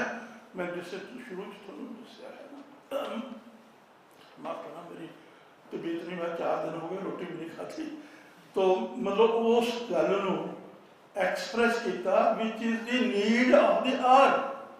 अज जरूरत है उस गल की, सानू लोड़ है उस गल की, असी उस गल तो बगैर सर्वाइव नहीं कर सकते। साडी जिहड़ी हेरीटेज है सुनो रिलेटेड ਜਿਹੜੀ ਹੈ ਜਿਹਦਾ ਕੋਈ ਵੀ ਗਵਾਹ ਜਾਂਦਾ ਨਹੀਂ ਹੈ, ਉਹ ਤੱਥਾਂ ਦੇ ਨਾਲ ਮਿਲਣਾ ਜੁਲਣਾ ਹੈ। ਇੱਕ ਇਤਿਹਾਸਕਾਰੀ ਜਿਉਂਦੇ ਸਮੇਂ ਦੀ ਹੈ, ਜਿਹਦੇ ਸਾਹਮਣੇ ਬੰਦੇ ਬੈਠੇ ਨੇ, ਉਹ ਦੋਨਾਂ 'ਚ ਫਰਕ ਹੁੰਦਾ ਹੈ। ਤੀਸਰਾ, ਜਿੱਦਾਂ ਭਾਈ ਜਸਪਾਲ ਸਿੰਘ ਹੁਣੀ ਬੈਠੇ ਨੇ, ਉਹਨਾਂ ਨੇ ਕਿਤਾਬ ਲਿਖੀ ਹੈ, ਸਰਦਾਰ ਜਗਤਾਰ ਸਿੰਘ ਜੀ ਬੈਠੇ ਨੇ, ਠੀਕ, ਉਹ ਹੁੰਦੀ ਹੈ ਪੜਚੋਲ ਜਾਂ ਖੋਜ ਦੀ, ਜਾਂ ਜਸਟਿਸ ਸਾਹਿਬ ਬੈਠੇ ਨੇ, ਇਹਨਾਂ ਨੇ ਕੋ 700 ਸਫ਼ੇ ਦੇ ਵਿੱਚ ਵੱਡੀ ਰਿਪੋਰਟ ਲਿਖੀ ਬੇਅਦਬੀ ਦੇ ਉੱਤੇ। ਤਾਂ ਇੱਕ ਇਹ ਹੁੰਦਾ ਤੀਜਾ ਭਾਗ। ਚੌਥੀ ਜਿਹੜੀ ਅਸੀਂ ਸਾਰੇ ਸਭ ਤੋਂ ਜ਼ਿਆਦਾ ਕਰਦੇ ਹਾਂ, ਜਿਹਨੂੰ ਅਸੀਂ ਸ਼ਬਦ ਵਰਤਦੇ ਹਾਂ ਬਿਰਤਾਂਤ, ਕਿ ਕਿਸੇ ਚੱਲਦੇ ਹੋਏ ਮਸਲੇ ਦੇ ਉਹਦੇ 'ਚ ਹਾਮੀ ਹੋ ਜਾਣਾ, ਉਹਦੇ 'ਚ ਵਿਰੋਧੀ ਹੋ ਜਾਣਾ। ਅਤੇ ਚਾਰੇ ਪੰਜੇ ਪੜਾਅ ਰਲਾਉਣੇ ਨਹੀਂ ਚਾਹੀਦੇ। ਇਸ ਤੋਂ ਪੰਜਵਾਂ ਹੁੰਦਾ ਜਿਹੜਾ ਸਾਡੇ ਕੋਲ ਇੱਕ ਸੁੱਖ ਨਾਲ ਬੈਠੇ ਨੇ, ਇਹ ਭਾਈ ਮੋਹਕਮ ਸਿੰਘ ਹੋਣੇ, ਕਿਸੇ ਥਾਵਾਂ ਦੀ ਰੌ ਰੀਤ ਮਰਜ਼ਾਦਾ ਦਾ ਜਿਹੜੀ ਵਿਰਸੇ ਦੀ ਜਿਉਂਦੇ ਰੂਪ 'ਚ ਅਗਵਾਈ ਹੁੰਦੀ ਹੈ। ਤਾਂ ਪੰਜਾਂ ਨੁਕਤਿਆਂ ਨੂੰ ਇਕੱਠਿਆਂ ਵੀ ਕੋਈ ਬੰਦਾ ਵਿਚਾਰ ਸਕਦਾ ਹੈ, ਪਰ ਇਹਨਾਂ ਦੀ ਵੱਖਰਤਾ ਦਾ ਖਿਆਲ ਹੋਣਾ ਚਾਹੀਦਾ ਹੈ ਕਿਸੇ ਵੀ ਕਿਤਾਬ ਦੇ ਉੱਤੇ, ਕਿਸੇ ਵੀ ਮਸਲੇ ਦੇ ਉੱਤੇ ਗੱਲ ਕਰਨ ਲਈ। ਇਹ ਮੇਰੀ ਗੱਲ ਦੀ ਭੂਮਿਕਾ ਹੈ। ਅਗਲਾ ਕਿਤਾਬ ਦੇ ਬਾਰੇ 'ਚ, ਜਿੱਦਾਂ ਜਗਤਾਰ ਸਿੰਘ ਭਾਈ ਹੋਣਾ ਨੇ ਕਿਹਾ ਹੈ ਕਿ ਇਹ ਕਿਤਾਬ ਇਸ ਰੂਪ 'ਚ ਲਿਖ ਦਿੱਤੀ ਕਿ ਬੰਦਾ ਉਹ ਕਿਤਾਬ ਨੂੰ ਪੜ੍ਹੇ ਤੋਂ ਬਿਨਾਂ ਇਹ ਕਿਤਾਬ ਨੂੰ ਪੜ੍ਹ ਨਹੀਂ ਸਕਦਾ। ਇਹ ਉਹਨਾਂ ਨੇ 22-23 ਪਾਠਾਂ ਦੀ ਕਿਤਾਬ ਲਿਖੀ ਹੈ। ਜਿਹੜੀ ਕਿਤਾਬ ਦਾ ਜਵਾਬ ਦਿੱਤਾ ਉਹ 14 ਪਾਠਾਂ ਦੀ ਹੈ। ਉਹਦੇ ਜੋ 4 ਪਾਠ ਇਹਨਾਂ ਨੇ ਵੱਖਰੇ ਲਿਖੇ ਨੇ, 2 ਨਈਅਰ ਬਾਰੇ 'ਚ, ਇੱਕ ਖਾਲਸਤਾਨ ਬਾਰੇ 'ਚ, ਇੱਕ ਸੰਤਾਂ ਦੇ ਬਾਰੇ 'ਚ। ਉਹ ਸ਼ਾਇਦ ਜਿਹੜੀ ਕਿਤਾਬ ਪਹਿਲਾਂ ਸੀ ਉਹਦੀ ਲੋੜ ਤੋਂ ਲਿਖੇ ਹੋਏ ਨੇ।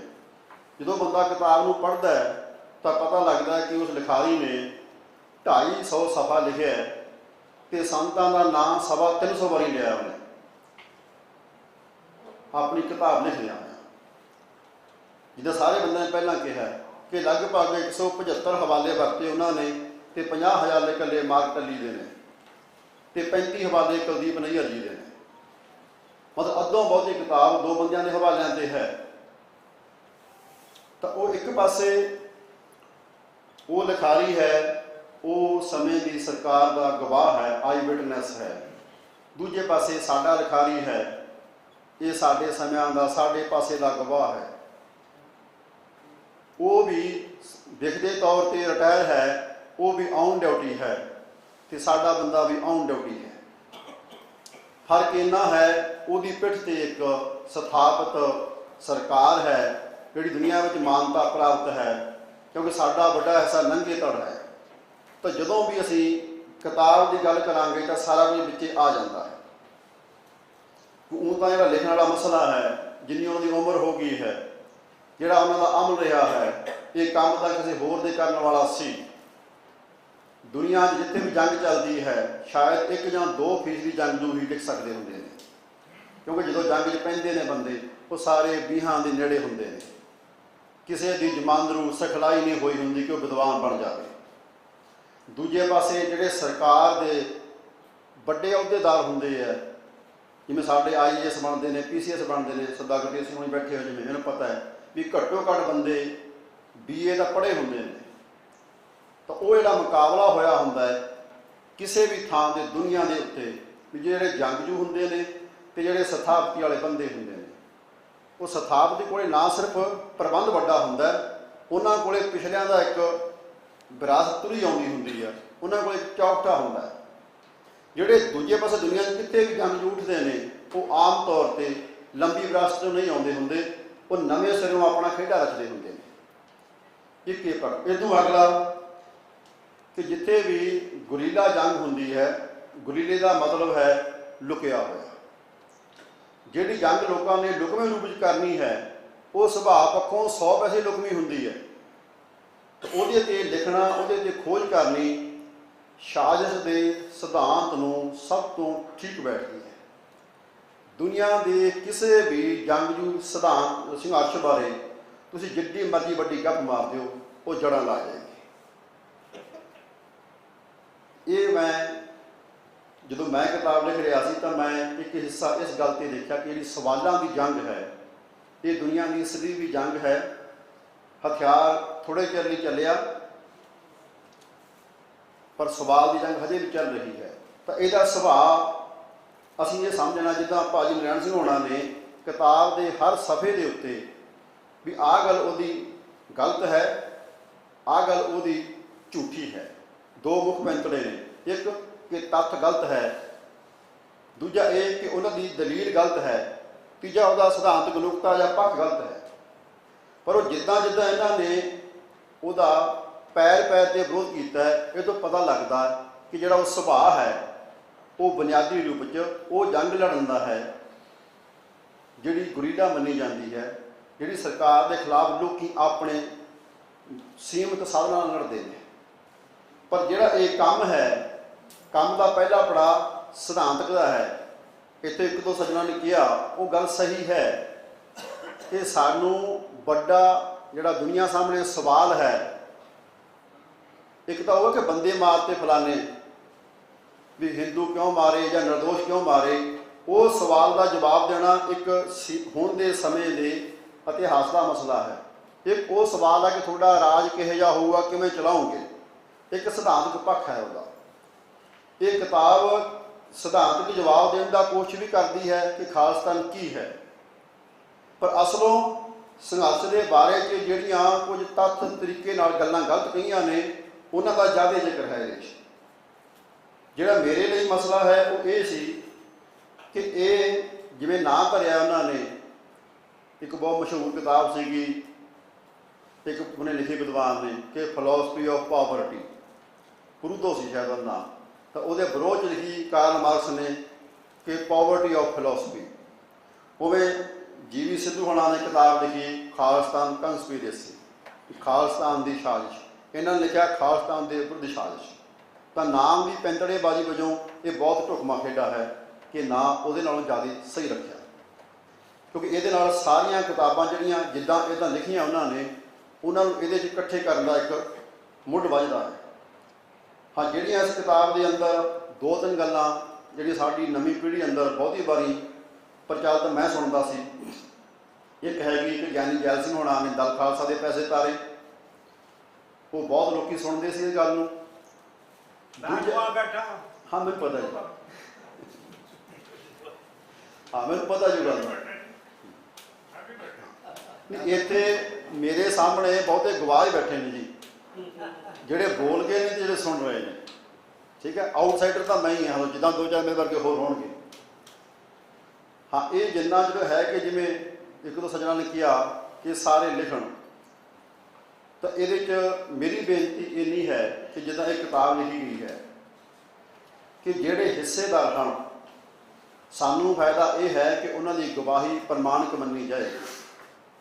ਪਰ ਇਹ ਜੱਜ ਸਾਹਿਬ ਸਾਡੇ ਕੋਲ ਬੈਠੇ ਨੇ, ਇਹ ਦੱਸ ਸਕਦੇ ਚੱਲਦੇ ਕਿ ਜੇ ਮੁਕੱਦਮੇ ਅੰਦਰ ਜੱਜ ਦਾ ਨਾਂ ਹੋਵੇ ਤਾਂ ਉਹ ਫੈਸਲਾ ਨਹੀਂ ਦੇ ਸਕਦਾ।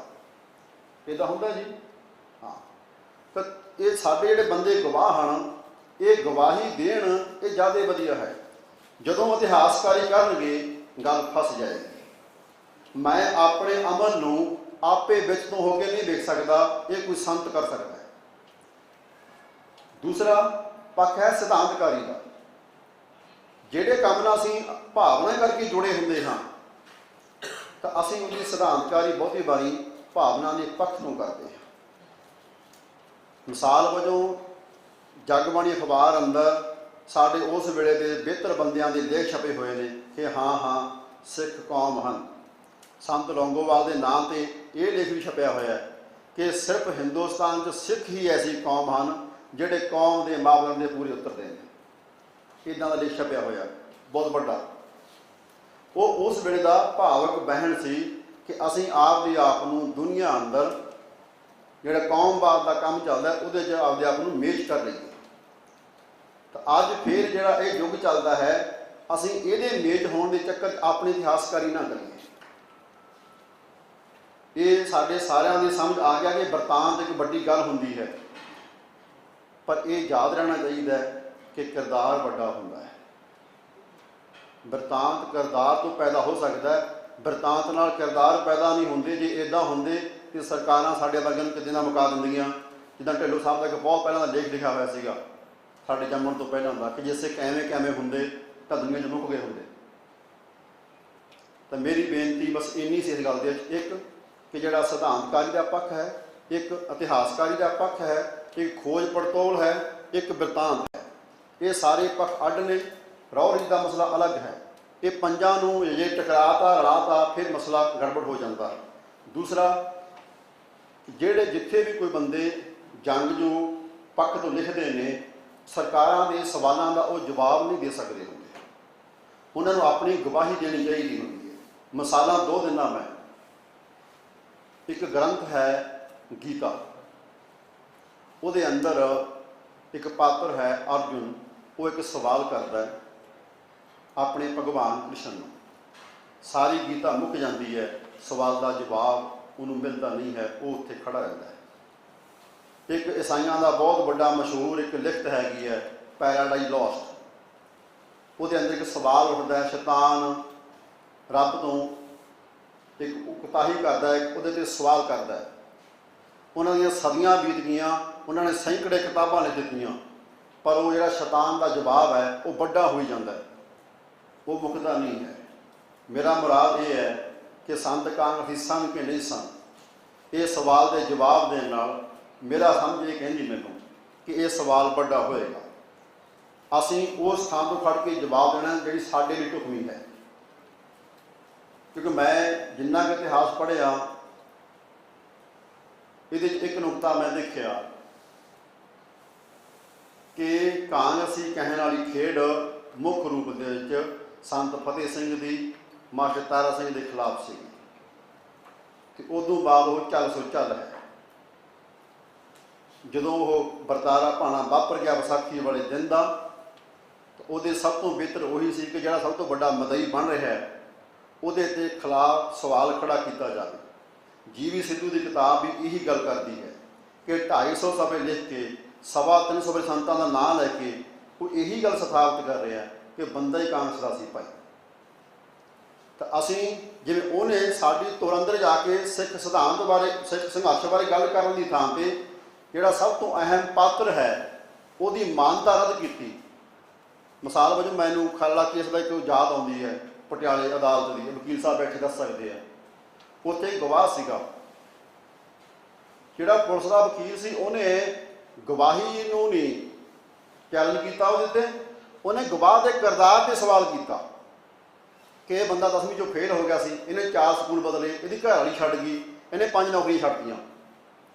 ਇਨਫੋਰਮੇਸ਼ਨ ਹੋਵੇ ਜ਼ਰੂਰ, ਕਿਉਂਕਿ ਜਿਹੜੀ ਗੱਲ ਭਾਜੀ ਜਸਪਾਲ ਨੇ ਵੀ ਕਹੀ ਵੀ ਕਈ ਗੱਲਾਂ ਹਥਿਆਰਬੰਦ ਮੂਵਮੈਂਟ ਦੇ ਵਿੱਚ ਐਸੀਆਂ ਨੇ ਜਿਹੜੀਆਂ ਸਮੇਂ ਦੇ ਮੁਤਾਬਿਕ ਜੇ ਅੱਜ ਜੇ ਉਹਨਾਂ ਨੂੰ ਉਜਾਗਰ ਕਰ ਦਿਓ ਜਾਂ ਅੱਜ ਰੱਖ ਦਿਓ ਤਾਂ ਕਈ ਵਾਰੀ ਕੌਮ ਇਕੱਠੇ ਹੋਣ ਦੀ ਬਜਾਏ ਹੋਰ ਜ਼ਿਆਦਾ ਖਿਲਾਰੇ ਦੇ ਵਿੱਚ ਵੀ ਚੱਲ ਜਾਂਦੀ ਜਾਂ ਹੋਰ ਇੱਕ ਮਸਲੇ ਦੇ ਵਿੱਚ ਉਲਝ ਜਾਂਦੀ ਆ। ਸੋ ਇੱਕ ਐਕਟਿਵਿਸਟ ਜਿਹੜਾ ਹੁੰਦਾ ਹੈ, ਜਿਹੜਾ ਉਹ ਇਸ ਚੀਜ਼ ਦੀ ਬੜੀ ਨਜ਼ਰ ਰੱਖ ਰਿਹਾ ਹੁੰਦਾ ਹੈ। ਖਾਸ ਤੌਰ 'ਤੇ ਮੈਂ ਸਟੇਜ 'ਤੇ ਬੈਠੇ ਬੰਦਿਆਂ ਨੂੰ ਕਹਾਂ ਕਿ ਉਹਨਾਂ ਦਾ ਜਿਹੜਾ ਇੰਟਲੈਕਚੁਅਲ ਪੱਧਰ ਦੇ ਲੋਕ ਨੇ ਉਹ ਕੀ ਕਹਿ ਰਹੇ, ਔਰ ਇੰਟਲੈਕਚੁਅਲ ਬੰਦੇ ਦਾ ਇਹ ਫਰਜ਼ ਹੁੰਦਾ ਆ ਕਿ ਕੌਮ ਦੇ ਵਿੱਚ ਪਈ ਦੁਬਿਧਾ ਨੂੰ ਦੂਰ ਕਰਕੇ ਦੁੱਧ ਦਾ ਦੁੱਧ ਪਾਣੀ ਦਾ ਪਾਣੀ ਕਰਕੇ ਐਕਟਿਵਿਸਟ ਨੂੰ ਇੱਕ ਖੁਰਾਕ ਦੇਣੀ ਵੀ ਇੱਥੇ ਕੰਮ ਕਰ। ਪਰ ਸਾਡੀ ਇਹ ਤਰਾਸਦੀ ਇਹ ਬਣ ਜਾਂਦੀ ਆ ਕਈ ਵਾਰੀ ਜਿਹੜੇ ਨੌਜਵਾਨ ਉਹਨਾਂ ਨੂੰ ਪਤਾ ਹੋਊਗਾ ਉਹ ਇੰਟਲੈਕਚੁਅਲਸ ਨੂੰ ਸਿਖਾਉਂਦਿਆਂ ਨੂੰ ਕਈ ਵਾਰੀ ਸੁਣ ਕੇ ਕਨਫਿਊਜ਼ ਹੋ ਜਾਂਦੇ ਕਿ ਹੁਣ ਸੱਚ ਕਿਹਨੂੰ ਮੰਨੀ, ਕਿਉਂਕਿ ਇੰਟਲੈਕਚੁਅਲ ਕੋਲ ਸ਼ਬਦਾਂ ਦੀ ਜਾਦੂਗਰੀ ਹੁੰਦੀ। ਜਦੋਂ ਐਕਟਿਵਿਸਟ ਉਹਨੂੰ ਸੁਣਦਾ ਹੈ ਨਾ ਤੇ ਉਹਨੂੰ ਉਹ ਪ੍ਰਭਾਵਿਤ ਕਰਦਾ, ਕਿਉਂਕਿ ਜਦ ਸ਼ਬਦ ਹੈ ਹੀ ਜਾਦੂ। ਐਵੇਂ ਤਾਂ ਨਹੀਂ ਸਾਨੂੰ ਸ਼ਬਦ ਦੇ ਲੜ ਦਿਲਾਇਆ ਗੁਰੂ ਮਹਾਰਾਜ ਨੇ, ਸ਼ਬਦ ਬੜੇ ਤਗੜੇ ਪ੍ਰਭਾਵ ਛੱਡਦੇ ਨੇ। ਤੇ ਉਹ ਸ਼ਬਦਾਂ ਦੇ ਨਾਲ ਜਦੋਂ ਸਾਡੇ ਇੰਟਲੈਕਚੁਅਲ ਬੋਲਦੇ ਨੇ ਤੇ ਉਹਨਾਂ ਦੀਆਂ ਗੱਲਾਂ 'ਚ ਇੰਨੀ ਦਲੀਲ ਹੁੰਦੀ ਹੈ ਕਿ ਇੱਕ ਐਕਟਿਵਿਸਟ ਉਹਦਾ ਪ੍ਰਭਾਵ ਕਬੂਲਦਾ ਹੈ। ਤੇ ਇੱਕ ਐਕਟਿਵਿਸਟ ਦੀ ਖੁਰਾਕ ਹੁੰਦੇ ਨੇ ਤੁਹਾਡੇ ਸ਼ਬਦ। ਤੇ ਮੈਂ ਬੇਨਤੀ ਕਰਾਂਗਾ ਕਿ ਸਾਡੇ ਜਿੰਨੇ ਵੀ ਇਸ ਪੱਧਰ ਦੇ ਵਿਦਵਾਨ ਸੱਜਣ ਨੇ, ਹਾਲਾਂਕਿ ਬਹੁਤ ਸਾਰੇ ਸਪਸ਼ਟ ਵੀ ਨੇ, ਪਰ ਜ਼ਿਆਦਾ ਮੈਂ ਸਿਰਫ ਤੁਹਾਨੂੰ ਇਹ ਬੇਨਤੀ ਕਰਾਂਗਾ ਕਿ ਉਹੀ ਗੱਲਾਂ ਆਪਣੇ ਐਕਟਿਵਿਸਟ ਸਾਡੇ ਲੋਕਾਂ ਦੇ ਸਾਹਮਣੇ ਰੱਖੀਆਂ ਜਾਣ ਨੌਜਵਾਨੀ ਦੇ, ਜਿਹਦੇ ਨਾਲ ਦੁਬਿਧਾ ਘੱਟ ਹੋਵੇ ਤੇ ਸਾਡੀ ਮੰਜ਼ਿਲ ਵੱਲ ਜਿਹੜੀ ਸੇਧ ਆ ਉਹ ਠੀਕ ਹੋਵੇ।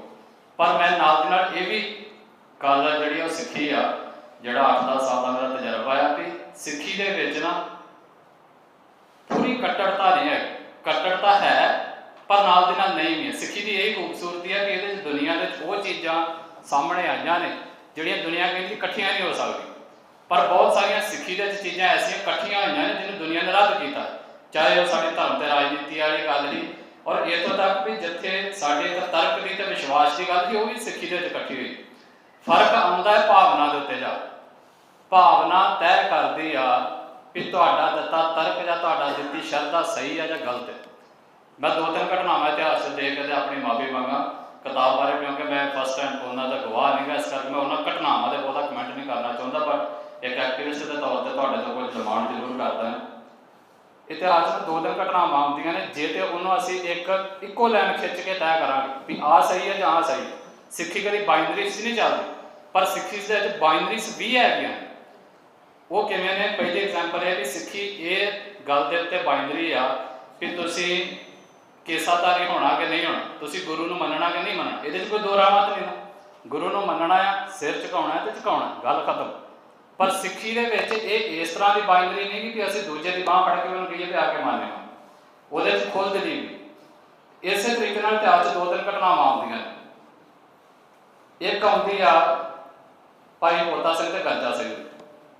ਹੁਣ ਉੱਥੇ ਕੀ ਹੋਇਆ, ਸਮੇਂ ਤੇ ਲਲਕਾਰ ਵੱਜੀ, ਝਾੜੀਆਂ 'ਚ ਉੱਠੇ, ਸਮੇਂ ਦੇ ਉੱਤੇ ਲੜੇ, ਸ਼ਹਾਦਤ ਪ੍ਰਾਪਤ ਕਰ ਗਏ।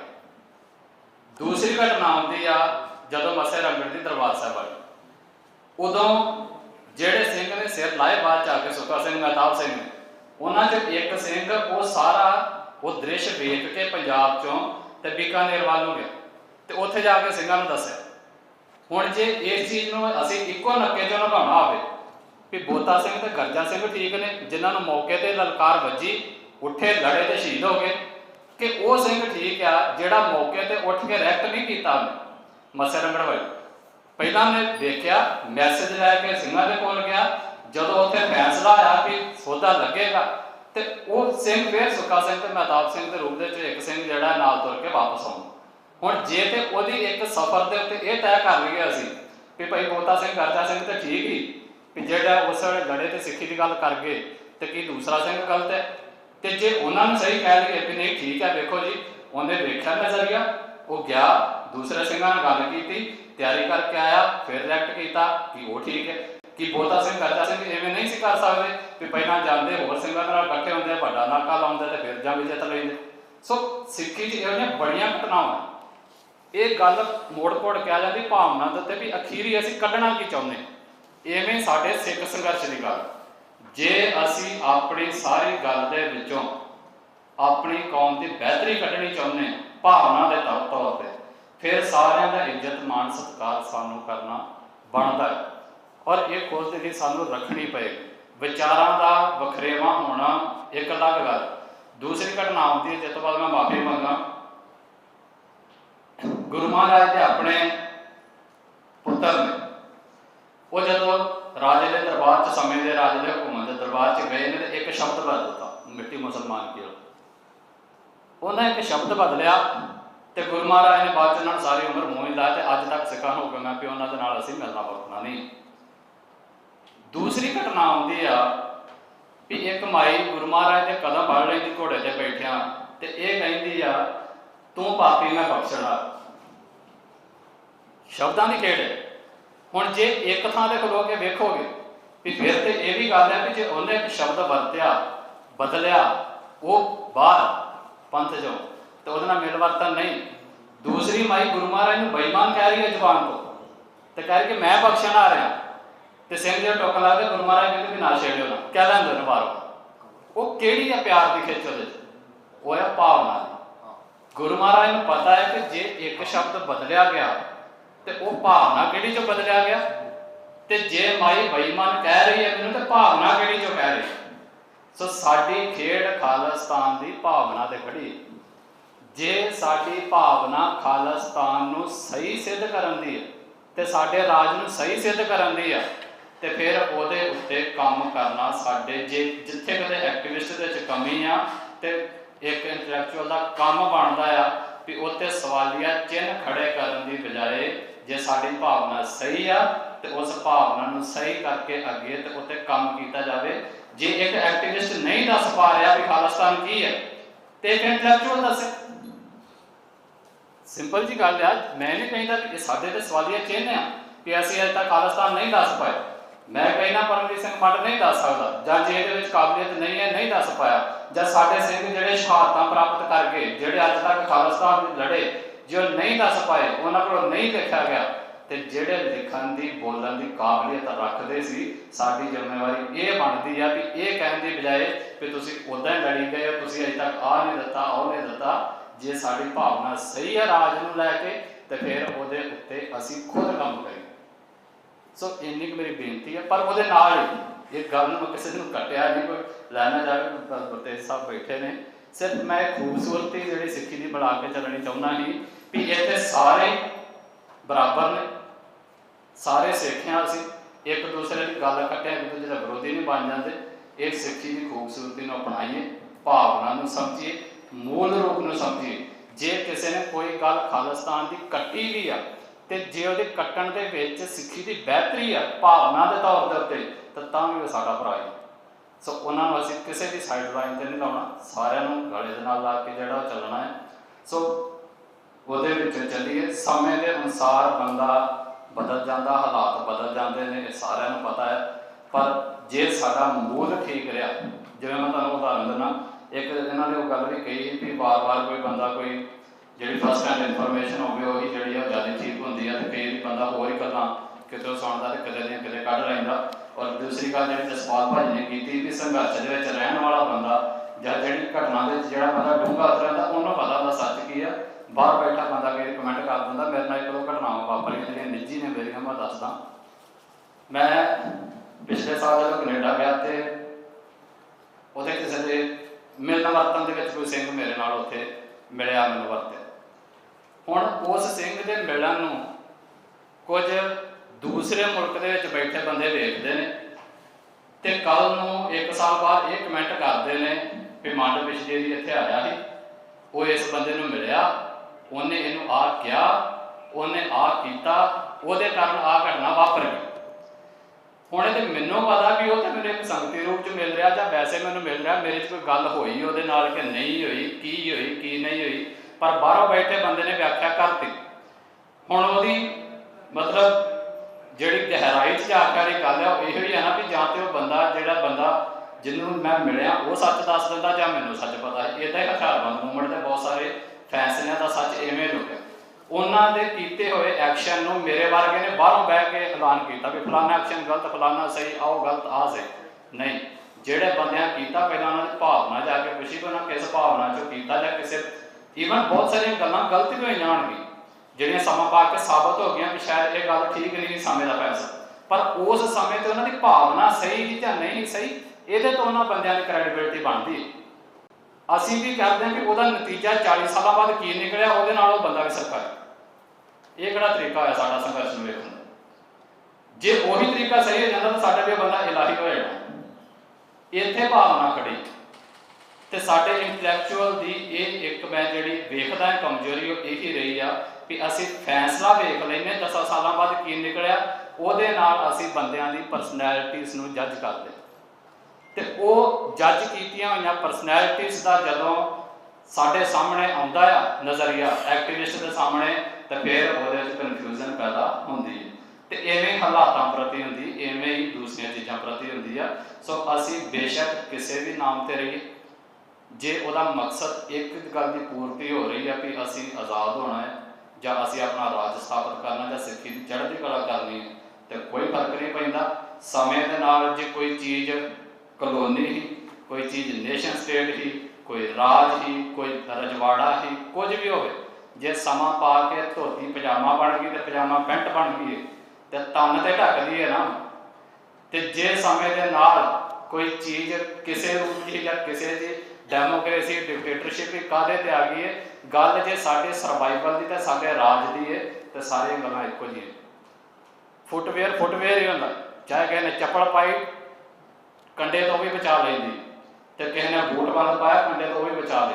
ਸੋ ਸਮਾਂ ਪਾ ਕੇ ਰੂਪ ਜਿਹੜਾ ਮਰਜ਼ੀ ਬਦਲਦਾ ਰਹੇ, ਸਾਡੇ ਲਈ ਸਿੱਖ ਰਾਜ ਦੀ ਭਾਵਨਾ ਵੀ ਉਹੀ, ਸਾਡੇ ਲਈ ਸਰਕਾਰੇ ਖਾਲਸਾ ਦੀ ਭਾਵਨਾ ਵੀ ਉਹੀ ਹੈ ਤੇ ਸਾਡੇ ਲਈ ਖਾਲਿਸਤਾਨ ਦੀ ਭਾਵਨਾ ਵੀ ਉਹੀ। ਵਾਹਿਗੁਰੂ ਜੀ ਕਾ ਖਾਲਸਾ, ਵਾਹਿਗੁਰੂ ਜੀ ਕੀ ਫਤਿਹ। ਇਹ ਗੱਲ ਦੇ ਗਵਾਹ ਹੋਣਗੇ। ਉਸ ਤੋਂ ਪਹਿਲਾਂ ਵੀ ਕਰੀਬ 2 ਮਹੀਨੇ ਪਹਿਲਾਂ ਉਹ ਰਾਤ ਨੂੰ ਉਸੇ ਥਾਂ ਦੇ ਉੱਤੇ ਜਾ ਕੇ ਰਹਿੰਦੇ ਤੇ ਉਹ ਕਹਾਣੀ ਦੇ ਭਾਈ ਕਮਰ ਸਿੰਘ ਧਾਮੀ ਵੀ ਗਵਾਹ ਨੇ ਕਿ ਨਾਨਕ ਨਿਵਾਸ ਛੱਡਣ ਦੀ ਲੋੜ ਕਿਉਂ ਪਈ ਤੇ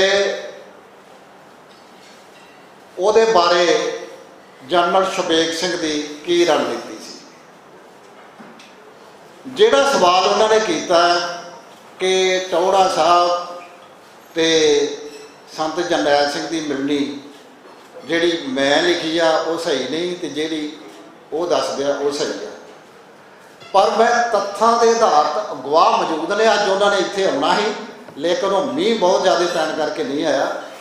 ਜਿਹੜੀ ਆਖਰੀ ਮੁਲਾਕਾਤ ਸੀ ਸੰਤ ਜਰਨੈਲ ਸਿੰਘ ਦੇ ਨਾਲ ਜਥੇਦਾਰ ਕਰਚਨ ਸਿੰਘ ਟੌਹੜਾ ਦੀ, ਉਹ ਹੋਈ ਸੀ 2 ਤੇ 3 ਦੀ ਦਰਮਿਆਨੀ ਰਾਤ ਨੂੰ 11। ਭਾਈ ਮੁਖਮ ਸਿੰਘ ਜੀ ਉਹਦੇ ਗਵਾਹ ਨੇ, ਉਹ ਗੱਲ ਦੇ ਗਵਾਹ ਨੇ। ਟੌਹੜਾ ਸਾਹਿਬ ਗਏ ਸੀ ਕਿਉਂਕਿ 26 ਤਰੀਕ ਨੂੰ 26 ਮਈ ਨੂੰ ਆਖਰੀ ਗੁਪਤ ਮੀਟਿੰਗ ਸਰਕਾਰ ਦੀ ਨੁਮਾਇੰਦਿਆਂ ਦੇ ਨਾਲ, ਮੰਤਰੀਆਂ ਦੇ ਨਾਲ, 3 ਅਕਾਲੀ ਆਗੂਆਂ ਦੀ ਹੋਈ। ਇੱਕ ਟੌਹੜਾ ਸਾਹਿਬ ਸਨ, ਬਰਨਾਲਾ ਹੀ ਤੇ ਬਾਦਲ ਸੀ। ਉਹਦੇ ਵਿੱਚ ਇੱਕ ਕਿਸਮ ਦੀ ਹਰੀ ਝੰਡੀ ਲਈ ਫੈਸਲਾ ਪਹਿਲਾਂ ਹੋ ਚੁੱਕਾ ਸੀ। 26 ਮੀਟਿੰਗਾਂ ਹੋਈਆਂ, 4 ਮੰਤਰੀ ਮੰਡਲ ਨਾਲ, 3 ਇੰਦਰਾ ਗਾਂਧੀ ਨਾਲ, 10 ਗੁਪਤ ਮੀਟਿੰਗਾਂ ਤੇ 9-3 ਤਰੀਕ ਗੱਲਬਾਤ ਦੇ ਵਿੱਚ ਸਾਰੀਆਂ ਵਿਰੋਧੀ ਪਾਰਟੀਆਂ। ਹੁਣ ਵਿਰੋਧੀ ਪਾਰਟੀਆਂ ਨੂੰ ਮੀਟਿੰਗਾਂ ਦੇ ਵਿੱਚ ਸ਼ਾਮਲ ਕਿਉਂ ਕੀਤਾ ਗਿਆ? ਕਿਉਂ ਉਹਨਾਂ ਦੀ ਸਹਿਮਤੀ ਲੈਣੀ ਸੀ। ਕੱਲੀ ਇੰਦਰਾ ਗਾਂਧੀ ਦਰਬਾਰ ਸਾਹਿਬ ਤੇ ਹਮਲਾ ਕਰਨ ਦੀ ਯੁਕਤ ਨਹੀਂ ਰੱਖ ਸਕਦੀ ਤੇ ਦੂਜਾ ਇਹ ਹਮਲਾ ਵੀ ਹਿੰਦ ਸਟੇਟ ਦਾ ਸੀ, ਕਾਂਗਰਸ ਪਾਰਟੀ ਜਾਂ ਕਾਂਗਰਸ ਦੀ ਸਰਕਾਰ ਦਾ ਨਹੀਂ। ਤੇ ਹਿੰਦ ਸਟੇਟ ਦਾ ਹਮਲਾ ਤਾਂ ਹੀ ਪੂਰਾ ਹੋ ਸਕਦਾ ਜੇ ਸਾਰੀਆਂ ਪਾਰਟੀਆਂ ਸਹਿਮਤੀ ਦੇ ਦੇਣ। ਤੇ ਉਹ ਅਡਵਾਨੀ ਵੀ ਆਪਣੀ ਕਿਤਾਬ ਮਾਈ ਕੰਟਰੀ ਮਾਈ ਲਾਈਫ ਦੇ ਵਿੱਚ ਇਸ ਗੱਲ ਦਾ ਇਕਬਾਲ ਕਰਦਾ ਕਿ ਸਾਡੇ ਦਬਾਅ ਪਾਉਣ ਦੇ ਨਾਲ ਹੀ ਹੋਇਆ। ਹੁਣ ਜਦੋਂ ਉੱਥੇ ਆਖਰੀ ਮੁਲਾਕਾਤ ਹੋਈ 26 ਮਈ ਨੂੰ ਤੇ ਉਹਦੇ ਵਿੱਚ ਅਕਾਲੀ ਆਗੂਆਂ ਨੇ ਇਹ ਕਹਿ ਦਿੱਤਾ, ਕਿਉਂਕਿ ਇਹਨਾਂ ਤੇ ਦਬਾਅ ਪਾਇਆ ਗਿਆ ਹੈ ਕਿ ਜੇ ਸਮਝੌਤਾ ਕਰਨਾ, ਕਿਉਂਕਿ ਸੱਚ ਕੋਈ ਨਹੀਂ ਦੱਸਦਾ, ਜਿਹੜੀਆਂ ਗਲਤੀਆਂ ਨੇ ਉਹਨਾਂ ਉੱਤੇ ਪਰਦਾਪੋਸ਼ੀ ਕਰਨ ਦਾ ਯਤਨ ਕੀਤਾ ਜਾਂਦਾ, ਸੱਚਾਈ ਨਹੀਂ ਕੋਈ ਵੀ ਦੱਸਦਾ। ਤੇ ਉੱਥੇ ਇਹ ਗੱਲ ਕਹਿ ਆਏ ਸੀ ਕਿ ਸੰਤ ਜਰਨੈਲ ਸਿੰਘ ਹੁਣ ਸਾਡੇ ਵੱਸ 'ਚ ਨਹੀਂ, ਇੰਨਾ ਹੀ ਬਹੁਤ ਸੀ ਸਰਕਾਰ ਵਾਸਤੇ। ਉਹਨਾਂ ਆਖਿਆ ਫੇਰ ਜਾ ਕੇ ਸੋਚ ਲਓ। ਸਰਦਾਰ ਗੁਰਤੇਜ ਸਿੰਘ ਚਲ ਗਏ ਨੇ ਇਹਨਾਂ ਦੇ ਕੋਲ, ਉਹ ਇੰਟਰਵਿਊ ਆ ਸੰਤ ਸਿੰਘ ਤੇਗ ਦੀ, ਆਡੀਓ ਰਿਕਾਰਡਿੰਗ ਮੇਰੇ ਕੋਲ ਆ, ਮੈਨੂੰ ਹੁਣ ਦੇ ਕੇ ਗਏ ਆ। ਉਹਦੇ ਵਿੱਚ ਉਹਨਾਂ ਨੇ ਜਿਹੜੀ ਟੌੜਾ ਸਾਹਿਬ ਤੇ ਲੌਂਗੋਵਾਲ ਦੀ ਇੰਦਰਾ ਗਾਂਧੀ ਦੇ ਨਾਲ ਗੱਲ ਹੋਈ ਸੀ ਉਹ ਸਾਰੀ ਸੁਣੀ ਸੀ। ਉਹਦੇ ਵਿੱਚ ਵੀ ਇਹੋ ਗੱਲ ਧਰਾਈ ਕਿ ਸਾਡੇ ਸੰਤ ਜਰਨੈਲ ਸਿੰਘ ਸਾਡੇ ਹੁਣ ਵੱਸ 'ਚ ਨਹੀਂ। ਇੱਕ ਗਵਰਨਰ ਹਾਊਸ ਦਾ ਇੱਕ ਅਧਿਕਾਰੀ ਸੀ, ਅਚਨਚੇਤ ਮੇਰੇ ਨਾਲ ਉਹਦੀ ਮੁਲਾਕਾਤ ਹੋ ਗਈ, ਨਾ ਤੇ ਹੁਣ ਮੈਨੂੰ ਯਾਦ ਨਹੀਂ, ਪਰ ਉਹਨੇ ਆਪਣਾ ਪਿੰਡ ਦੱਸਤਾ ਹੈ ਕਿ ਮੇਰਾ ਪਿੰਡ ਸਰਦਾਰ ਕਪੂਰ ਸਿੰਘ ਵਾਲਾ। ਹੁਣ ਉਹ ਕਹਿੰਦਾ ਕਿ ਆਪਣੀ ਜ਼ਿੰਦਗੀ 'ਚ ਆਪਣੀ ਸਰਵਿਸ ਦੇ ਦੌਰਾਨ ਮੈਂ ਪਹਿਲੀ ਵਾਰ ਵੇਖਿਆ ਕਿ ਟੌੜਾ ਸਾਹਿਬ ਦੀ ਗੱਡੀ ਆਈ ਤੇ ਗਵਰਨਰ ਹਾਊਸ ਦੇ ਵਿੱਚ ਬਿਨਾਂ ਰੋਕਿਆਂ ਬਿਨਾਂ ਤਲਾਸ਼ੀ ਕੀਤਿਆਂ ਚੈੱਕ ਕੀਤਿਆਂ ਸਿੱਧੀ ਚੱਲ ਗਈ ਤੇ ਉੱਥੇ ਕੁਝ ਮਿੰਟ ਗੱਲਬਾਤ ਹੋਈ ਤੇ ਗੱਲਬਾਤ ਕਰਨ ਤੋਂ ਬਾਅਦ ਉਸੇ ਵੇਲੇ ਗਵਰਨਰ ਨੇ ਅਵਤਾਰ ਸਿੰਘ ਪੂਨੀ ਦੇ ਕੋਲੋਂ ਚਿੱਠੀ ਲਿਖਵਾ ਕੇ ਤੇ ਪੰਜਾਬ ਨੂੰ ਫੌਜ ਦੇ ਹਵਾਲੇ ਕਰਨ ਦਾ ਕੰਮ ਕਰ। ਗਵਰਨਰ ਹਾਊਸ ਦੇ ਵਿੱਚੋਂ ਟੌੜਾ ਸਾਹਿਬ ਆਏ ਅਨੰਦਪੁਰ ਸਾਹਿਬ। ਇਹ ਗੱਲ ਸਾਨੂੰ ਡਾਕਟਰ ਸੋਹਣ ਸਿੰਘ ਨੇ ਦੱਸੀ। ਡਾਕਟਰ ਸੋਹਣ ਸਿੰਘ ਨੇ ਕਿਹਾ ਕਿ ਅਸੀਂ ਬੜੀ ਚਰਚਾ ਕੋਈ ਸਮਝੌਤਾ ਹੋ ਗਿਆ, ਅਸਲੀਅਤ ਕੀ ਆ। ਉੱਥੇ ਟੌੜਾ ਸਾਹਿਬ ਨੇ ਲਫ਼ਜ਼ ਵਰਤੇ ਡਾਕਟਰ ਸੋਹਣ ਸਿੰਘ ਦੀ ਜ਼ੁਬਾਨੀ, ਜੋ ਉਹਨੇ ਸਾਨੂੰ ਦੱਸੇ। ਮੈਂ ਇਕੱਲਾ ਨਹੀਂ ਹਾਂ, ਬੜੇ ਉੱਥੇ ਹੋਰ ਵੀ ਜੁਝਾਰੂ ਸਿੰਘ ਸਨ। ਉਹਨਾਂ ਦੱਸਿਆ ਕਿ ਸਮਝੌਤਾ ਤੇ ਹੋ ਜਾਂਦਾ ਪਰ ਪਤੰਦਰ ਨਹੀਂ ਹੋਣ ਦਿੰਦਾ। ਉਹਨਾਂ ਪਤੰਦਰ ਲਫ਼ਜ਼ ਵਰਤਿਆ ਸੰਤ ਜਰਨੈਲ ਸਿੰਘ ਬਾਰੇ। ਫਿਰ ਜੇ ਵੇਖੋ ਇਹ ਅਹਿਸਾਸ ਅਕਾਲੀ ਆਗੂਆਂ ਨੂੰ ਨਹੀਂ, ਕਿਉਂਕਿ ਸੰਤ ਜਰਨੈਲ ਸਿੰਘ ਬਾਰੇ ਇਹੋ ਜਿਹੀਆਂ ਗੱਲਾਂ ਪਹਿਲਾਂ ਫੈਲਾ ਦਿੱਤੀਆਂ ਗਈਆਂ ਸੀ ਕਿ ਚੰਦੋ ਕਨਾਲਾਂ ਦੇ ਵਿੱਚੋਂ ਭੱਜ ਆਏ, 13 ਅਪ੍ਰੈਲ ਦੇ ਸਾਕੇ ਦੇ ਵਿੱਚ ਆਪ ਨਹੀਂ ਗਏ, ਦੂਜੇ ਮਰਵਾ ਦਿੱਤੇ। ਉਹਨਾਂ ਨੂੰ ਇੱਕ ਇਸ ਤਰ੍ਹਾਂ ਪੇਸ਼ਕਾਰੀ ਕੀਤੀ ਜਾ ਰਹੀ ਸੀ ਕਿ ਉਹ ਬੜੇ ਕਮਜ਼ੋਰ ਹਨ, ਡਰਦੇ ਹਨ, ਡਰਦੇ ਭੱਜ ਆਏ, ਪੋਥੀਆਂ ਦਾ ਨੁਕਸਾਨ ਕਰਾਤਾ, ਸੈਂਚੀਆਂ ਦਾ ਕਰਾਤਾ। ਤੇ ਇਹ ਅਕਾਲੀ ਆਗੂ ਸਮਝਦੇ ਸੀ ਕਿ ਅਸੀਂ ਜਾਂ ਤਾਂ ਉਹ ਮੰਨ ਜਾਣਗੇ ਫੌਜ ਨੂੰ ਵੇਖ ਕੇ ਸਰੈਂਡਰ ਕਰ ਦੇਣਗੇ ਤੇ ਜਾਂ ਹੀ ਮਨਾ ਲਾਂਗੇ। 2 ਤੇ 3 ਦੀ ਦਰਮਿਆਨੀ ਰਾਤ ਨੂੰ ਪੁੱਛ ਲਓ, ਭਾਈ ਮੋਹਕਮ ਸਿੰਘ ਬੈਠੇ ਆ ਇੱਥੇ, ਇਹਨਾਂ ਨੇ ਆਉਂਦਿਆਂ ਵੀ ਗੱਲ ਕੀਤੀ ਕਿ ਹਾਂ ਟਾਈਮ ਦਾ ਫਰਕ ਆ। ਉਹ ਭਾਈ ਦਵਿੰਦਰ ਸਿੰਘ ਗਿਆਨੀ ਜਿਹੜੇ ਉਹਨਾਂ ਨੇ ਦੱਸਿਆ ਕਿ 2 ਤੇ 3 ਦੀ ਦਰਮਿਆਨੀ ਰਾਤ ਨੂੰ ਆਉਂਦਾ ਕਿ ਮੈਂ ਵੀ ਹਾਂ, ਉੱਥੇ ਹੋਰ ਵੀ ਕੁਝ ਜਿਹੜੇ ਸਿੰਘ ਭਾਈ ਅਮਰੀਕ ਸਿੰਘ ਵੀ ਸੀ। ਤੇ ਸੰਤਾਂ ਨੇ ਸਾਡੀ ਡਿਊਟੀ ਲਾਈ ਕਿ ਹਮਲਾ ਕਿਸੇ ਵੇਲੇ ਵੀ ਹੋ ਸਕਦਾ। ਸਵੇਰੇ ਗੁਰਪੁਰਬ ਦੀਆਂ ਛਬੀਲਾਂ ਲੱਗਣੀਆਂ ਨੇ, ਬੀਬੀ ਇੱਥੇ ਨਹੀਂ ਕੋਈ ਰਹਿਣੀ ਚਾਹੀਦੀ ਤੇ ਬਾਕੀ ਹੋਰ ਜ਼ਿੰਮੇਵਾਰੀਆਂ ਸੌਂਪੀਆਂ। ਉਹ ਹੁਣ ਟੌੜਾ ਸਾਹਿਬ 2 ਤੇ 3 ਦੀ ਦਰਮਿਆਨੀ ਰਾਤ ਨੂੰ ਸੰਤ ਜਰਨੈਲ ਸਿੰਘ ਨੂੰ ਮਨਾਉਣ ਗਏ ਸੀ ਕਿ ਫੌਜ ਆ ਗਈ ਆ, ਸਰੈਂਡਰ ਕਰ ਦਿਓ। ਲੇਕਿਨ ਸੰਤ ਦ੍ਰਿੜ ਇਰਾਦੇ ਵਾਲੇ ਹਨ। ਸਰਦਾਰ ਗੁਰਤੇਜ ਸਿੰਘ ਜੀ ਗਵਾਹ ਨੇ, ਇਹਨਾਂ ਨੇ ਆਪਣੇ ਲੇਖ ਵਿੱਚ ਲਿਖਿਆ ਕਿ ਸੰਤਾਂ ਨੇ ਪੁੱਛਿਆ ਕਿ ਜੇ ਮੌਕਾ ਮਿਲੇ ਕਿ ਸਿਰ ਕਿੱਥੇ ਲੱਗਣਾ ਚਾਹੀਦਾ, ਤੇ ਜਦੋਂ ਇਹਨਾਂ ਨੇ 2-3 ਥਾਵਾਂ ਹੋਰ ਦੱਸੀਆਂ ਤੇ ਅਖੀਰ ਤੇ ਜਦੋਂ ਦੱਸੀ ਗੱਲ ਕਿ ਜਿਹੜਾ ਪਰਿਕਰਮਾ ਦੇ ਵਿੱਚ ਬਾਬਾ ਦੀਪ ਸਿੰਘ ਜੀ ਦਾ ਸਥਾਨ ਆ, ਉੱਥੇ ਸੰਤਾਂ ਨੇ ਕਿਹਾ ਕਿ ਉੱਥੋਂ ਤੱਕ ਕਿਹਨੂੰ ਪਹੁੰਚਣ ਦੇਣਾ। ਜੇ ਦੱਸਿਆ ਕਿ ਬਾਬਾ ਗੁਰਬਖਸ਼ ਸਿੰਘ ਦਾ ਸਥਾਨ ਉੱਧਰ ਵੀ ਕਹਿਣਾ ਨਿਕਲ ਦੇਣਾ। ਫਿਰ ਜਦੋਂ ਦੱਸਿਆ ਕਿ ਇੱਕ ਪਾਸੇ ਦਰਬਾਰ ਸਾਹਿਬ, ਇੱਕ ਪਾਸੇ ਅਕਾਲ ਤਖਤ ਤੇ 2 ਨਿਸ਼ਾਨ ਸਾਹਿਬ ਝੂਲਦੇ, ਉਹ ਕਿਸੇ ਥਾਂ ਦੇ ਸਿਰ ਇੱਥੇ ਹੀ ਲੱਗੇਗਾ, ਉੱਥੇ ਹੀ ਲਾਇਆ।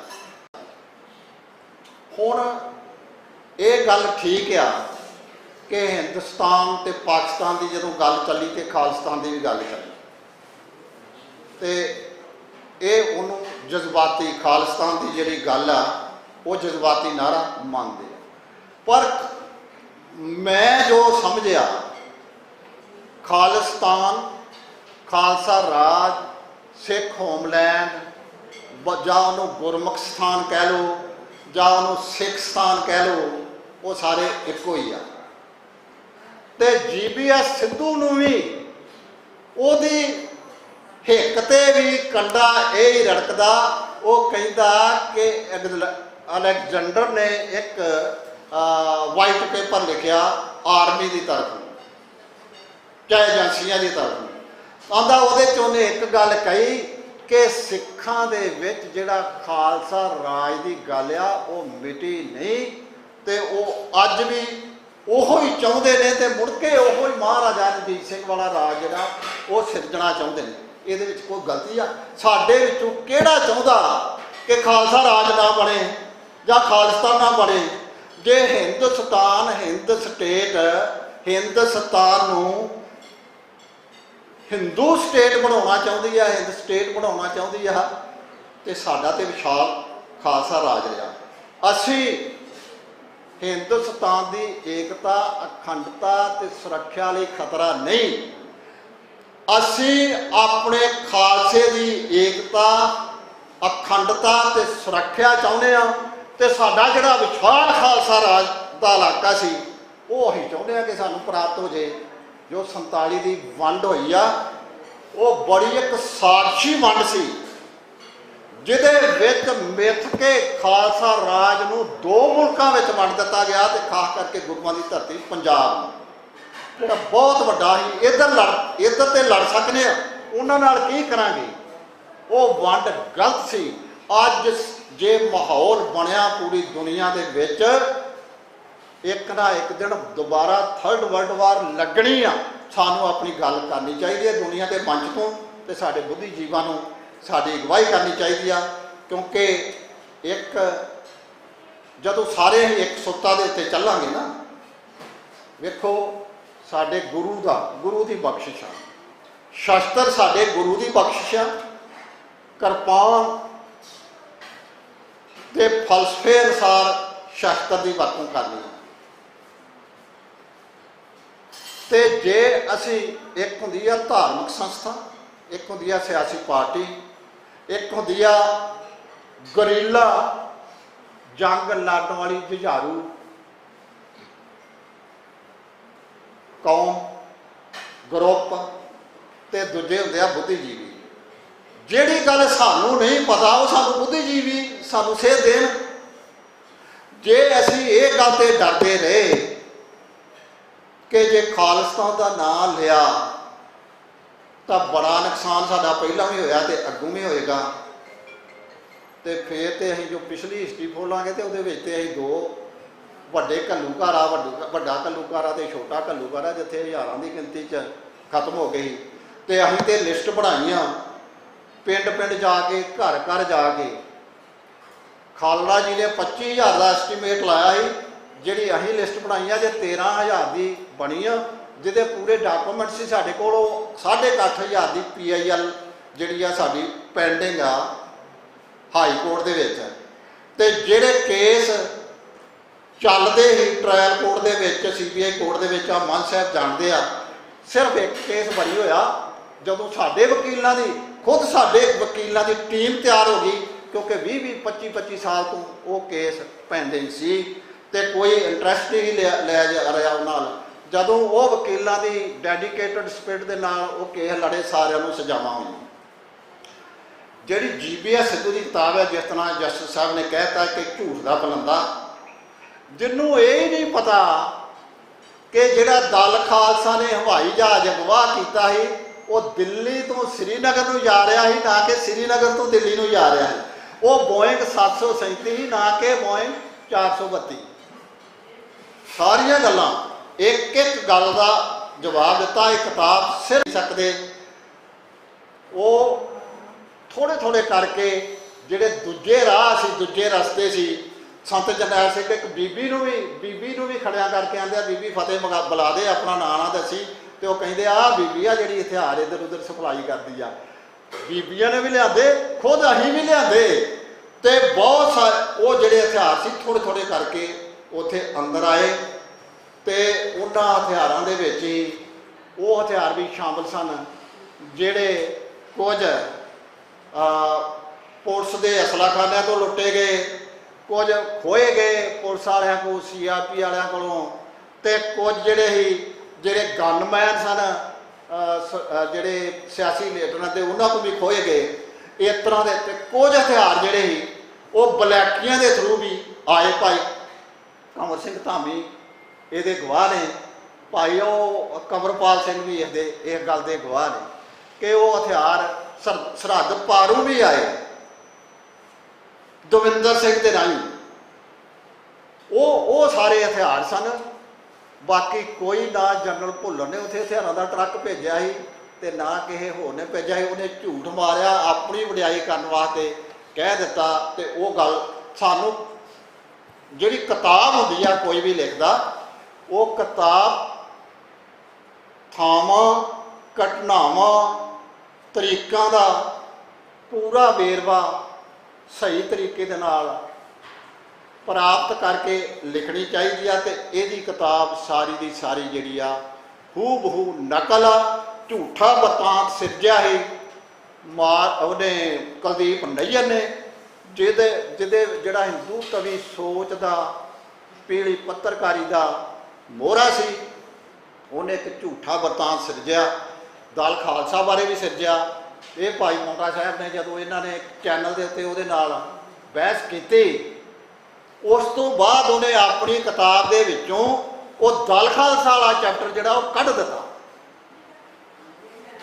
ਲੇਕਿਨ ਇੱਥੇ ਗੱਲ ਚੱਲੀ ਕਿ ਜਿਵੇਂ ਬਾਬਾ ਹਰਨਾਮ ਸਿੰਘ ਜੀ ਦੀ ਗੱਲ ਕੀਤੀ ਗਈ, ਉਹਨਾਂ ਆਖਿਆ ਕਿ ਅਸੀਂ ਇਹ ਗੱਲ ਨੂੰ ਅਜੇ ਲੋਕਾਂ ਤੱਕ ਪਹੁੰਚਾ ਹੀ ਨਹੀਂ ਸਕੇ ਕਿ ਸੰਤ ਜਰਨੈਲ ਸਿੰਘ ਕਾਂਗਰਸ ਦੀ ਪੈਦਾਇਸ਼ ਨਹੀਂ, ਝੂਠ ਸੀ। ਇੱਕ ਜਿਹੜਾ ਬੰਦਾ ਕਿਸੇ ਦੁਸ਼ਮਣ ਨੇ ਪੈਦਾ ਕੀਤਾ ਹੋਏ, ਦੁਸ਼ਮਣ ਨੇ ਵਾਰਿਆ ਹੋਏ, ਤੇ ਉਹ ਦੁਸ਼ਮਣ ਦੇਸ਼ ਦੇ ਨਾਲ ਉਹਦੇ ਲੱਖਾਂ ਫੌਜ ਜਿਹੜੀ ਟੈਂਕਾਂ ਤੇ ਤੋਪਾਂ ਨਾਲ ਲੈਸ ਸੀ, ਉਹਦਾ ਮੁਕਾਬਲਾ ਕਰਦਿਆਂ ਹੋਇਆਂ ਆਪਣੇ ਕੀਤੇ ਪੜ੍ਹਨ ਨੂੰ ਨਿਭਾਉਂਦਿਆਂ ਹੋਇਆਂ ਜਿੱਥੇ ਪਹਿਲਾਂ ਮਿਥਿਆ ਉੱਥੇ ਹੀ ਆਪਣਾ ਸੀਸ ਲਾ ਕੇ ਸ਼ਹਾਦਤ ਦਾ ਪਿਰਮ ਪਿਆਲਾ ਪੀਏ, ਉਹ ਕਿਸੇ ਦੀ ਪੈਦਾਇਸ਼ ਨਹੀਂ ਹੋ ਸਕਦੀ। ਸੰਤ ਜਰਨੈਲ ਸਿੰਘ ਦੇ ਲੈਕਚਰਾਂ ਦੇ ਵਿੱਚ ਲਿਖਿਆ ਕਿ ਜੇ ਮੈਂ ਪੈਦਾਵਾਰ ਹਾਂ ਤੇ ਦਸ਼ਮੇਸ਼ ਪਿਤਾ ਦੀ ਹਾਂ। ਕੋਈ ਪਾਰਟੀ ਜਾਂ ਕੋਈ ਸਿਆਸੀ ਲੀਡਰ ਮੈਨੂੰ ਖਰੀਦ ਨਹੀਂ ਸਕਦਾ। ਤੇ ਜਿੱਦਣ ਇਹ ਦਮਦਮੀ ਟਕਸਾਲ ਖਰੀਦੀ ਗਈ, ਉਦੋਂ ਕੱਖ ਨਹੀਂ ਰਹੇਗਾ। ਇਹ ਸੰਤਾਂ ਦੇ ਵਿਚਾਰ ਸਨ। ਜਿਹੜੀ ਗੱਲ ਸੀ ਅਸੀਂ ਉਹਨਾਂ ਨੂੰ ਪੁੱਛਿਆ ਸੀ, ਖਾਲਿਸਤਾਨ ਦਾ ਸੰਵਿਧਾਨ ਜਾਰੀ ਕਰਨਾ ਸੀ। ਅਕਾਲ ਟਾਈਮਜ਼ ਪੇਪਰ ਕੱਢਿਆ ਸੀ ਅਕਾਲ ਫਾਊਂਡੇਸ਼ਨ ਨੇ, ਉਹਦੇ 'ਚ ਖਾਲਿਸਤਾਨ ਦਾ ਸੰਵਿਧਾਨ ਸੀ। ਉਹ ਭਾਈ ਕੰਵਰ ਸਿੰਘ ਧਾਮੀ ਜਿਹੜੇ ਸੰਤਾਂ ਕੋਲ ਲੈ ਕੇ ਗਏ। ਸੰਤਾਂ ਕਿਹਾ ਕਿ ਮੈਂ ਇਹਨੂੰ ਰਾਤ ਮੈਨੂੰ ਦੇ ਜਾਓ, ਮੈਂ ਪੜ੍ਹਾਂਗਾ, ਸਵੇਰੇ ਫਿਰ ਰਿਲੀਜ਼ ਕਰਾਂਗਾ।